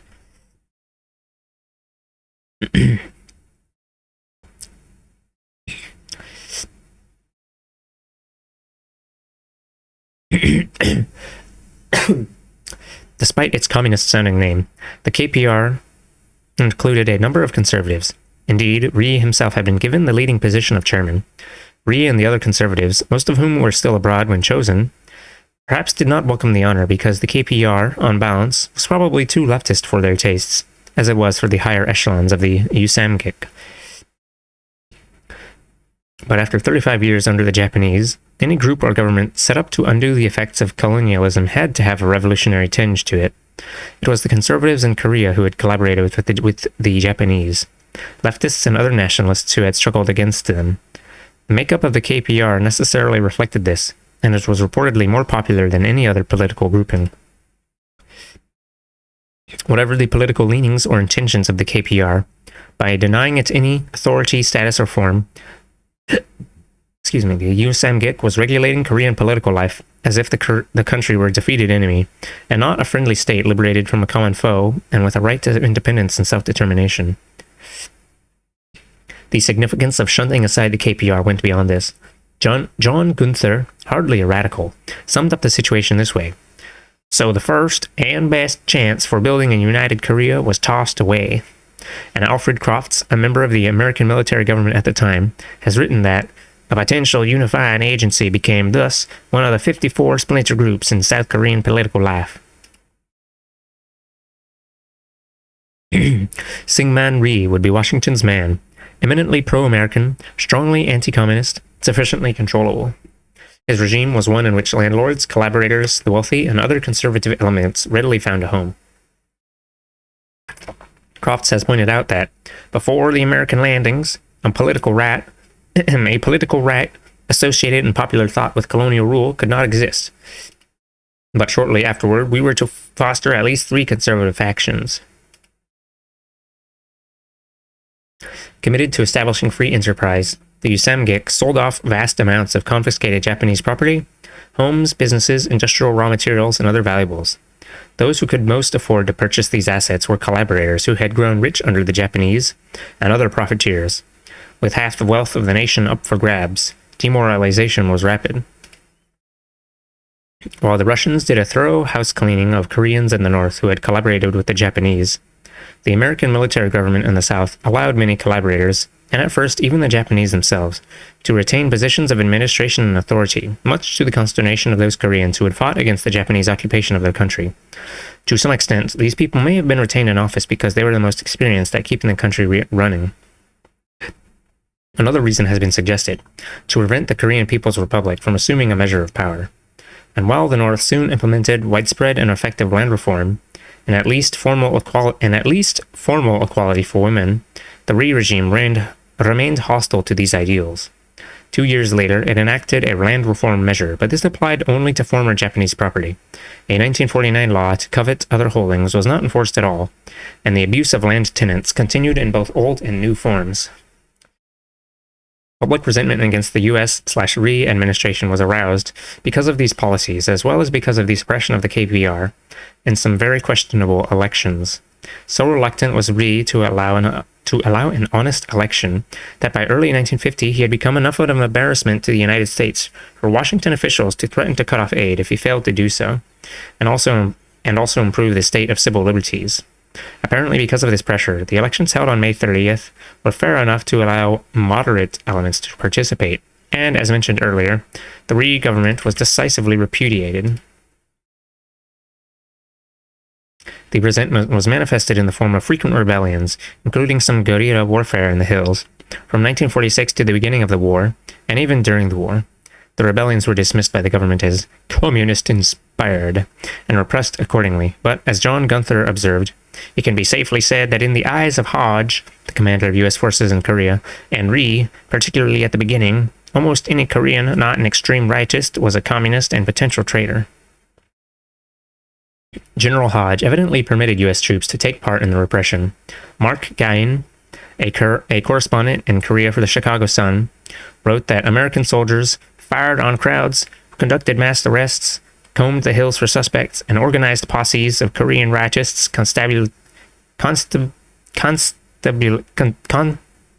constabulary, and police for mass raids. Gain related that one of Hodge's political advisors assured him, Gain, that Rhee was not a fascist. He is 2 centuries before fascism, a pure bourbon. Okay. Despite describing the government's anti-guerrilla campaign in 1948, pro-Western political scientist John Kye-Chang-Oh of Marquette University has written, "In these campaigns, the civil liberties of countless persons were often ignored. Frequently, hapless villagers suspected of aiding the guerrillas were summarily executed." I'm saying guerrillas because if I say guerrilla, then somebody's going to think I'm talking about big monkeys.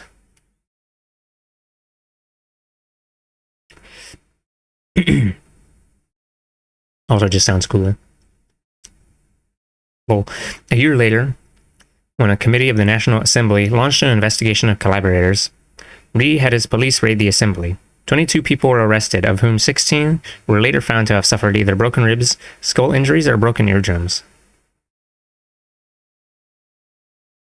At the time of the outbreak of war in June 1950, there were an estimated 14,000 political prisoners in South Korean jails. So freedom, so democracy, such speech. Even during the height of the war, in February 1951, reported Professor O, there was the Kochang incident, again involving suspicion of aiding guerrillas, in which about 600 men and women, young and old, were herded into a narrow valley and mowed down with machine guns by a South Korean army unit. Wow.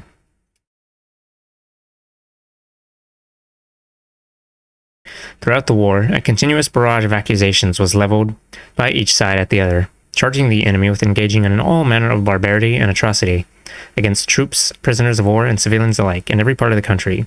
Each side occupied the other's territory at times, trying to outdo each other in a verbal war of superlatives almost as heated as the combat. In the United States, this produced a body of popular myths not unlike those emerging from other wars, which are widely supported at home. By contrast, during the Vietnam War, the inclination of myths to flourish was regularly countered by numerous educated protesters who carefully researched the origins of the war, monitored its conduct, and publicized studies sharply at variance with the official versions, eventually influencing the mass media to do the same. There was, for example, the consensus that the brutality of the war in Korea must be laid overwhelmingly on the doorstep of the North Koreans. The Kochang incident mentioned above may be relevant to providing some counterbalance to this belief. Referring to the incident, the British Korea scholar observed, this account not only serves to indicate the level of political violence employed by the UN side, but also confers inherent plausibility on DPRK, North Korea, and Southern opposition accusations of atrocities and mass executions by the UN forces and RE officials during the occupation of the DPRK in late 1950. After all, if civilians could be mowed down in the South on suspicion of aiding, not even being, guerrillas, what about the North, where millions could reasonably be assumed to be communists or political militants? Emphasis in original. O's account is but one of a number of reports of slaughter carried out by the South Koreans against their own people during the war. The New York Times reported a wave of South Korean government executions in Seoul in December 1950. Renee Cutforth, a correspondent for the BBC in Korea, later wrote of the shooting without trial of civilians, designated by the police as communist. These executions were done, usually at dawn, on any patch of waste ground where you could dig a trench and line up a row of prisoners in front of it. And Gregory Henderson, a U.S. diplomat who served 7 years in Korea in the 1940s and 50s, has stated that probably over 100,000 were killed without any trial whatsoever by RE's forces in the South during the war. Following some of the massacres of civilians in the South, the RE government turned around and attributed them to Northern troops. One way in which the United States contributed directly to the war's brutality was by introducing a weapon which, although used in the last stage of World War II and in Greece, was new to almost all observers and participants in Korea. It was called napalm. Here is one description of its effect from the New York Times.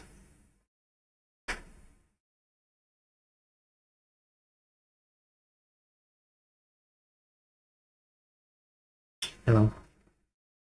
We're about to read about the first major use of napalm by the U.S. A napalm raid hit the village 3 or 4 days ago when the Chinese were holding up the advance, and nowhere in the village have they buried the dead, because there is nobody left to do so. The inhabitants throughout the village and in the fields were caught and killed, and kept the exact postures they had held when the napalm struck.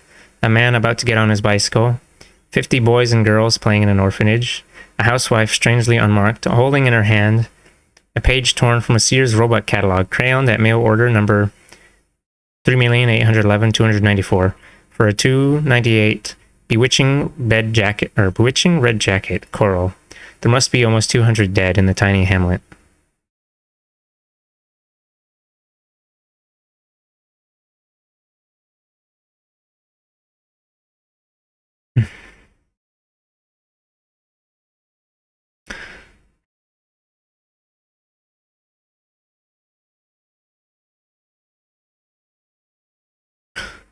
The United States may have also waged germ warfare against North Korea and China, as was discussed earlier in the chapter on China.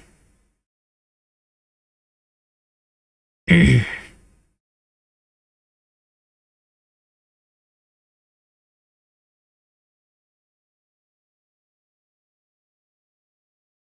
sounds like something out of like a fiction or something. Like as a horrible, evil, whatever thing. But I guess that's just another day at the army office. See, at the same time, the CIA reportedly was targeting a single individual for termination. North Korean leader Kim Il-sung. Washington sent a Cherokee Indian, codenamed Buffalo, to Hans V. Tofty, a CIA officer stationed in Japan, after Buffalo had agreed to serve as Kim Il-sung's assassin.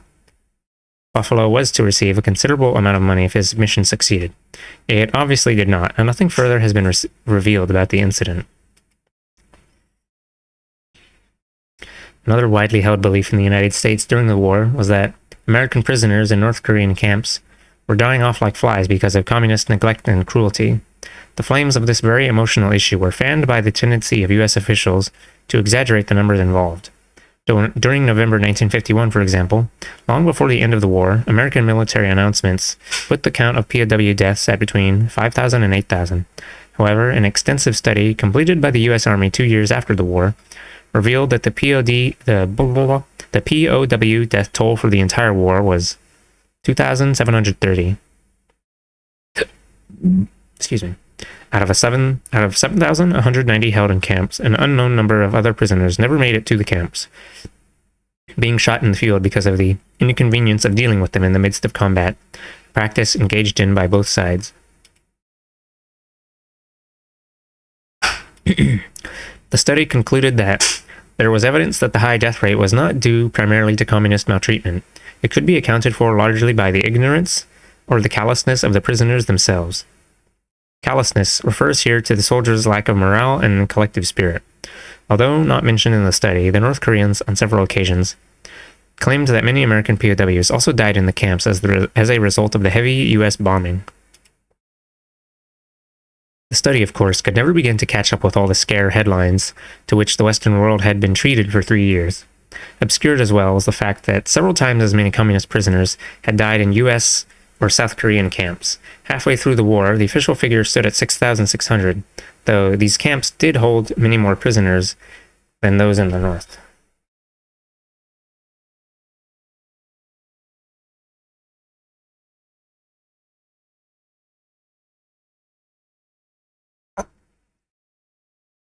The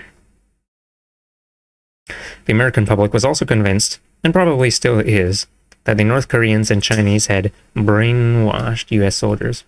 The story arose to explain the fact that as many as 30% of American POWs had collaborated with the enemy in one way or another, and one man in every 7, or more than 13%, was guilty of serious collaboration, writing disloyal tracts, or agreeing to spy or organize for the communists after the war.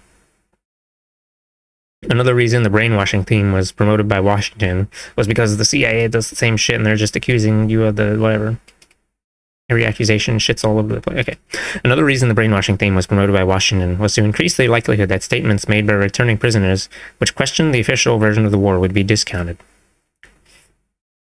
In the words of Yale psychiatrist Robert J. Lifton, brainwashing was popularly held to be an all-powerful, irresistible, unfathomable, and magical method of achieving total control over the human mind. And if it did exist, such a thing existed, the CIA would love to get their hands on it, you know. And although the CIA experimented, beginning in the 1950s, to develop just such a magic, neither they nor the North Koreans or Chinese ever possessed it.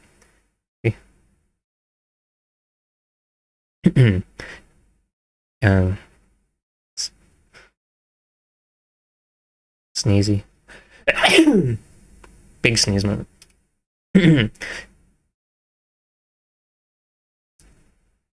agency began its behavior control or mind control experiments on human subjects, probably suspected double agents, using drugs and hypnosis in Japan in July 1950, shortly after the beginning of the Korean War.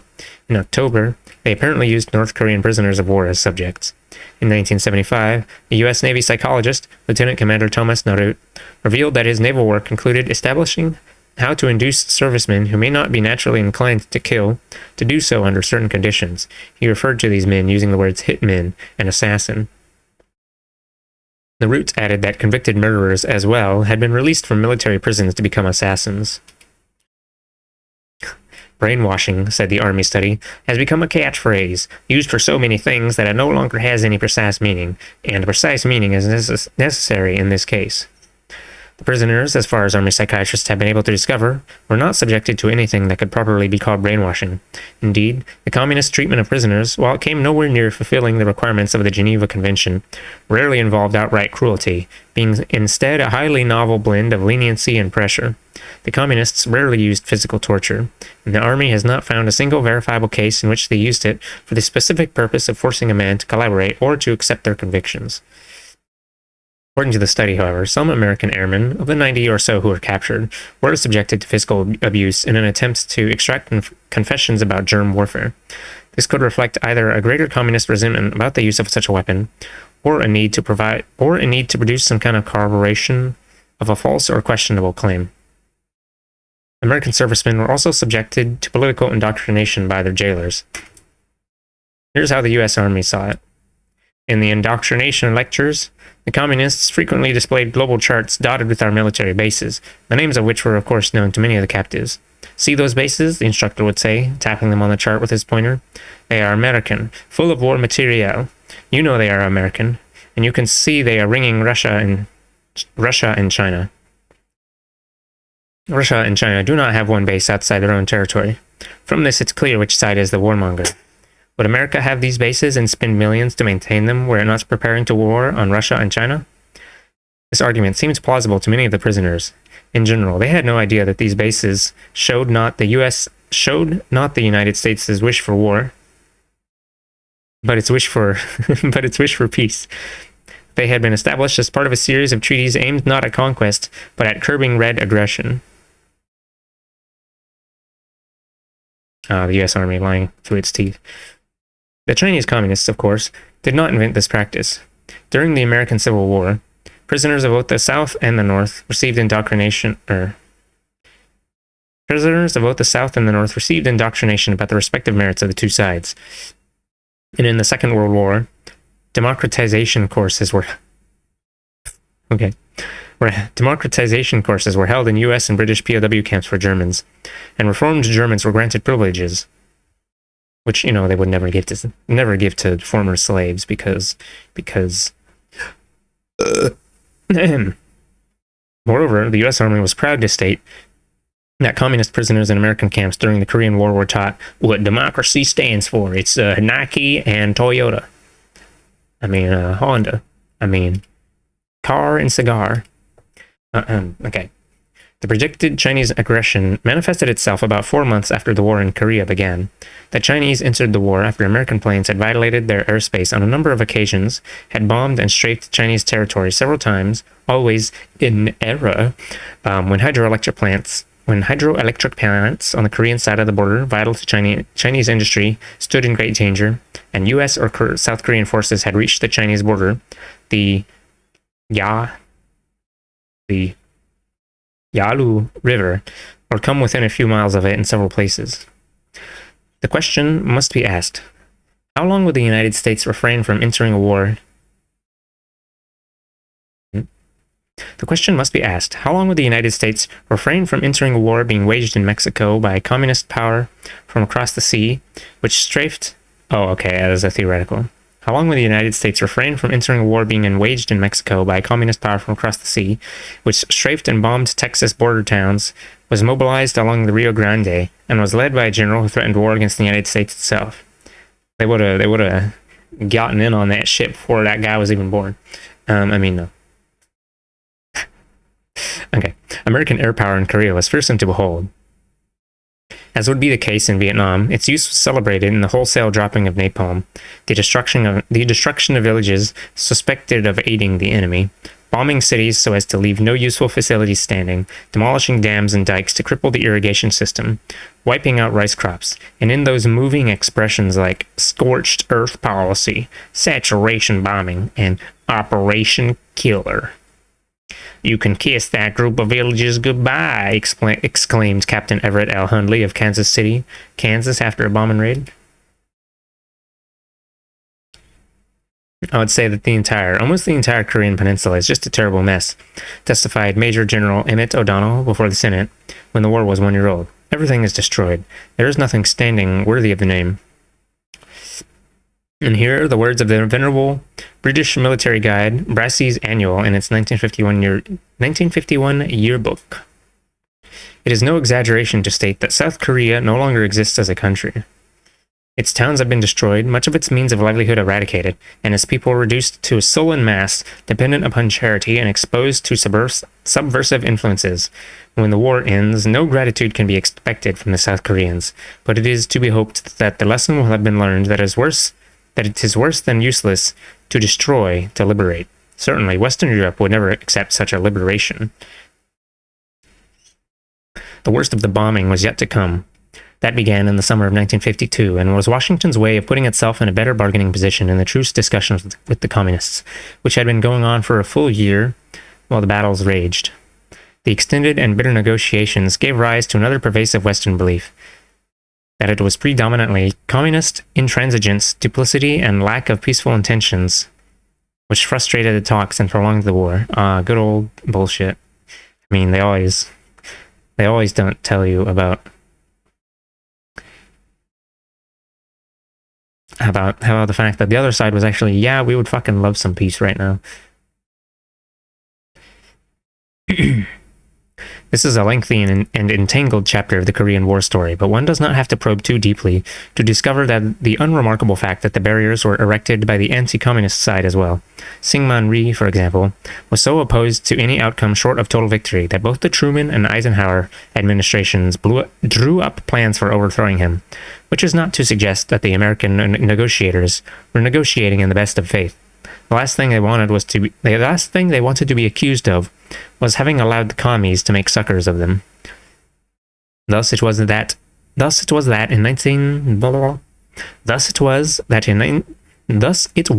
in November of 1951 we could read in the New York Times the unadorned way that an apparently increasing number of them, American soldiers in Korea, see the situation right now is that the communists have made important concessions, while the United Nations Command, as they view it, continues to make more and more demands.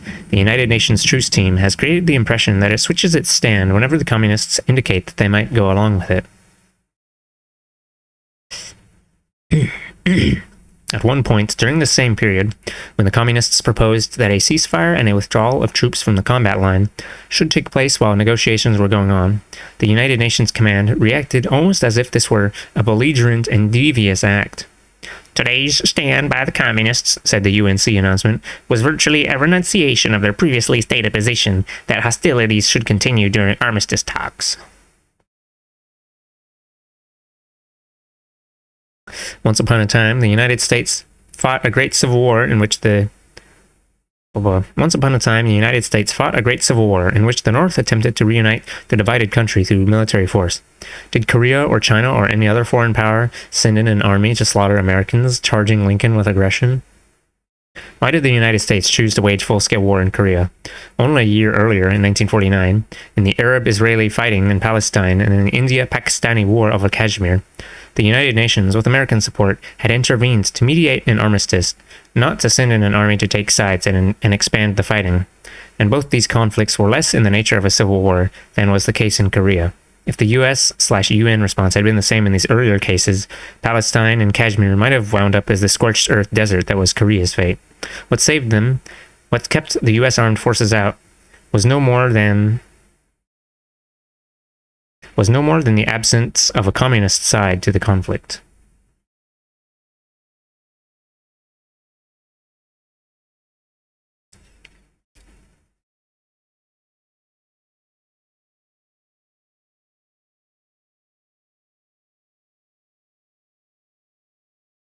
Well, we were 1/9 of the way through the book. We're just going to keep reading longer and longer books until we get to Karl Marx, Das Kapital, and it's going to be 1,000 pages, and I'm going to shit Brit, and I'm probably never going to read that. It's too much. Or if I do read it, I'll read it on my own some, or I'll just read one of the shorter ones, you know. I think I would like to actually stop here. What is that thing?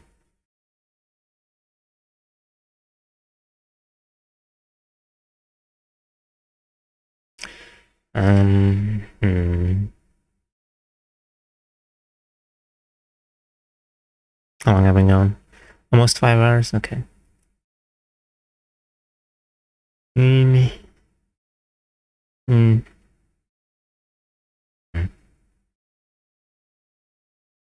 I don't know.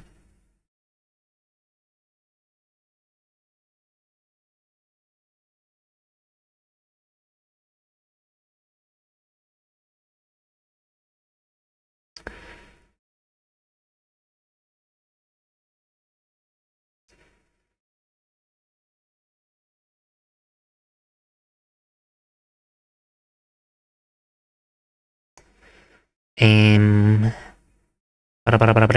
bing. I guess maybe I'll see what. Take a look over here.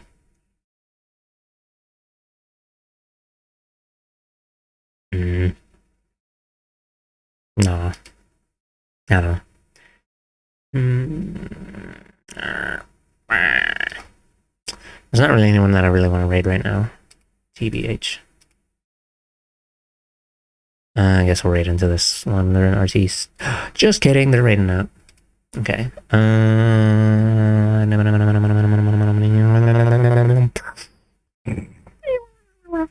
Okay, let's just raid in the Volp, I guess.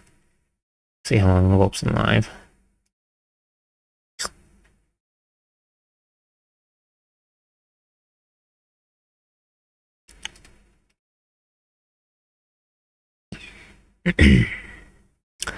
Four hours and 43 minutes. Okay.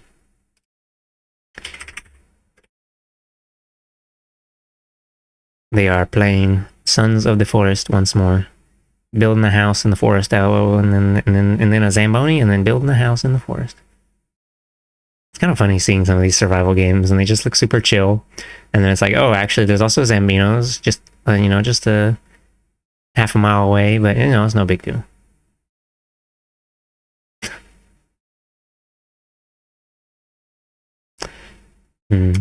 Okay. I will. Unlike last time with reading books, I will probably not be doing just like. I'm probably not going to do 9 book reading streams in a row. I might be interspersed with other things because this one's longer than all the other ones I've read so far. And I don't want to have to restrict myself to only doing this. But hopefully I'll try to make sure I do them often enough that I don't drag it on super long. Yeah. Okay. Yeah. I think there's like 50 chapters in total. One chapter per a country. Yeah. Okay. We are. Oh, right. Ham. Regime change. Yeah, good night, y'all. Don't forget to take your pills and,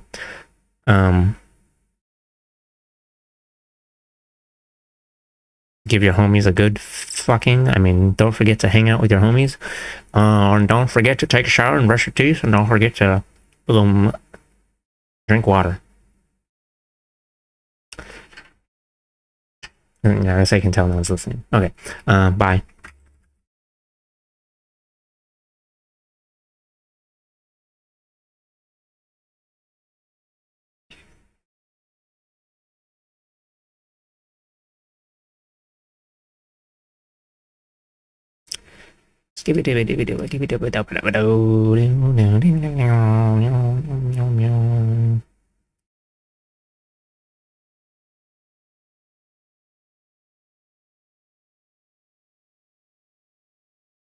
Can't let Volp know there's some pickings.